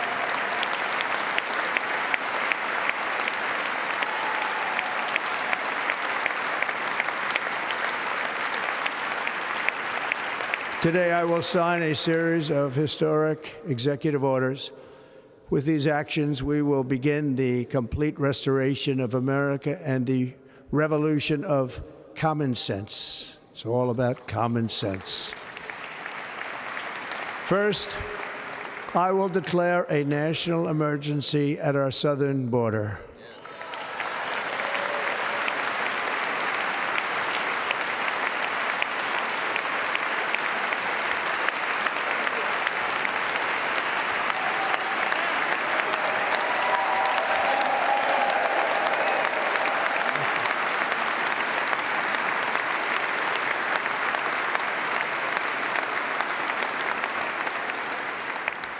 All illegal entry will immediately be halted, and we will begin the process of returning millions and millions of criminal aliens back to the places from which they came.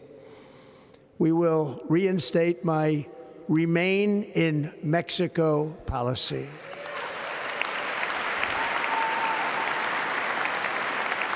I will end the practice of catch and release. And I will send troops to the southern border to repel the disastrous invasion of our country.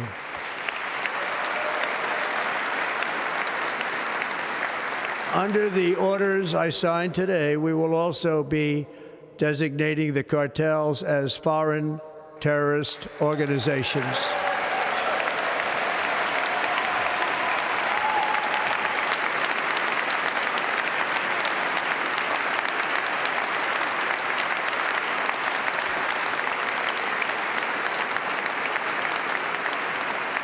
And by invoking the Alien Enemies Act of 1798, I will direct our government to use the full and immense power of federal and state law enforcement to eliminate the presence of all foreign gangs and criminal networks, bringing devastating crime to U.S. soil, including our cities and inner cities.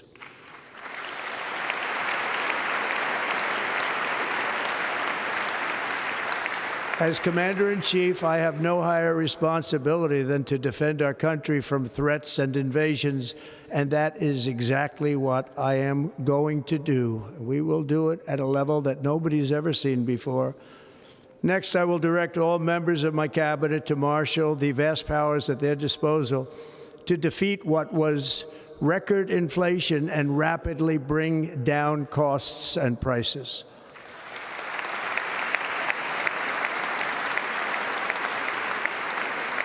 The inflation crisis was caused by massive overspending and escalating energy prices, and that is why today I will also declare a national energy emergency. We will drill, baby, drill.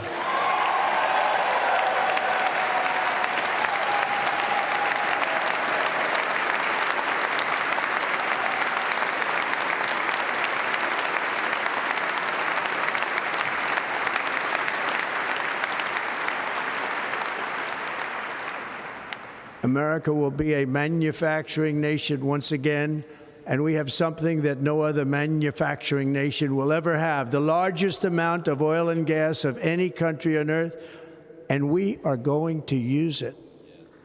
Let me use it.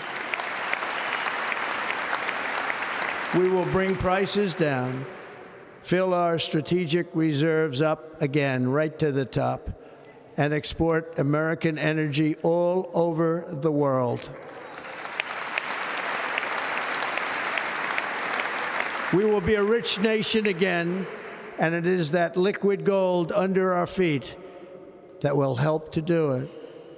With my actions today, we will end the Green New Deal and we will revoke the electric vehicle mandate, saving our auto industry and keeping my sacred pledge to our great American auto workers.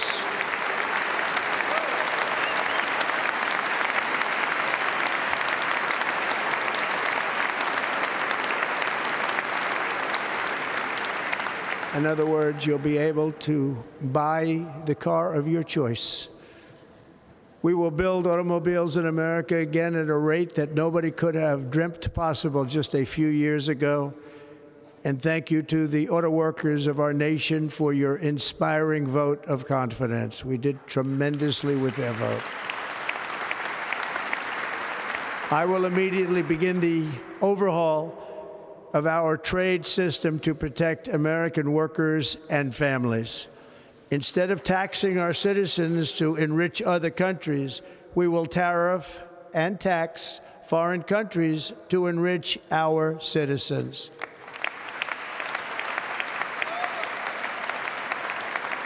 For this purpose, we are establishing the External Revenue Service to collect all tariffs, duties, and revenues. It will be massive amounts of money pouring into our treasury, coming from foreign sources. The American dream will soon be back and thriving like never before to restore competence and effectiveness to our federal government.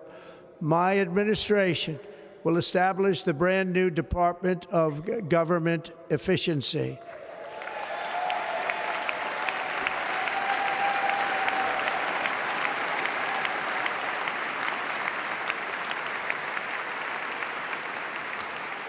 After years and years of illegal and unconstitutional federal efforts to restrict free expression, I will also sign an executive order to immediately stop all government censorship and bring back free speech to America.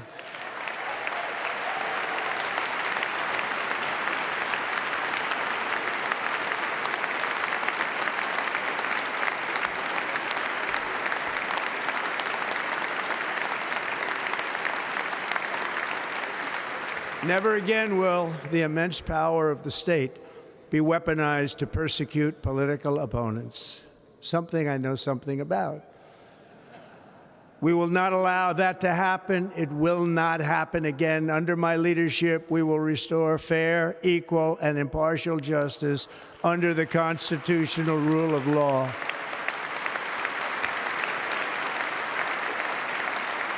And we are going to bring law and order back to our cities.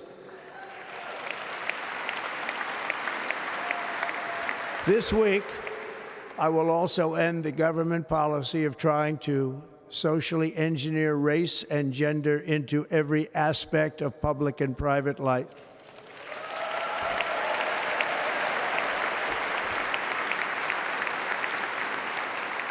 We will forge a society that is colorblind and merit-based.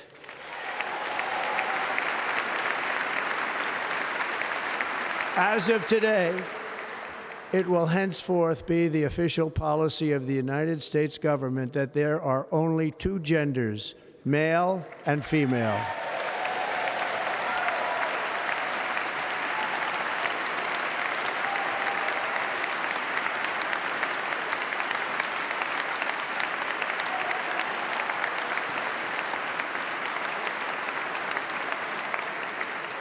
This week, I will reinstate any service members who were unjustly expelled from our military for objecting to the COVID vaccine mandate with full back pay.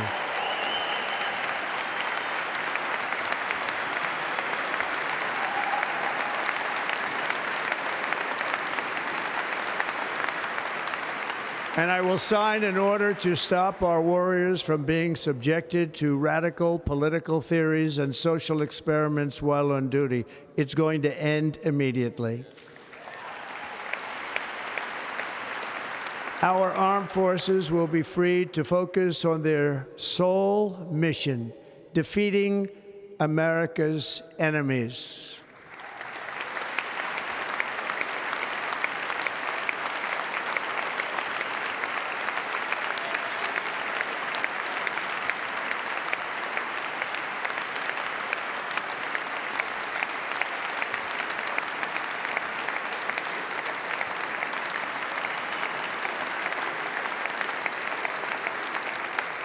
Like in 2017, we will again build the strongest military the world has ever seen. We will measure our success not only by the battles we win, but also by the wars that we end, and perhaps most importantly, the wars we never get into.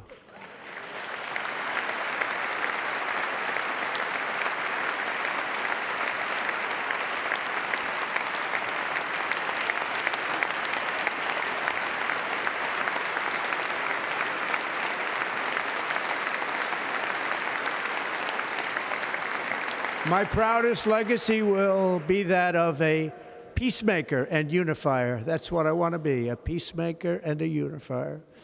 I'm pleased to say that as of yesterday, one day before I assumed office, the hostages in the Middle East are coming back home to their families.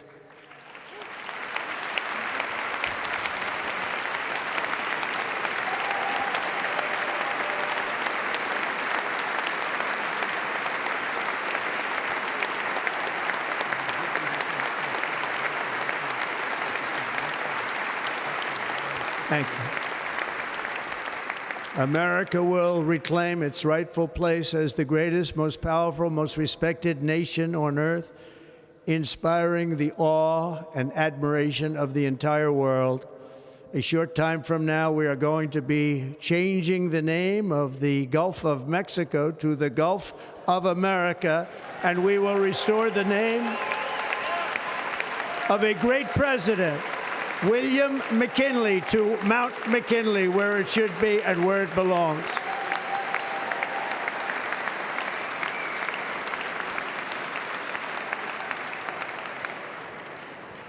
President McKinley made our country very rich through tariffs and through talent.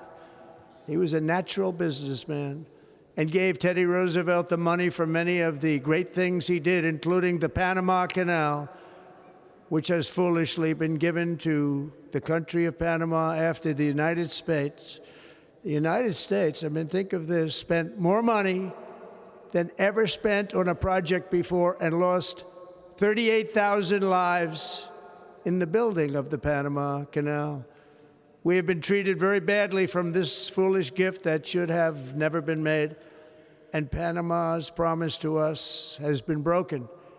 The purpose of our deal and the spirit of our treaty has been totally violated. American ships are being severely overcharged and not treated fairly in any way, shape, or form, and that includes the United States Navy.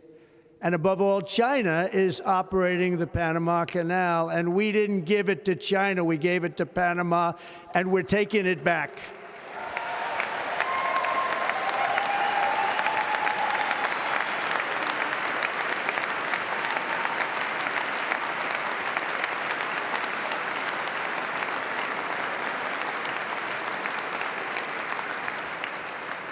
Above all, my message to Americans today is that it is time for us to once again act with courage, vigor, and the vitality of history's greatest civilization. So as we liberate our nation, we will lead it to new heights of victory and success.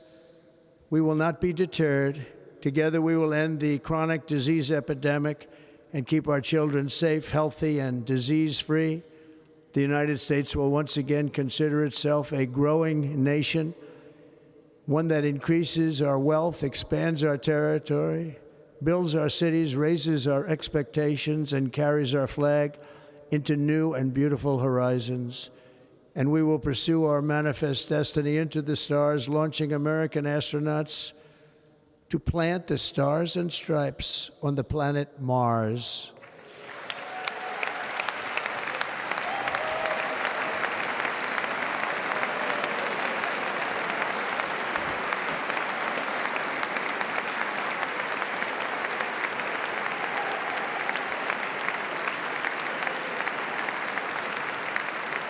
Ambition is the lifeblood of a great nation. And right now, our nation is more ambitious than any other. There's no nation like our nation. Americans are explorers, builders, innovators, entrepreneurs, and pioneers. The spirit of the frontier is written into our hearts. The call of the next great adventure resounds from within our souls. Our American ancestors turned a small group of colonies on the edge of a vast continent into a mighty republic of the most extraordinary citizens on earth. No one comes close. Americans pushed thousands of miles through a rugged land of untamed wilderness. They crossed deserts, scaled mountains, braved untold dangers, won the Wild West, ended slavery, rescued millions from tyranny, lifted billions from poverty, harnessed electricity, split the atom, launched mankind into the heavens, and put the universe of human knowledge into the palm of the human hand. If we work together, there is nothing we cannot do and no dream we cannot achieve. Many people thought it was impossible for me to stage such a historic political comeback. But as you see today, here I am. The American people have spoken.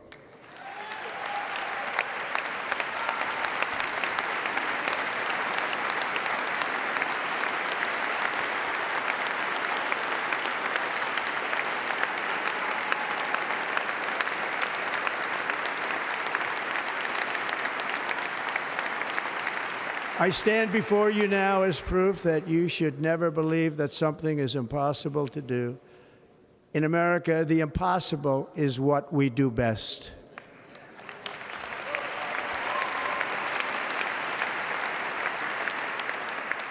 From New York to Los Angeles, from Philadelphia to Phoenix, from Chicago to Miami, from Houston to right here in Washington, D.C., our country was forged and built by the generations of patriots who gave everything they had for our rights and for our freedom.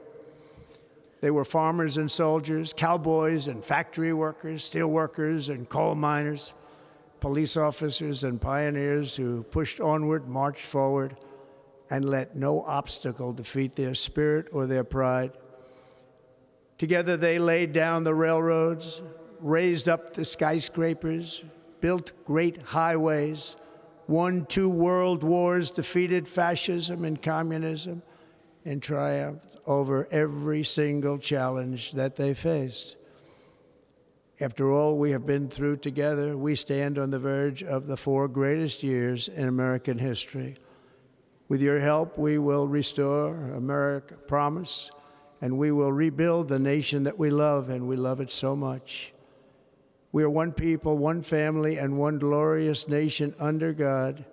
So to every parent who dreams for their child, and every child who dreams for their future, I am with you, I will fight for you, and I will win for you. We are going to win like never before.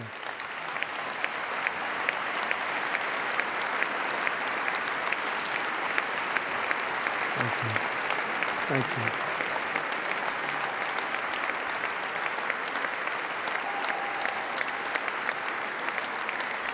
Thank you. Thank you. In recent years, our nation has suffered greatly, but we are going to bring it back and make it great again, greater than ever before. We will be a nation like no other, full of compassion, courage, and exceptionalism. Our power will stop all wars and bring a new spirit of unity to a world that has been angry, violent, and totally unpredictable. America will be respected again and admired again, including by people of religion, faith, and goodwill, we will be prosperous, we will be proud, we will be strong, and we will win like never before. We will not be conquered, we will not be intimidated, we will not be broken, and we will not fail. From this day on, the United States of America will be a free, sovereign, and independent nation. We will stand bravely, we will live proudly, we will dream boldly, and nothing will stand in our way because we are Americans. The future is ours, and our golden age has just begun. Thank you. God bless America. Thank you all. Thank you. Thank you very much. Thank you very much. Thank you.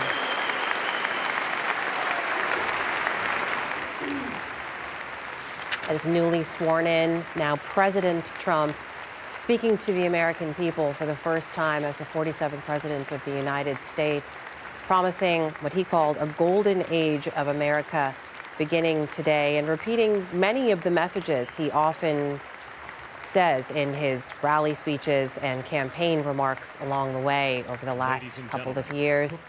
Also noting this is, for himself, a remarkable political comeback and promising a new age for America ahead. We're waiting now for, I believe, Carrie Underwood to make her way to the podium to perform America the Beautiful.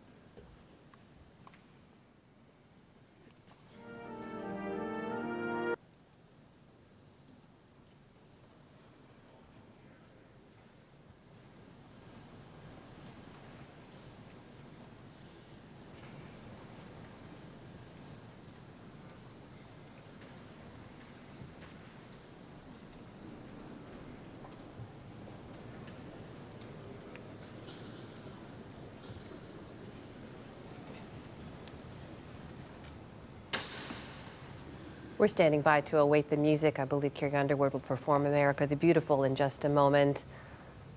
Until then, Judy, I apologize if we need to cut you off, but your reaction to what we just heard from President Trump. Well, it was, as you said, Amna, it was a reprise of much of what we heard during his campaign, and frankly, a reprise in many respects of what he said 8 years ago when he talked about, he didn't use the term carnage, which he did, but he did describe a dark time in America where American citizens have been failed by their government, where the borders have been overrun, crime, pretty much the darkest picture you can imagine. But he said all that is going to change. It's going to be drill, baby, drill. The golden age has begun. You know the words, help me out here. That's how I would sum it up. Let's listen in now. For spacious skies, for amber waves of grain, for purple mountain majesties above the fruited plain. America,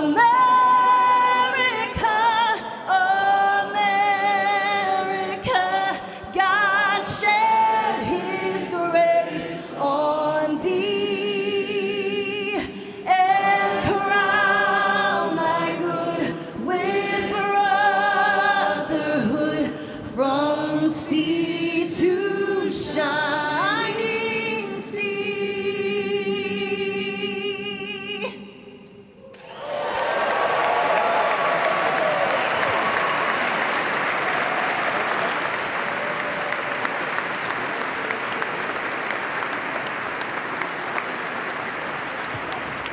Carrie Underwood.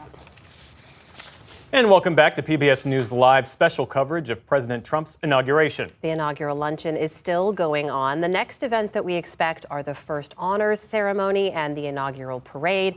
While we wait for those, we're going to turn back here to our panel who've been watching the day's events unfold with all of us. Judy Woodruff, reflect back on what we've seen so far. I know we've described him oftentimes as an unconventional president, but this is a man who's coming back into office for a non-consecutive term, has addressed the American people now twice in the inaugural address and then off-the-cuff remarks at Emancipation Hall. We expect he may speak again in the arena before a huge crowd of supporters. So we may hear from him 3 times today. We fully expect he's going to want to speak to that crowd, a large, thousands of people have been waiting, which makes this a different kind of inaugural day. I don't remember another inauguration, and I've covered them since Jimmy Carter, where the president had this kind of opportunity that he's had. So we're hearing, we are familiar with Donald Trump. He came on the scene in 2015. We're now 10 years into our familiarity, if you will. So there aren't so many surprises. There was a lot of conversation going into today's address about whether, because he had said in an interview that he was going to speak about unity. That's right. In the address today, I did count one time during today's address when he talked about the country is going to be united or unified. But other than that, it was an address, as we've been discussing, about the difficulties the country's had, how hard it's been on the American people, and how we're now going to come out of that and turn the corner. Golden age. And Tiffany Smiley, this has been intentional. Donald Trump being omnipresent across the course of the day's events, and also really with this forceful display of executive actions.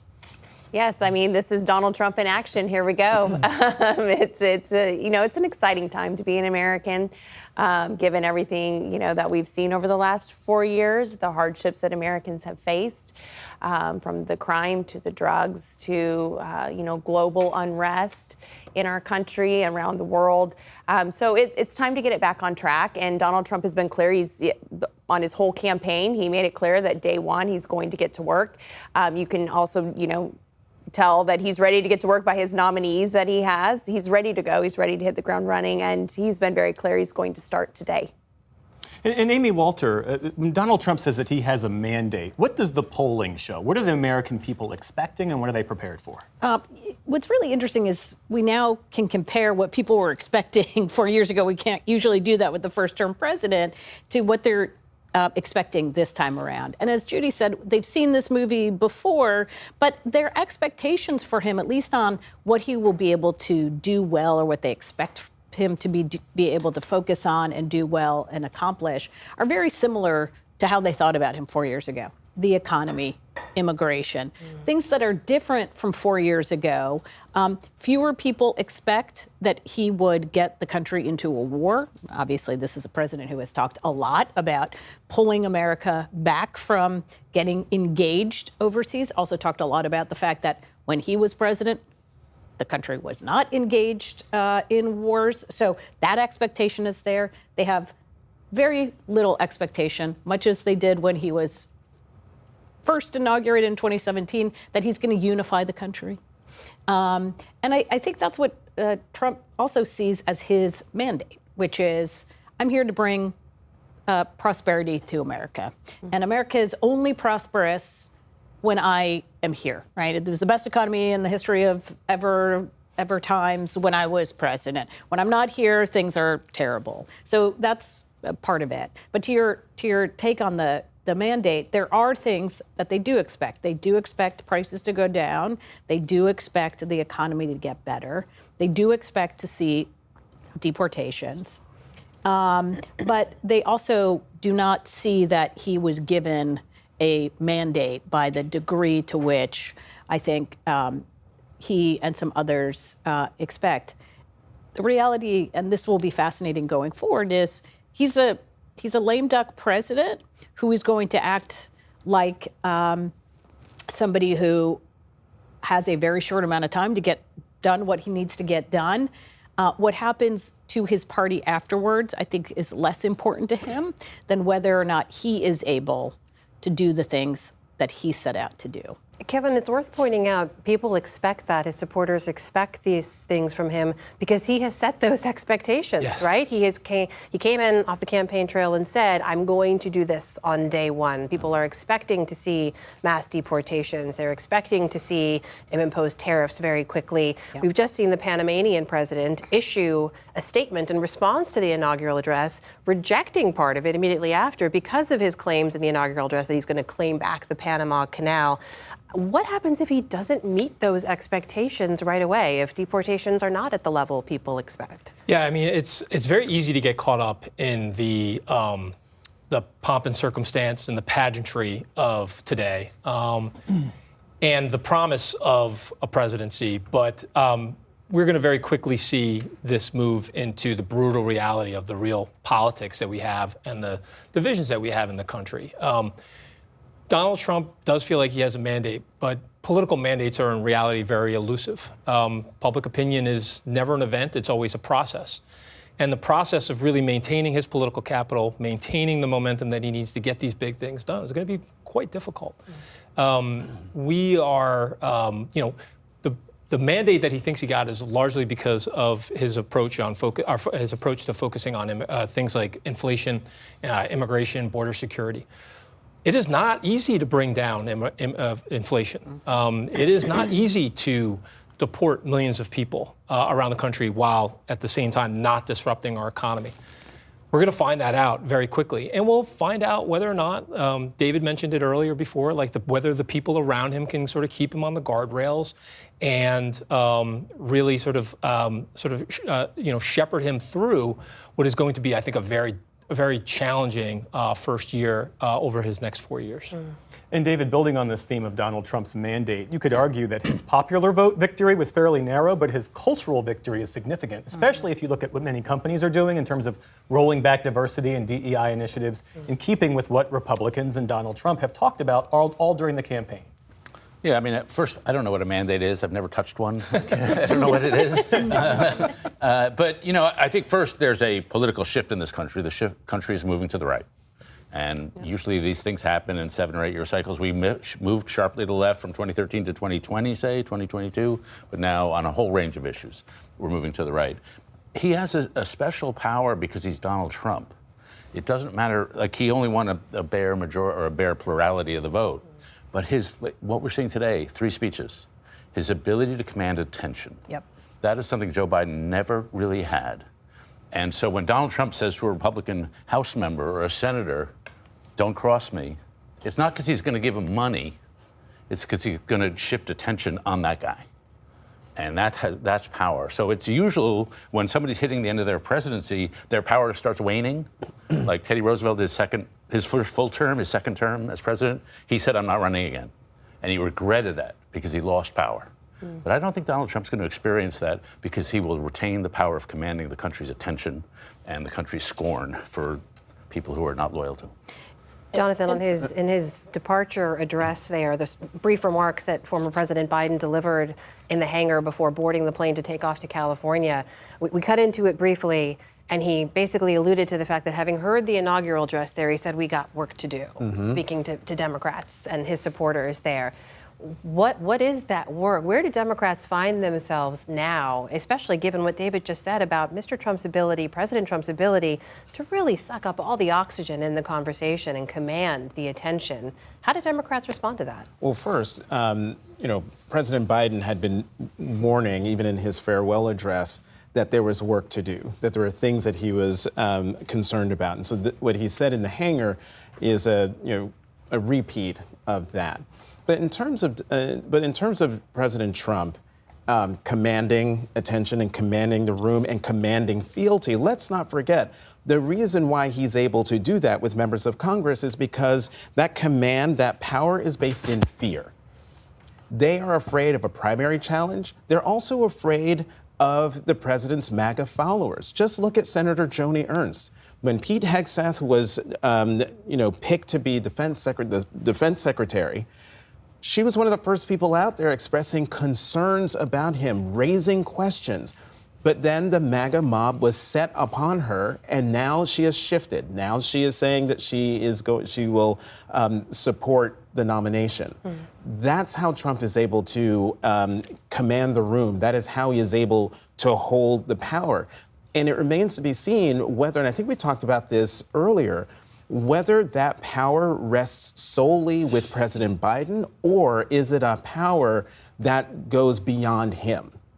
For more on how the Democrats move forward in this moment, we're joined by Democratic Congressman Roy Khanna of California. Congressman, thanks for being with us. Let's just start off with your reaction. I believe Roy Khanna is with us. Let's see if we can bring him in before we reintroduce our other guests. There, Congressman, we see you now. Thanks for being with us.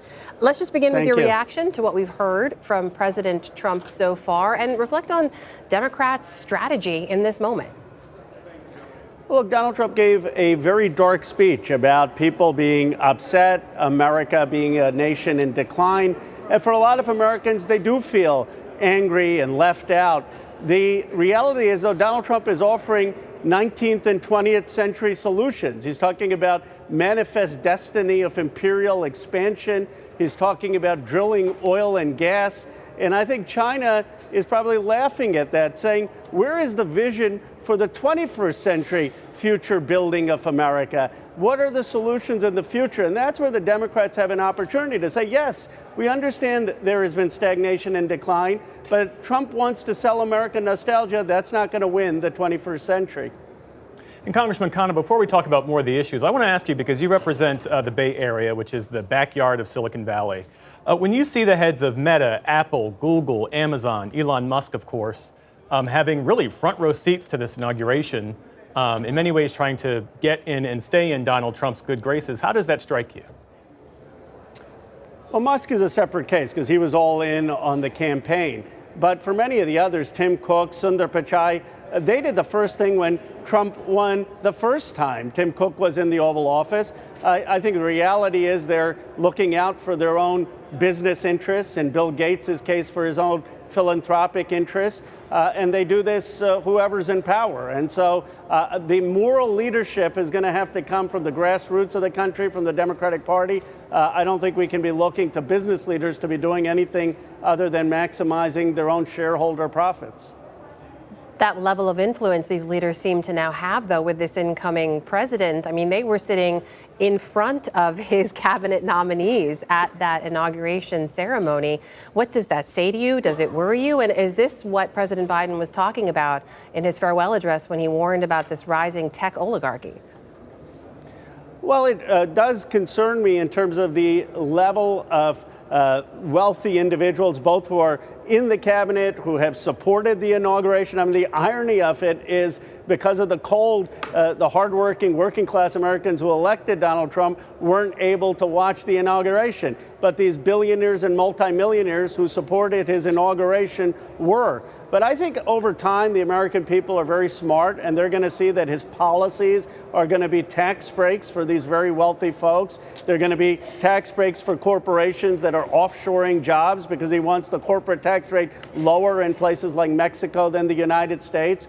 That his policies of sort of manifest destiny aren't going to do anything to build new factories and new industries in communities that have been hollowed out. And ultimately, he's selling Americans nostalgia. And I understand why people are upset. They see a stagnant country. We have to sell them the future, that we really have a way of building and transforming this country. On the issue of immigration, this is an issue on which Democrats and Republicans agree. Our current immigration system is broken. Democrats worked with Republicans in the last administration on that Lankford bill before Donald Trump effectively sought to unwind it. To what degree will Democrats work with Republicans in the second Trump administration on getting some meaningful action on immigration? Let me just point out one irony of the inauguration. A lot of the folks on that stage were immigrants who built the tech companies and built the industries in the United States. So for Donald Trump to do a broadside against immigration without acknowledging that, I think was missing an important truth. Of course, the Democrats will work on a fair immigration process that secures the border, that says people must enter this country legally, that says if you're a convicted violent felon, you should be deported. But the idea what the Laken Riley Act did was saying that if someone just arrests you or if a sheriff has a suspicion of you, that without due process we're going to kick you out is so un-American. I mean, we even gave the Nazis trials. We believe in the due process of the law. Outside of immigration, Congressman, where else do you think Democrats have room to move forward and work with this incoming administration? I think we have to hold Donald Trump accountable to what he said on the campaign. If he wants to help working class Americans, then is he willing to raise the minimum wage? That's something that 70% of Americans believe, that Americans deserve a raise. Is he willing to cap the interest rates that people are paying on their credit cards? Because he had said that he was willing to do that. Is he willing to actually invest in steel and aluminum and making manufacturing in the United States? Or is it just all rhetoric? And so we will work on issues that actually help the working and middle class. Congressman Ro Khanna, Democrat from California, thanks again for being with us. Thank you. And for more on this new administration's policies and their implications, we're joined now by David Wessel of the Brookings Institution and Mark Hugo Lopez of the Pew Research Center. Mr. Wessel, we'll start with you first. On this matter of tariffs, most economists believe that President Trump's tariff plan will add to the inflationary pressure in this country. They seem to disagree on how much. How do you see it? Well, I think it's really interesting today that when President Trump gave this long list of things he's going to do on day one, that although he mentioned a review of tariffs, he didn't actually say that he was going to impose them, unlike what he's doing on immigration. So I think we'll see. Predicting what Donald Trump is going to do next is a foolish game. I'm sure he will do some tariffs, but the real question is, what will he do? How strategic will he be? And is this a negotiating tactic, or is it really some way of really punishing imports? And we don't really know yet. It is right, as you say, that tariffs will contribute to pushing prices up, which is at odds with the promise he made just in his inaugural speech. And some of the things he says that might bring prices down, deregulation or some kind of tax cuts, are not things that'll happen right away. David, as you mentioned, of course, the tariffs, and I've heard this, we had the Canadian ambassador on the show who indicated she believes some of those tariff threats are just a starting point for negotiations. That's how her government is seeing it. But there are things that President Trump can do alone as president with executive action. There are things that he needs Congress to be able to do, like some of the tax provisions we know he wants to push through. Walk us through what we could see in terms of what he can and cannot do alone. The President of the United States has extraordinary authority to impose tariffs without congressional consent. The history of this, in short, is that once upon a time, Congress did tariffs. The Constitution gives Congress that authority, that responsibility. But members of Congress thought they were putting on too many tariffs because each member of Congress would protect his or her own constituency. So they gave the power to the president on the theory that the president had the national interest at stake. And over the last several presidencies, the president has tended to be more free trade than members of Congress. But that's all gone. So Trump has the authority, and I expect he will use it. It's a question of how targeted.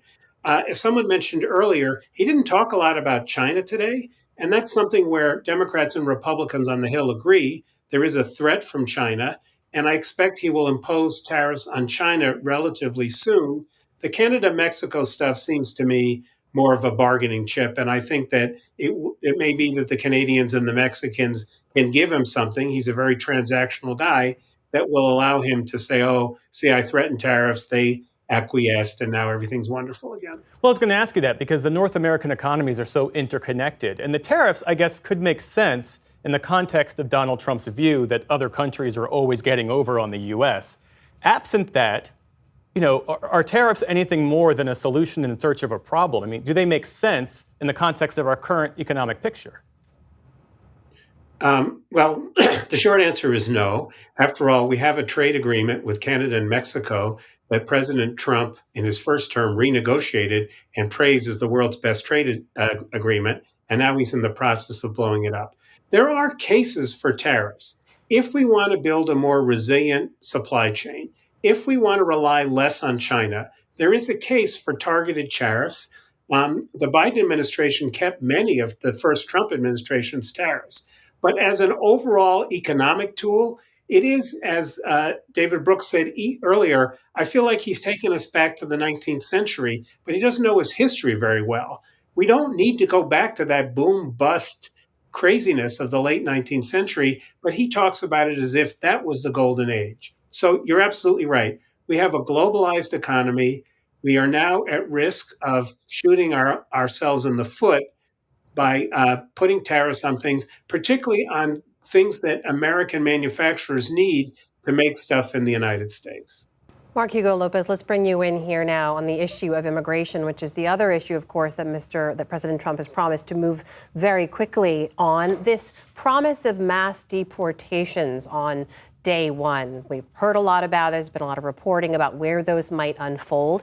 Where do the American people stand on watching these kinds of scenes unfold and supporting this policy? It's interesting because we found in an August survey that about 54% of U.S. adults told us that they supported mass deportations. But at the same time, we also found that U.S. adults have mixed views or nuanced views about deportations, who should be deported.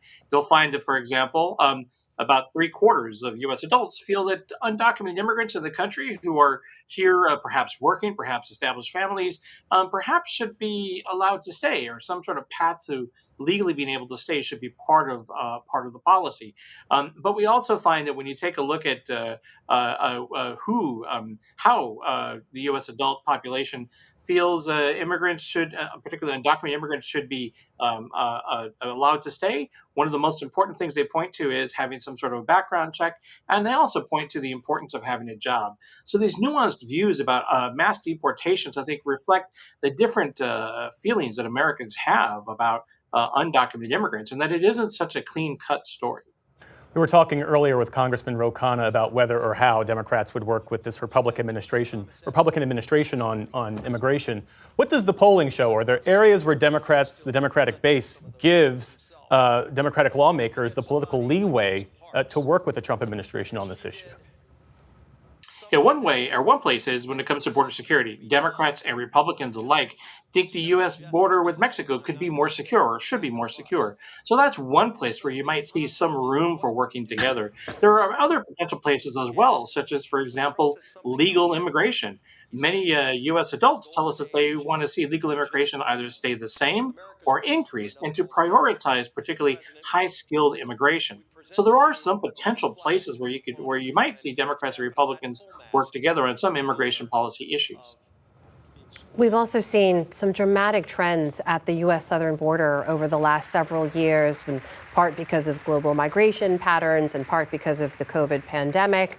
And then, of course, in the last 6 or 7 months, we've seen a dramatic decline in terms of encounters at the U.S. southern border because of executive action that President Biden took after congressional action failed to cross the finish line. In terms of where the American people are and how they view immigration, one of the things we look back on this last election and see is that there has been a bit of a rightward shift when it comes to some views.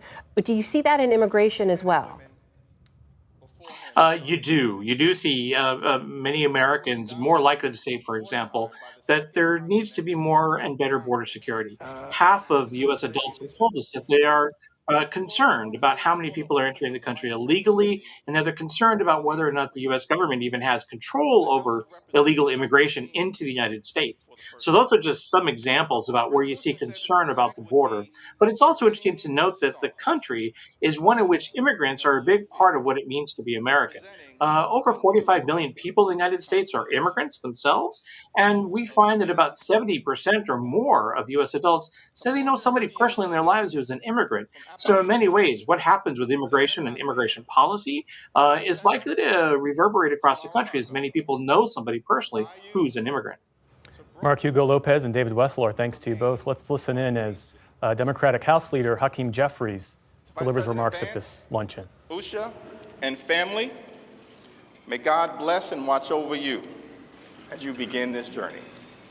On behalf of the Congress, we present one of the flags that flew above the Capitol today to the 50th Vice President of the United States of America, James David Vance, and wish you Godspeed.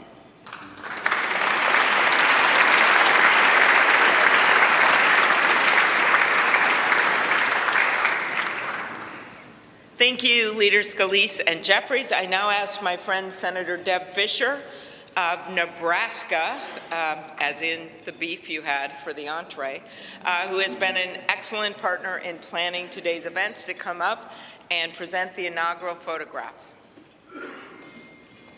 Well, my thanks to Chair Klobuchar for putting together again in the last 2 days the 60th inaugural ceremony here at the United States Capitol. Amy did a wonderful job, along with all of the committee, all of our staffs, in order for this to come together and be a very memorable experience. It is a tradition that the committee give our new President and First Lady, our Vice President, and Mrs. Vance the official photographs taken at the swearing-in ceremony. And so it is such an honor to be able to have those presented to you. I hope you will display them with pride, with honor, and with humbleness that I know you will carry with you every single day that you serve the people of this country. May God bless you all.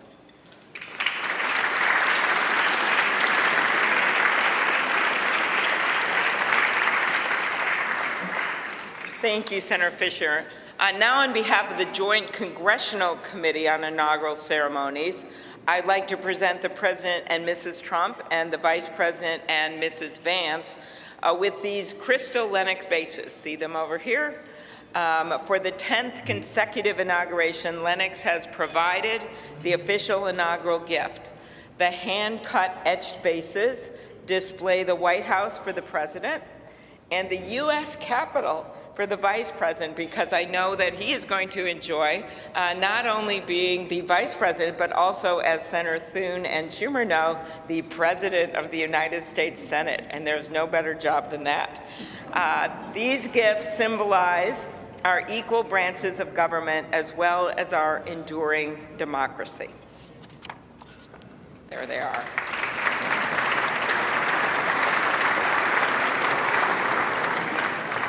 I will now invite Speaker of the House, Mike Johnson of Louisiana, to give the toast to the Vice President.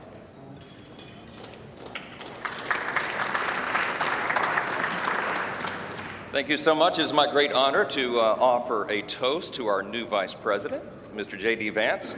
J.D., you wrote something very poignant in your memoir, actually many things very poignant, but let me quote you here. What separates the successful from the unsuccessful are the expectations they had for their own lives. That's really meaningful. That expectation is a powerful thing. We remember the people in our lives who provided that to us. We all need that. Everybody needs hope and encouragement. They need a greater expectation. We need people in our lives who will make us look farther and reach higher. JD's written a lot about the people in his life that have done that. He's written about, we know the great story of your grandparents and what they did in your life. He's written about his professors and mentors that he met in law school. He speaks a lot about his gracious, beautiful wife, our new second lady, Usha. Is a great inspiration as well. And JD, you yourself have been inspiring people. Your story really has. It's one of the reasons that I believe God has raised your platform as he has, because you've been so faithful to tell that story and to inspire so many others. And so our hope and our prayer is, as you continue to do this, that as you go to help us execute on the America First agenda, that you also do what you've been doing so well all along, and that is providing a model for what is possible in America.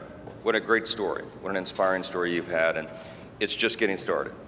I pray specifically that you inspire a lot of the young men in America. Some of them feel hopeless and stagnant sometimes, and you're a great example to all of them and to all of us, that if you work hard and you play by the rules and you do the right thing, you can make a better life. You're now the Vice President of the United States, my friend. So everyone, will you please join me in raising a glass to our own mentors, the people who inspired all of us, to the possibilities of our own future, to these great new horizons. What a perfect choice this was for the painting, the artwork today.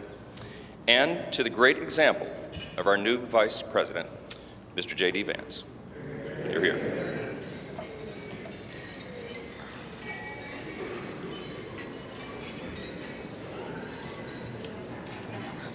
Thank you, Speaker Johnson and Vice President Vance. I will now invite my senator next door in the state of South Dakota, Senate Majority Leader John Thune, to give the toast for the President.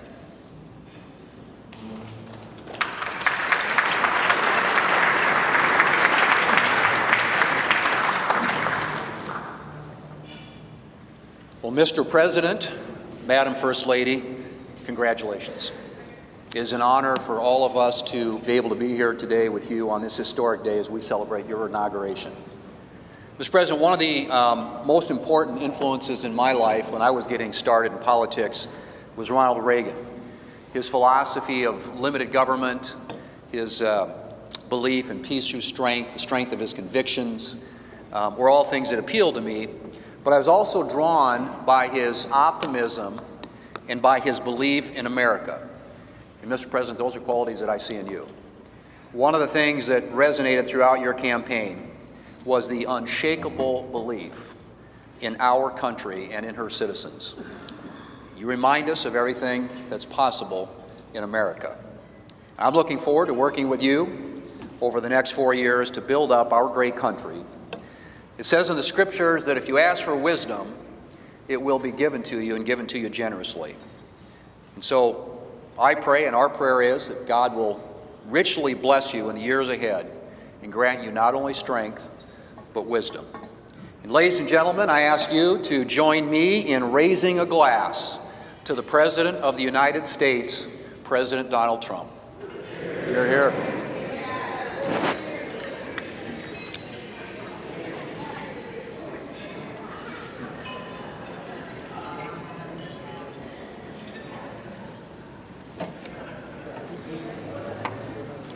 So, this has been a long day with many other things ahead for so many of you. But I want to thank you for attending the 60th inaugural ceremonies. And as we close, we ask that you pick up a gift. All of our guests are going to get a set of commemorative glasses in embossed leather featuring the Great Seal of the United States, which Senator Fisher and I selected together, and maybe Senator McConnell added some bourbon from Kentucky. Just saying. It is now my privilege to conclude this luncheon by asking Margaret Kibben, the chaplain for the House of Representatives, to deliver the benediction. Thank you. And we know we love this eagle podium. It's pretty good, Mr. President. Ladies and gentlemen, please rise for the benediction.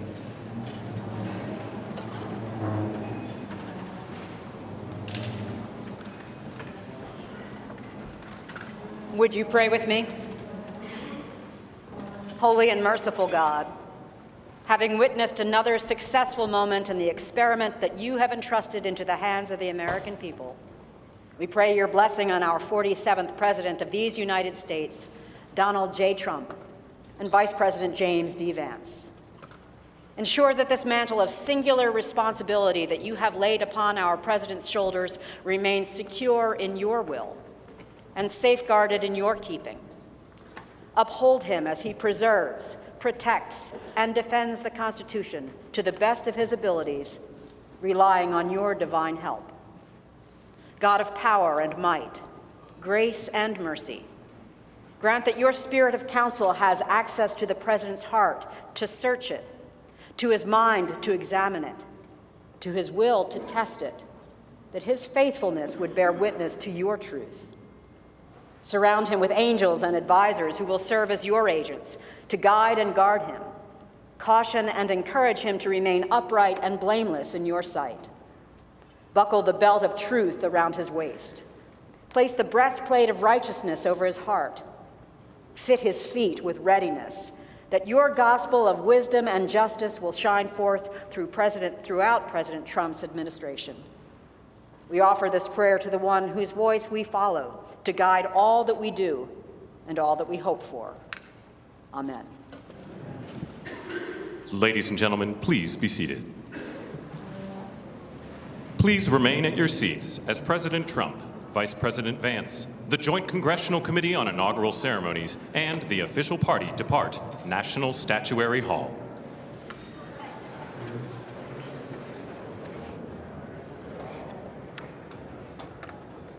You're watching live picture of the inaugural luncheon that's now come to an end. As you see, one of the inaugural committee chairs, Senator Amy Klobuchar, speaking with President Trump and Vice President Vance. Additional ceremonies are going to unfold as part of the inaugural ceremonies and celebration at the Capitol. Then Mr. Trump, of course, will make his way to Capital One Arena, where the inaugural parade is expected to unfold. In the meantime, we'd like to bring in Matthew Continetti of the American Enterprise Institute, who joins us now to talk about President Trump and the Republican Party at this moment. Matt, thanks so much for being with us. One of the reasons I was looking forward to speaking with you today is I know you've taken a very long lens when it comes to how the Republican Party has arrived at this moment and this leader. And I just want you to reflect on what we heard from President Trump in his inaugural address, the policies, the priorities of this president, and what it says about where Republicans are right now. Sure, thanks for having me. You know, I think there are a lot of similarities between Donald Trump's second inaugural address and his first inaugural address 8 years ago. But the similarities end there with the text of the speech. The world is a very different place. America is a very different place.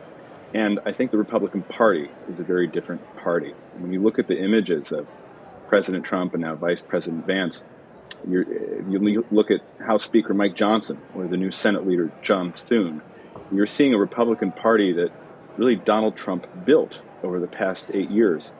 And I think this may be actually a difference maker between his first administration and his second. In the first administration, Trump was an outsider.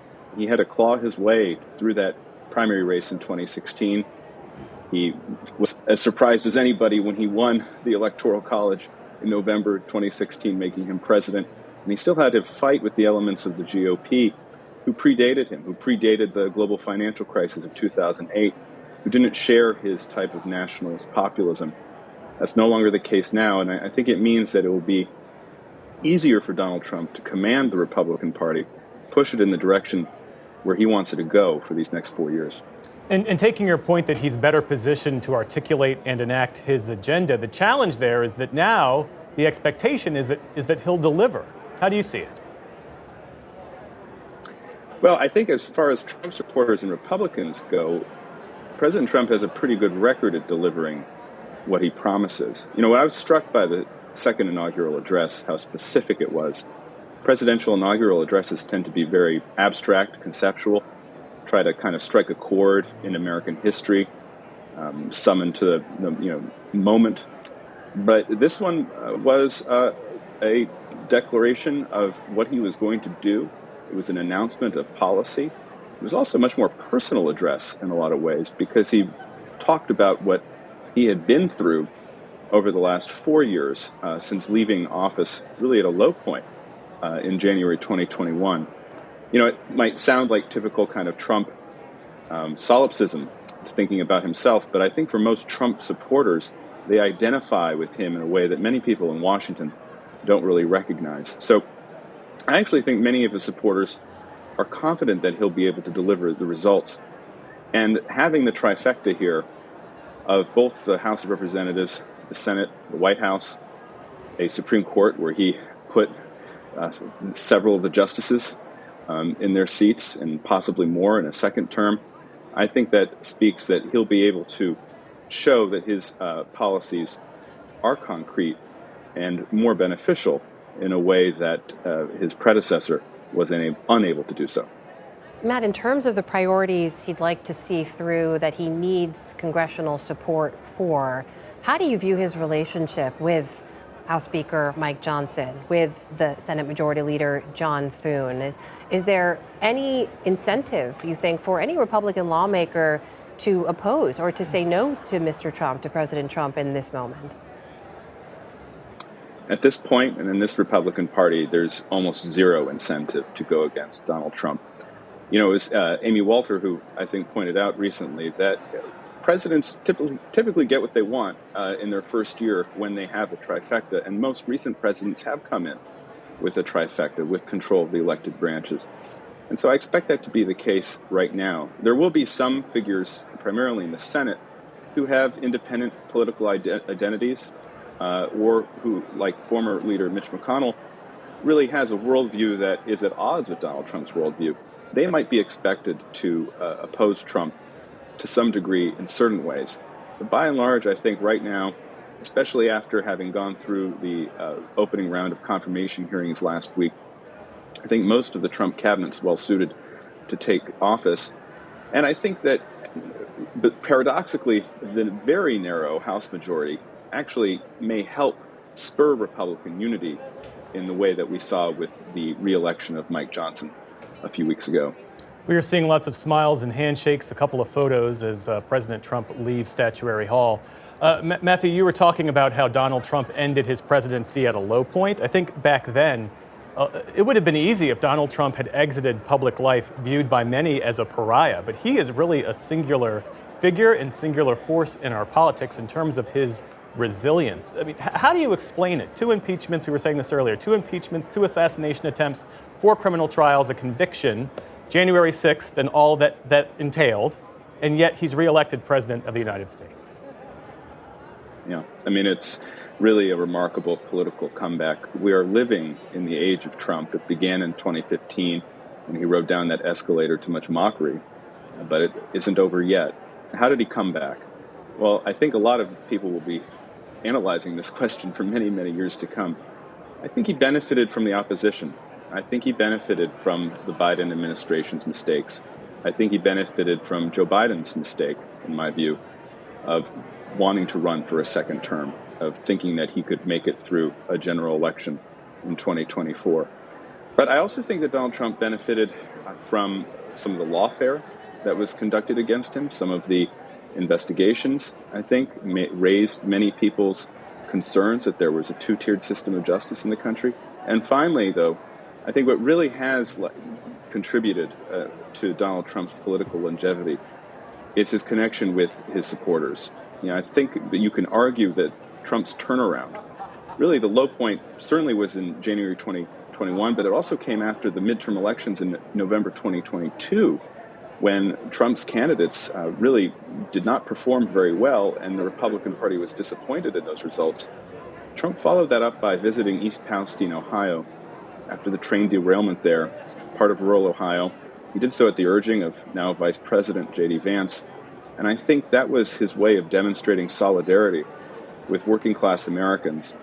And he kind of broadened that coalition beyond just rural working class Americans to include working class Americans of color during his visit to the bodega in Manhattan and also his rally in the Bronx.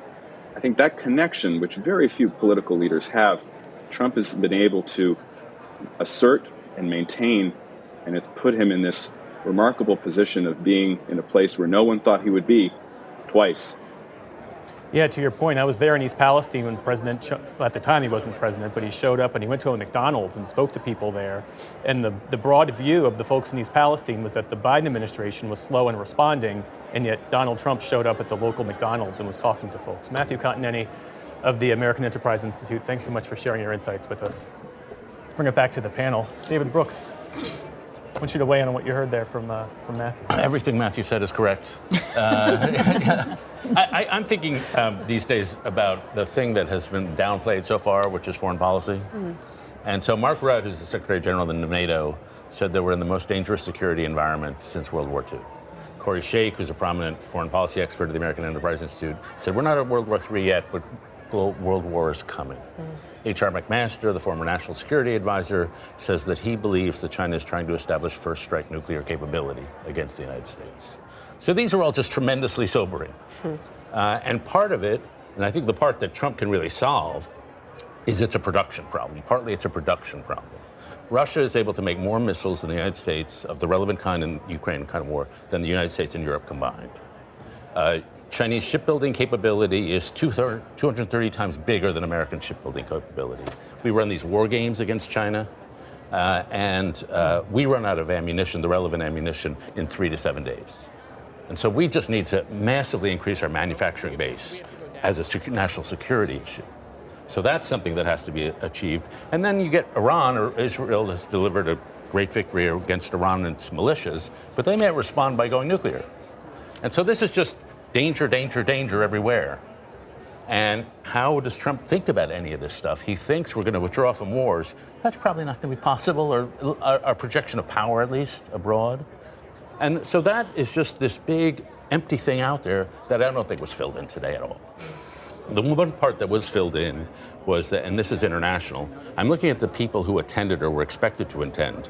Javier Milei, the Argentina president, the Italian Prime Minister Giorgia Meloni, Nigel Farage, whose Reform Party in the UK is now in second place above the Tories and barely behind the Labour Party. And so what you see is that this is not just a US phenomenon, this is a global populist movement that he is a part of. And somehow this populist movement will probably start wielding a common foreign policy of the sort we haven't seen before. And so this is, I'm not saying I have answers, I don't know what's going to happen. I just know this is a gigantic thing that is not being addressed. And somebody, I think Amy mentioned earlier, George W. Bush, when he took his inaugural address in 2001, he had no idea what was about to hit him. And I have a feeling we're in that boat. I mean, I kind of disagree. I think Trump understands the moment that he's in very clearly, and you see it in his negotiating tactics. You see it in his leadership and him stepping in. I mean, it's almost as if he has been president for the last few months, showing the world leaders that, hey, we're strong, we're going to rebuild. And he understands also to have leverage around the globe and to protect the American people, we have to have a strong economic force. We have to build up our economy to leverage against China, to show our strength, to have leverage in the Panama Canal. He understands the implications that are facing us in the global challenge that we have today. And he's shown that he's ready to lead and take it, lead from the front. Kevin, how do you see that foreign policy front being filled in? To David's point, we didn't hear a lot today. The America First language is the overarching umbrella for all of this, right? But to the degree that needs to be filled in terms of details. You look at the ceasefire agreement, for example, that was done very much in coordination with the Biden administration and the incoming Trump team and his envoy to the area. It's difficult to see how that kind of involvement would come from a Trump administration. Correct me if I'm wrong. I wouldn't see them wanting to interact in the same way. What do you think? I think to your broader point, the good intentions that everybody has right now will often become overrun by events. And that's one of the things that's always difficult with a new presidency is you have a lot of promise, a lot of high expectations, but events may overcome us. I think one of the things that's different now is that President Trump has actually a very good relationship with and a very loyal cabinet that is operating at his direction. And I think he also has a very clear contrast with the foreign policy of the last 4 years with the foreign policy that he wants to promote over the next 4 years.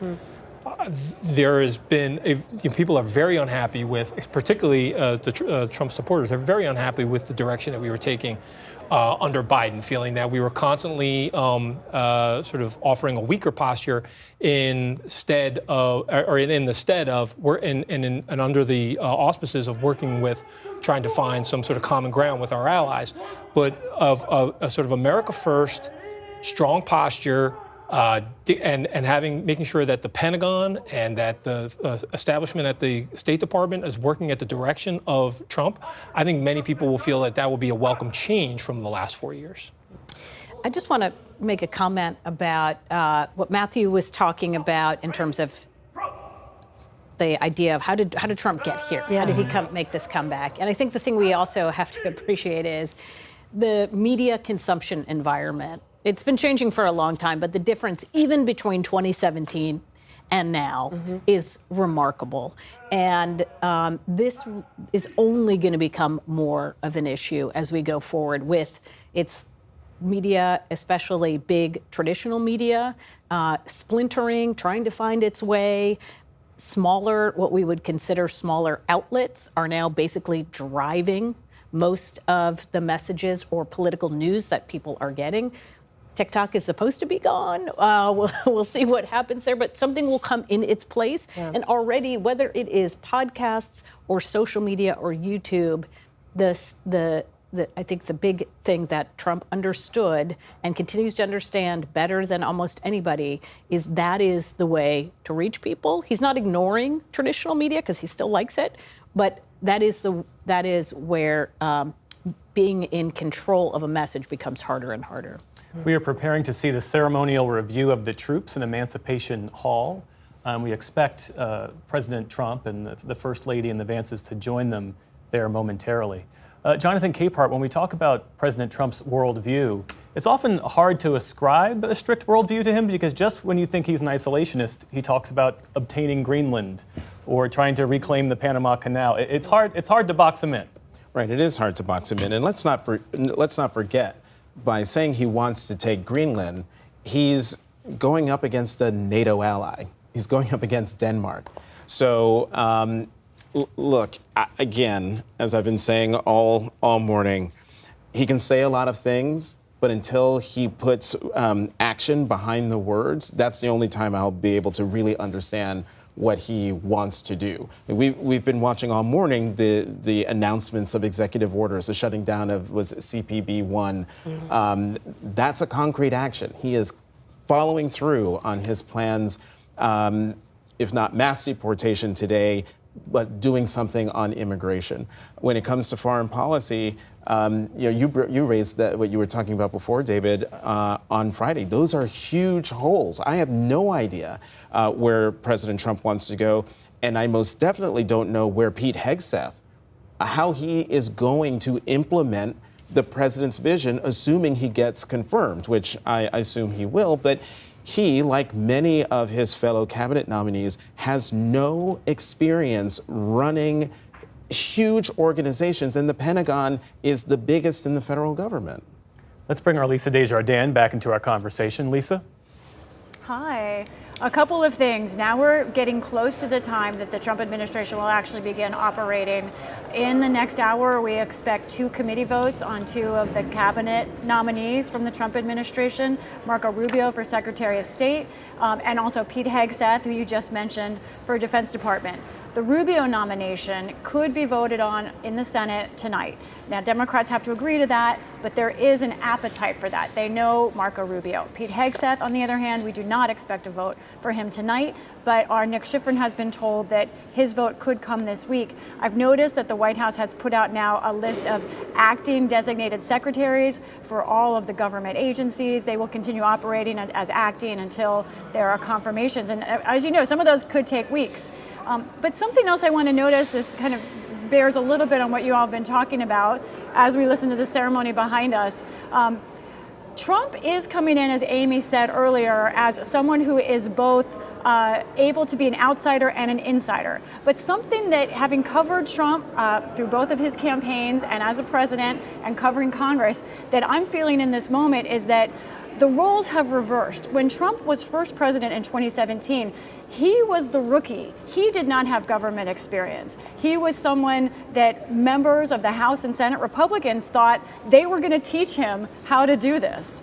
We know that didn't really work out that way, but what's flipped now is that Trump is the one with government experience, 4 years in the White House, and he's dealing with leaders here in the Capitol who are new. Speaker Johnson, almost a brand new speaker relatively. Majority Leader in the Senate, John Thune, who is really just days into being a leader. And Hakeem Jeffries, the Democratic leader in the House. I don't know if our viewers noticed, but when they had the signing ceremony earlier today, that was the first time those 2 men had met at all. So Trump is coming in not just with his own momentum as a politician and his political, charisma and gravitas and core base, but also with experience in governing that the leaders here in the Capitol, they don't have in their position the same way that he does.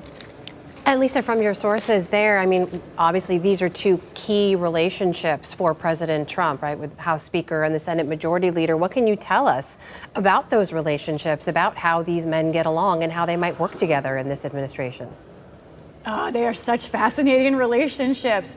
Mike Johnson came into being Speaker without much leadership experience himself. He's quickly defined himself as 100% on board the Trump bandwagon. And you often see, in fact, Speaker Johnson sort of next to or behind President Trump in photos. Now, John Thune has a different relationship. He and President Trump were not friends. In fact, they had a broken relationship. John Thune criticized him openly after the Access Hollywood tape. He asked Trump in 2016 to drop out of the presidential campaign. He didn't do that, and he always looked at John Thune with suspicion after that. Thune also criticized him after January 6th. But earlier this year in March, Thune and Trump repaired the relationship, Thune going down to Mar-a-Lago and convincing Trump to stay out of the race for Senate Majority Leader. Now, it's a tricky situation here, but my understanding from sources, both Trump campaign and also Thune, other Republicans in the Senate, was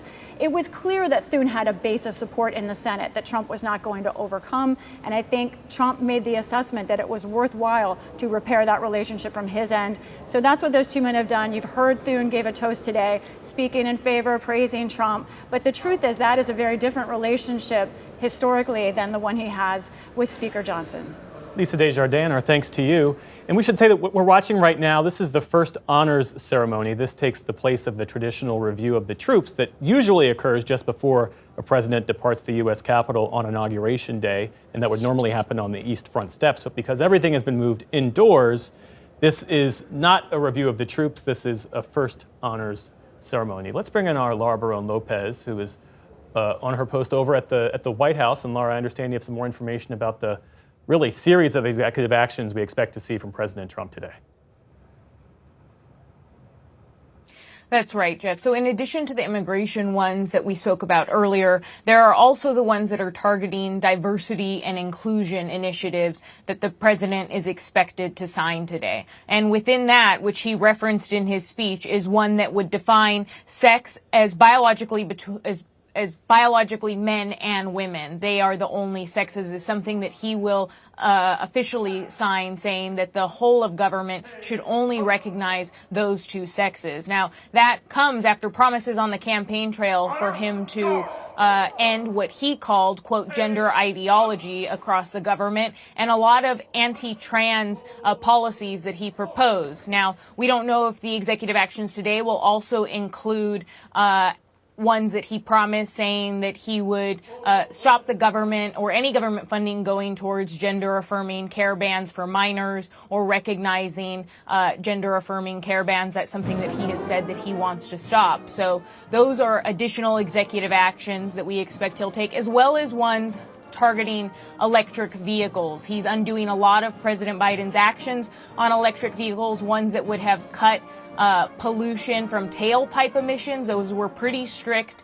It was a pretty strict regulation that was issued by President Biden, and President Trump is wanting to undo that during his first day in office. Now, when it comes to the pardons for January 6 rioters, Trump and his advisors have said that they would stick to only pardoning those who were nonviolent rioters, nonviolent people who stormed the Capitol. But some reports indicate that he may very well commute the sentences of those who were charged with violent acts. And as of the latest Justice Department total, the outgoing Justice Department's total was that some 600 rioters were charged with violent assaults on police officers. Jeff?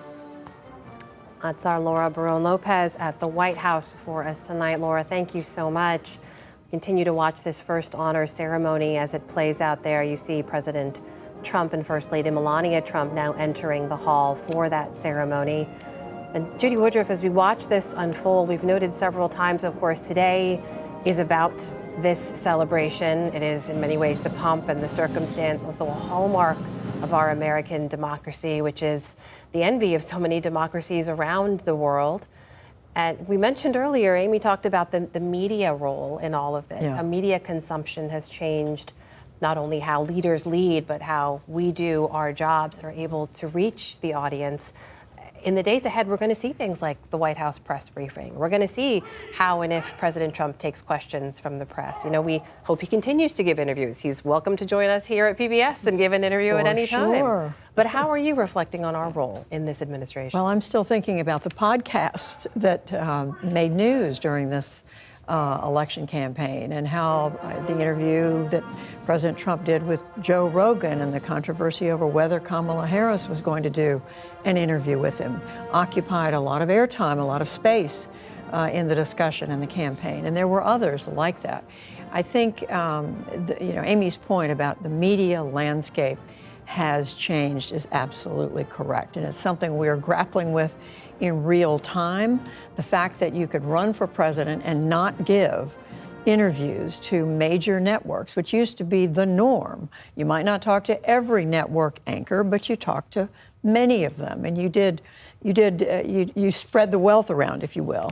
Today, you can get reelected president by not talking to just about anybody, and as I said, just doing some podcasts, going on some radio programs, sticking to one network or two that is sympathetic to your point of view. So I don't know. We don't know where this is headed. It's a lot of people would love to know that, but we are clearly in a time of transition, and I think it is fair to say, and several of you have said this, President Trump has shown a real talent at figuring out how to put himself at the center of this. You said this a minute ago, I think, and I know Kevin made the point. He understands the way to keep himself in the conversation. I remember he did this very well in his first term, and there's every indication he's going to continue to do that. Yeah, and when Lisa was talking about the change at the top of the leadership in Congress, remember too that 68% of Republicans in the House have come in since 2016. Right. There is not a pre-Trump, post-Trump world. Most of the people there have known nothing other than what life has looked like since Trump came onto the scene. What about that, Tiffany, that this party is now officially remade in Donald Trump's image? There's no turning back.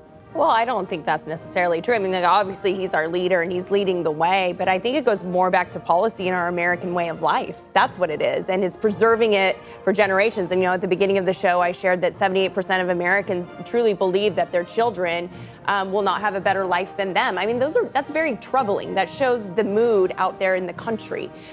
So I think it's more of a getting back to citizens who are engaged in this country, American patriotism, where we feel safe, where our economy works, where businesses are open and small businesses are flourishing and growing, and we have manufacturing, and there's no big world wars going on. That's what's at play. I actually would say it has been remade in his image, and it's actually more so. I think it's been remade in his style. Yeah, his style. That makes sense. The style of politics that we see now is very different from as a Mitt Romney guy. It's like sort of like watching old black and white movies. And but this is it. This is here to say. And I was thinking about this too. I was talking in the green room earlier. I have a son who's 18 years old, and he just voted this year for the first year. There is no weirdness or sort of like uniqueness about Trump. Trump has always been a big major figure in politics since he's been involved in voting. And there's many Americans now, this is the norm. This is the sort of standard. So we have to change our views of what norms and standards are when we start to look at politics, judge who has the advantage in big national political debates as a result of that. And so I think the one thing that he'll continue to do, that Trump will continue to use to his advantage, is he views Washington and how you get things done here from an outside-in perspective. And he's going to constantly tap into the fervent support that he has around the country to really try to affect change here in Washington. Jonathan Capehart, I'm sorry, Dave. We heard President Biden in his last remarks before leaving saying that he's staying in the fight. And Kamala Harris did something similar to that a couple days ago. What does that mean for Democrats to stay in the fight at this point? It means pushing back on things that they don't agree with, that they don't like substantively. I'm not talking about pushing back on picayune things. There are big fights coming. Immigration is going to be a big fight. Debt ceiling is going to be a big fight. The renewal or not of the Trump tax cuts will be a big fight. One of the things that they could do is, you know what? Take him up on some of the things he said he was going to do that that they can actually support. For instance, both Donald Trump and Vice President Harris on the campaign trail, Donald Trump did it first, no tax on tips. Democrats should draft the bill and say, you know what? Yeah, let's do it. And then get to see whether President Trump will actually go along with it because the Democrats decided to move on it first. That's what I think the president means, and that's what I think a lot of Democrats are thinking about when they think about staying in the fight. And I just want to bring up one thing, because I've been just sort of struggling with this moment. And I got a text message from a friend, my friend Trevor, who just checked in on me, just, how you doing? And I got, meh. And then he wrote to me, I wrote to him, everything feels dark, real dark. And he wrote back, his view of America is not any reality I know, or that of anyone I know. It's not the country I love. And that crystallized for me, that's the way I'm feeling. Listening to Donald Trump's inaugural address, the speech he gave to the overflow room, everything he said on the campaign trail, that's just not the reality that I live in. And that doesn't mean that I don't recognize the problems that the country faces, but it does mean that the way I view how they should be solved is different, completely different. David Brooks. I guess I know I don't view it the way Trump does, but I certainly know a lot of people who do view it that way, including members of my own family who are big Trump supporters. The level of alienation, the level of distrust, the sense that the system is totally rigged, that's pervading the consciousness of a lot of my friends. And so those are Trump voters. I do want to disagree with my friends on the far end of the table over there. Because I don't think I think A, it is a different party, and B, I don't think it's a stylistically different. I mean, it is stylistic, but it's also a substantively, radically transformed party. The Republican Party of Mitt Romney, Kevin, you know better than I, or John McCain, or George W. Bush, that was a party of NATO. That was a party of free trade.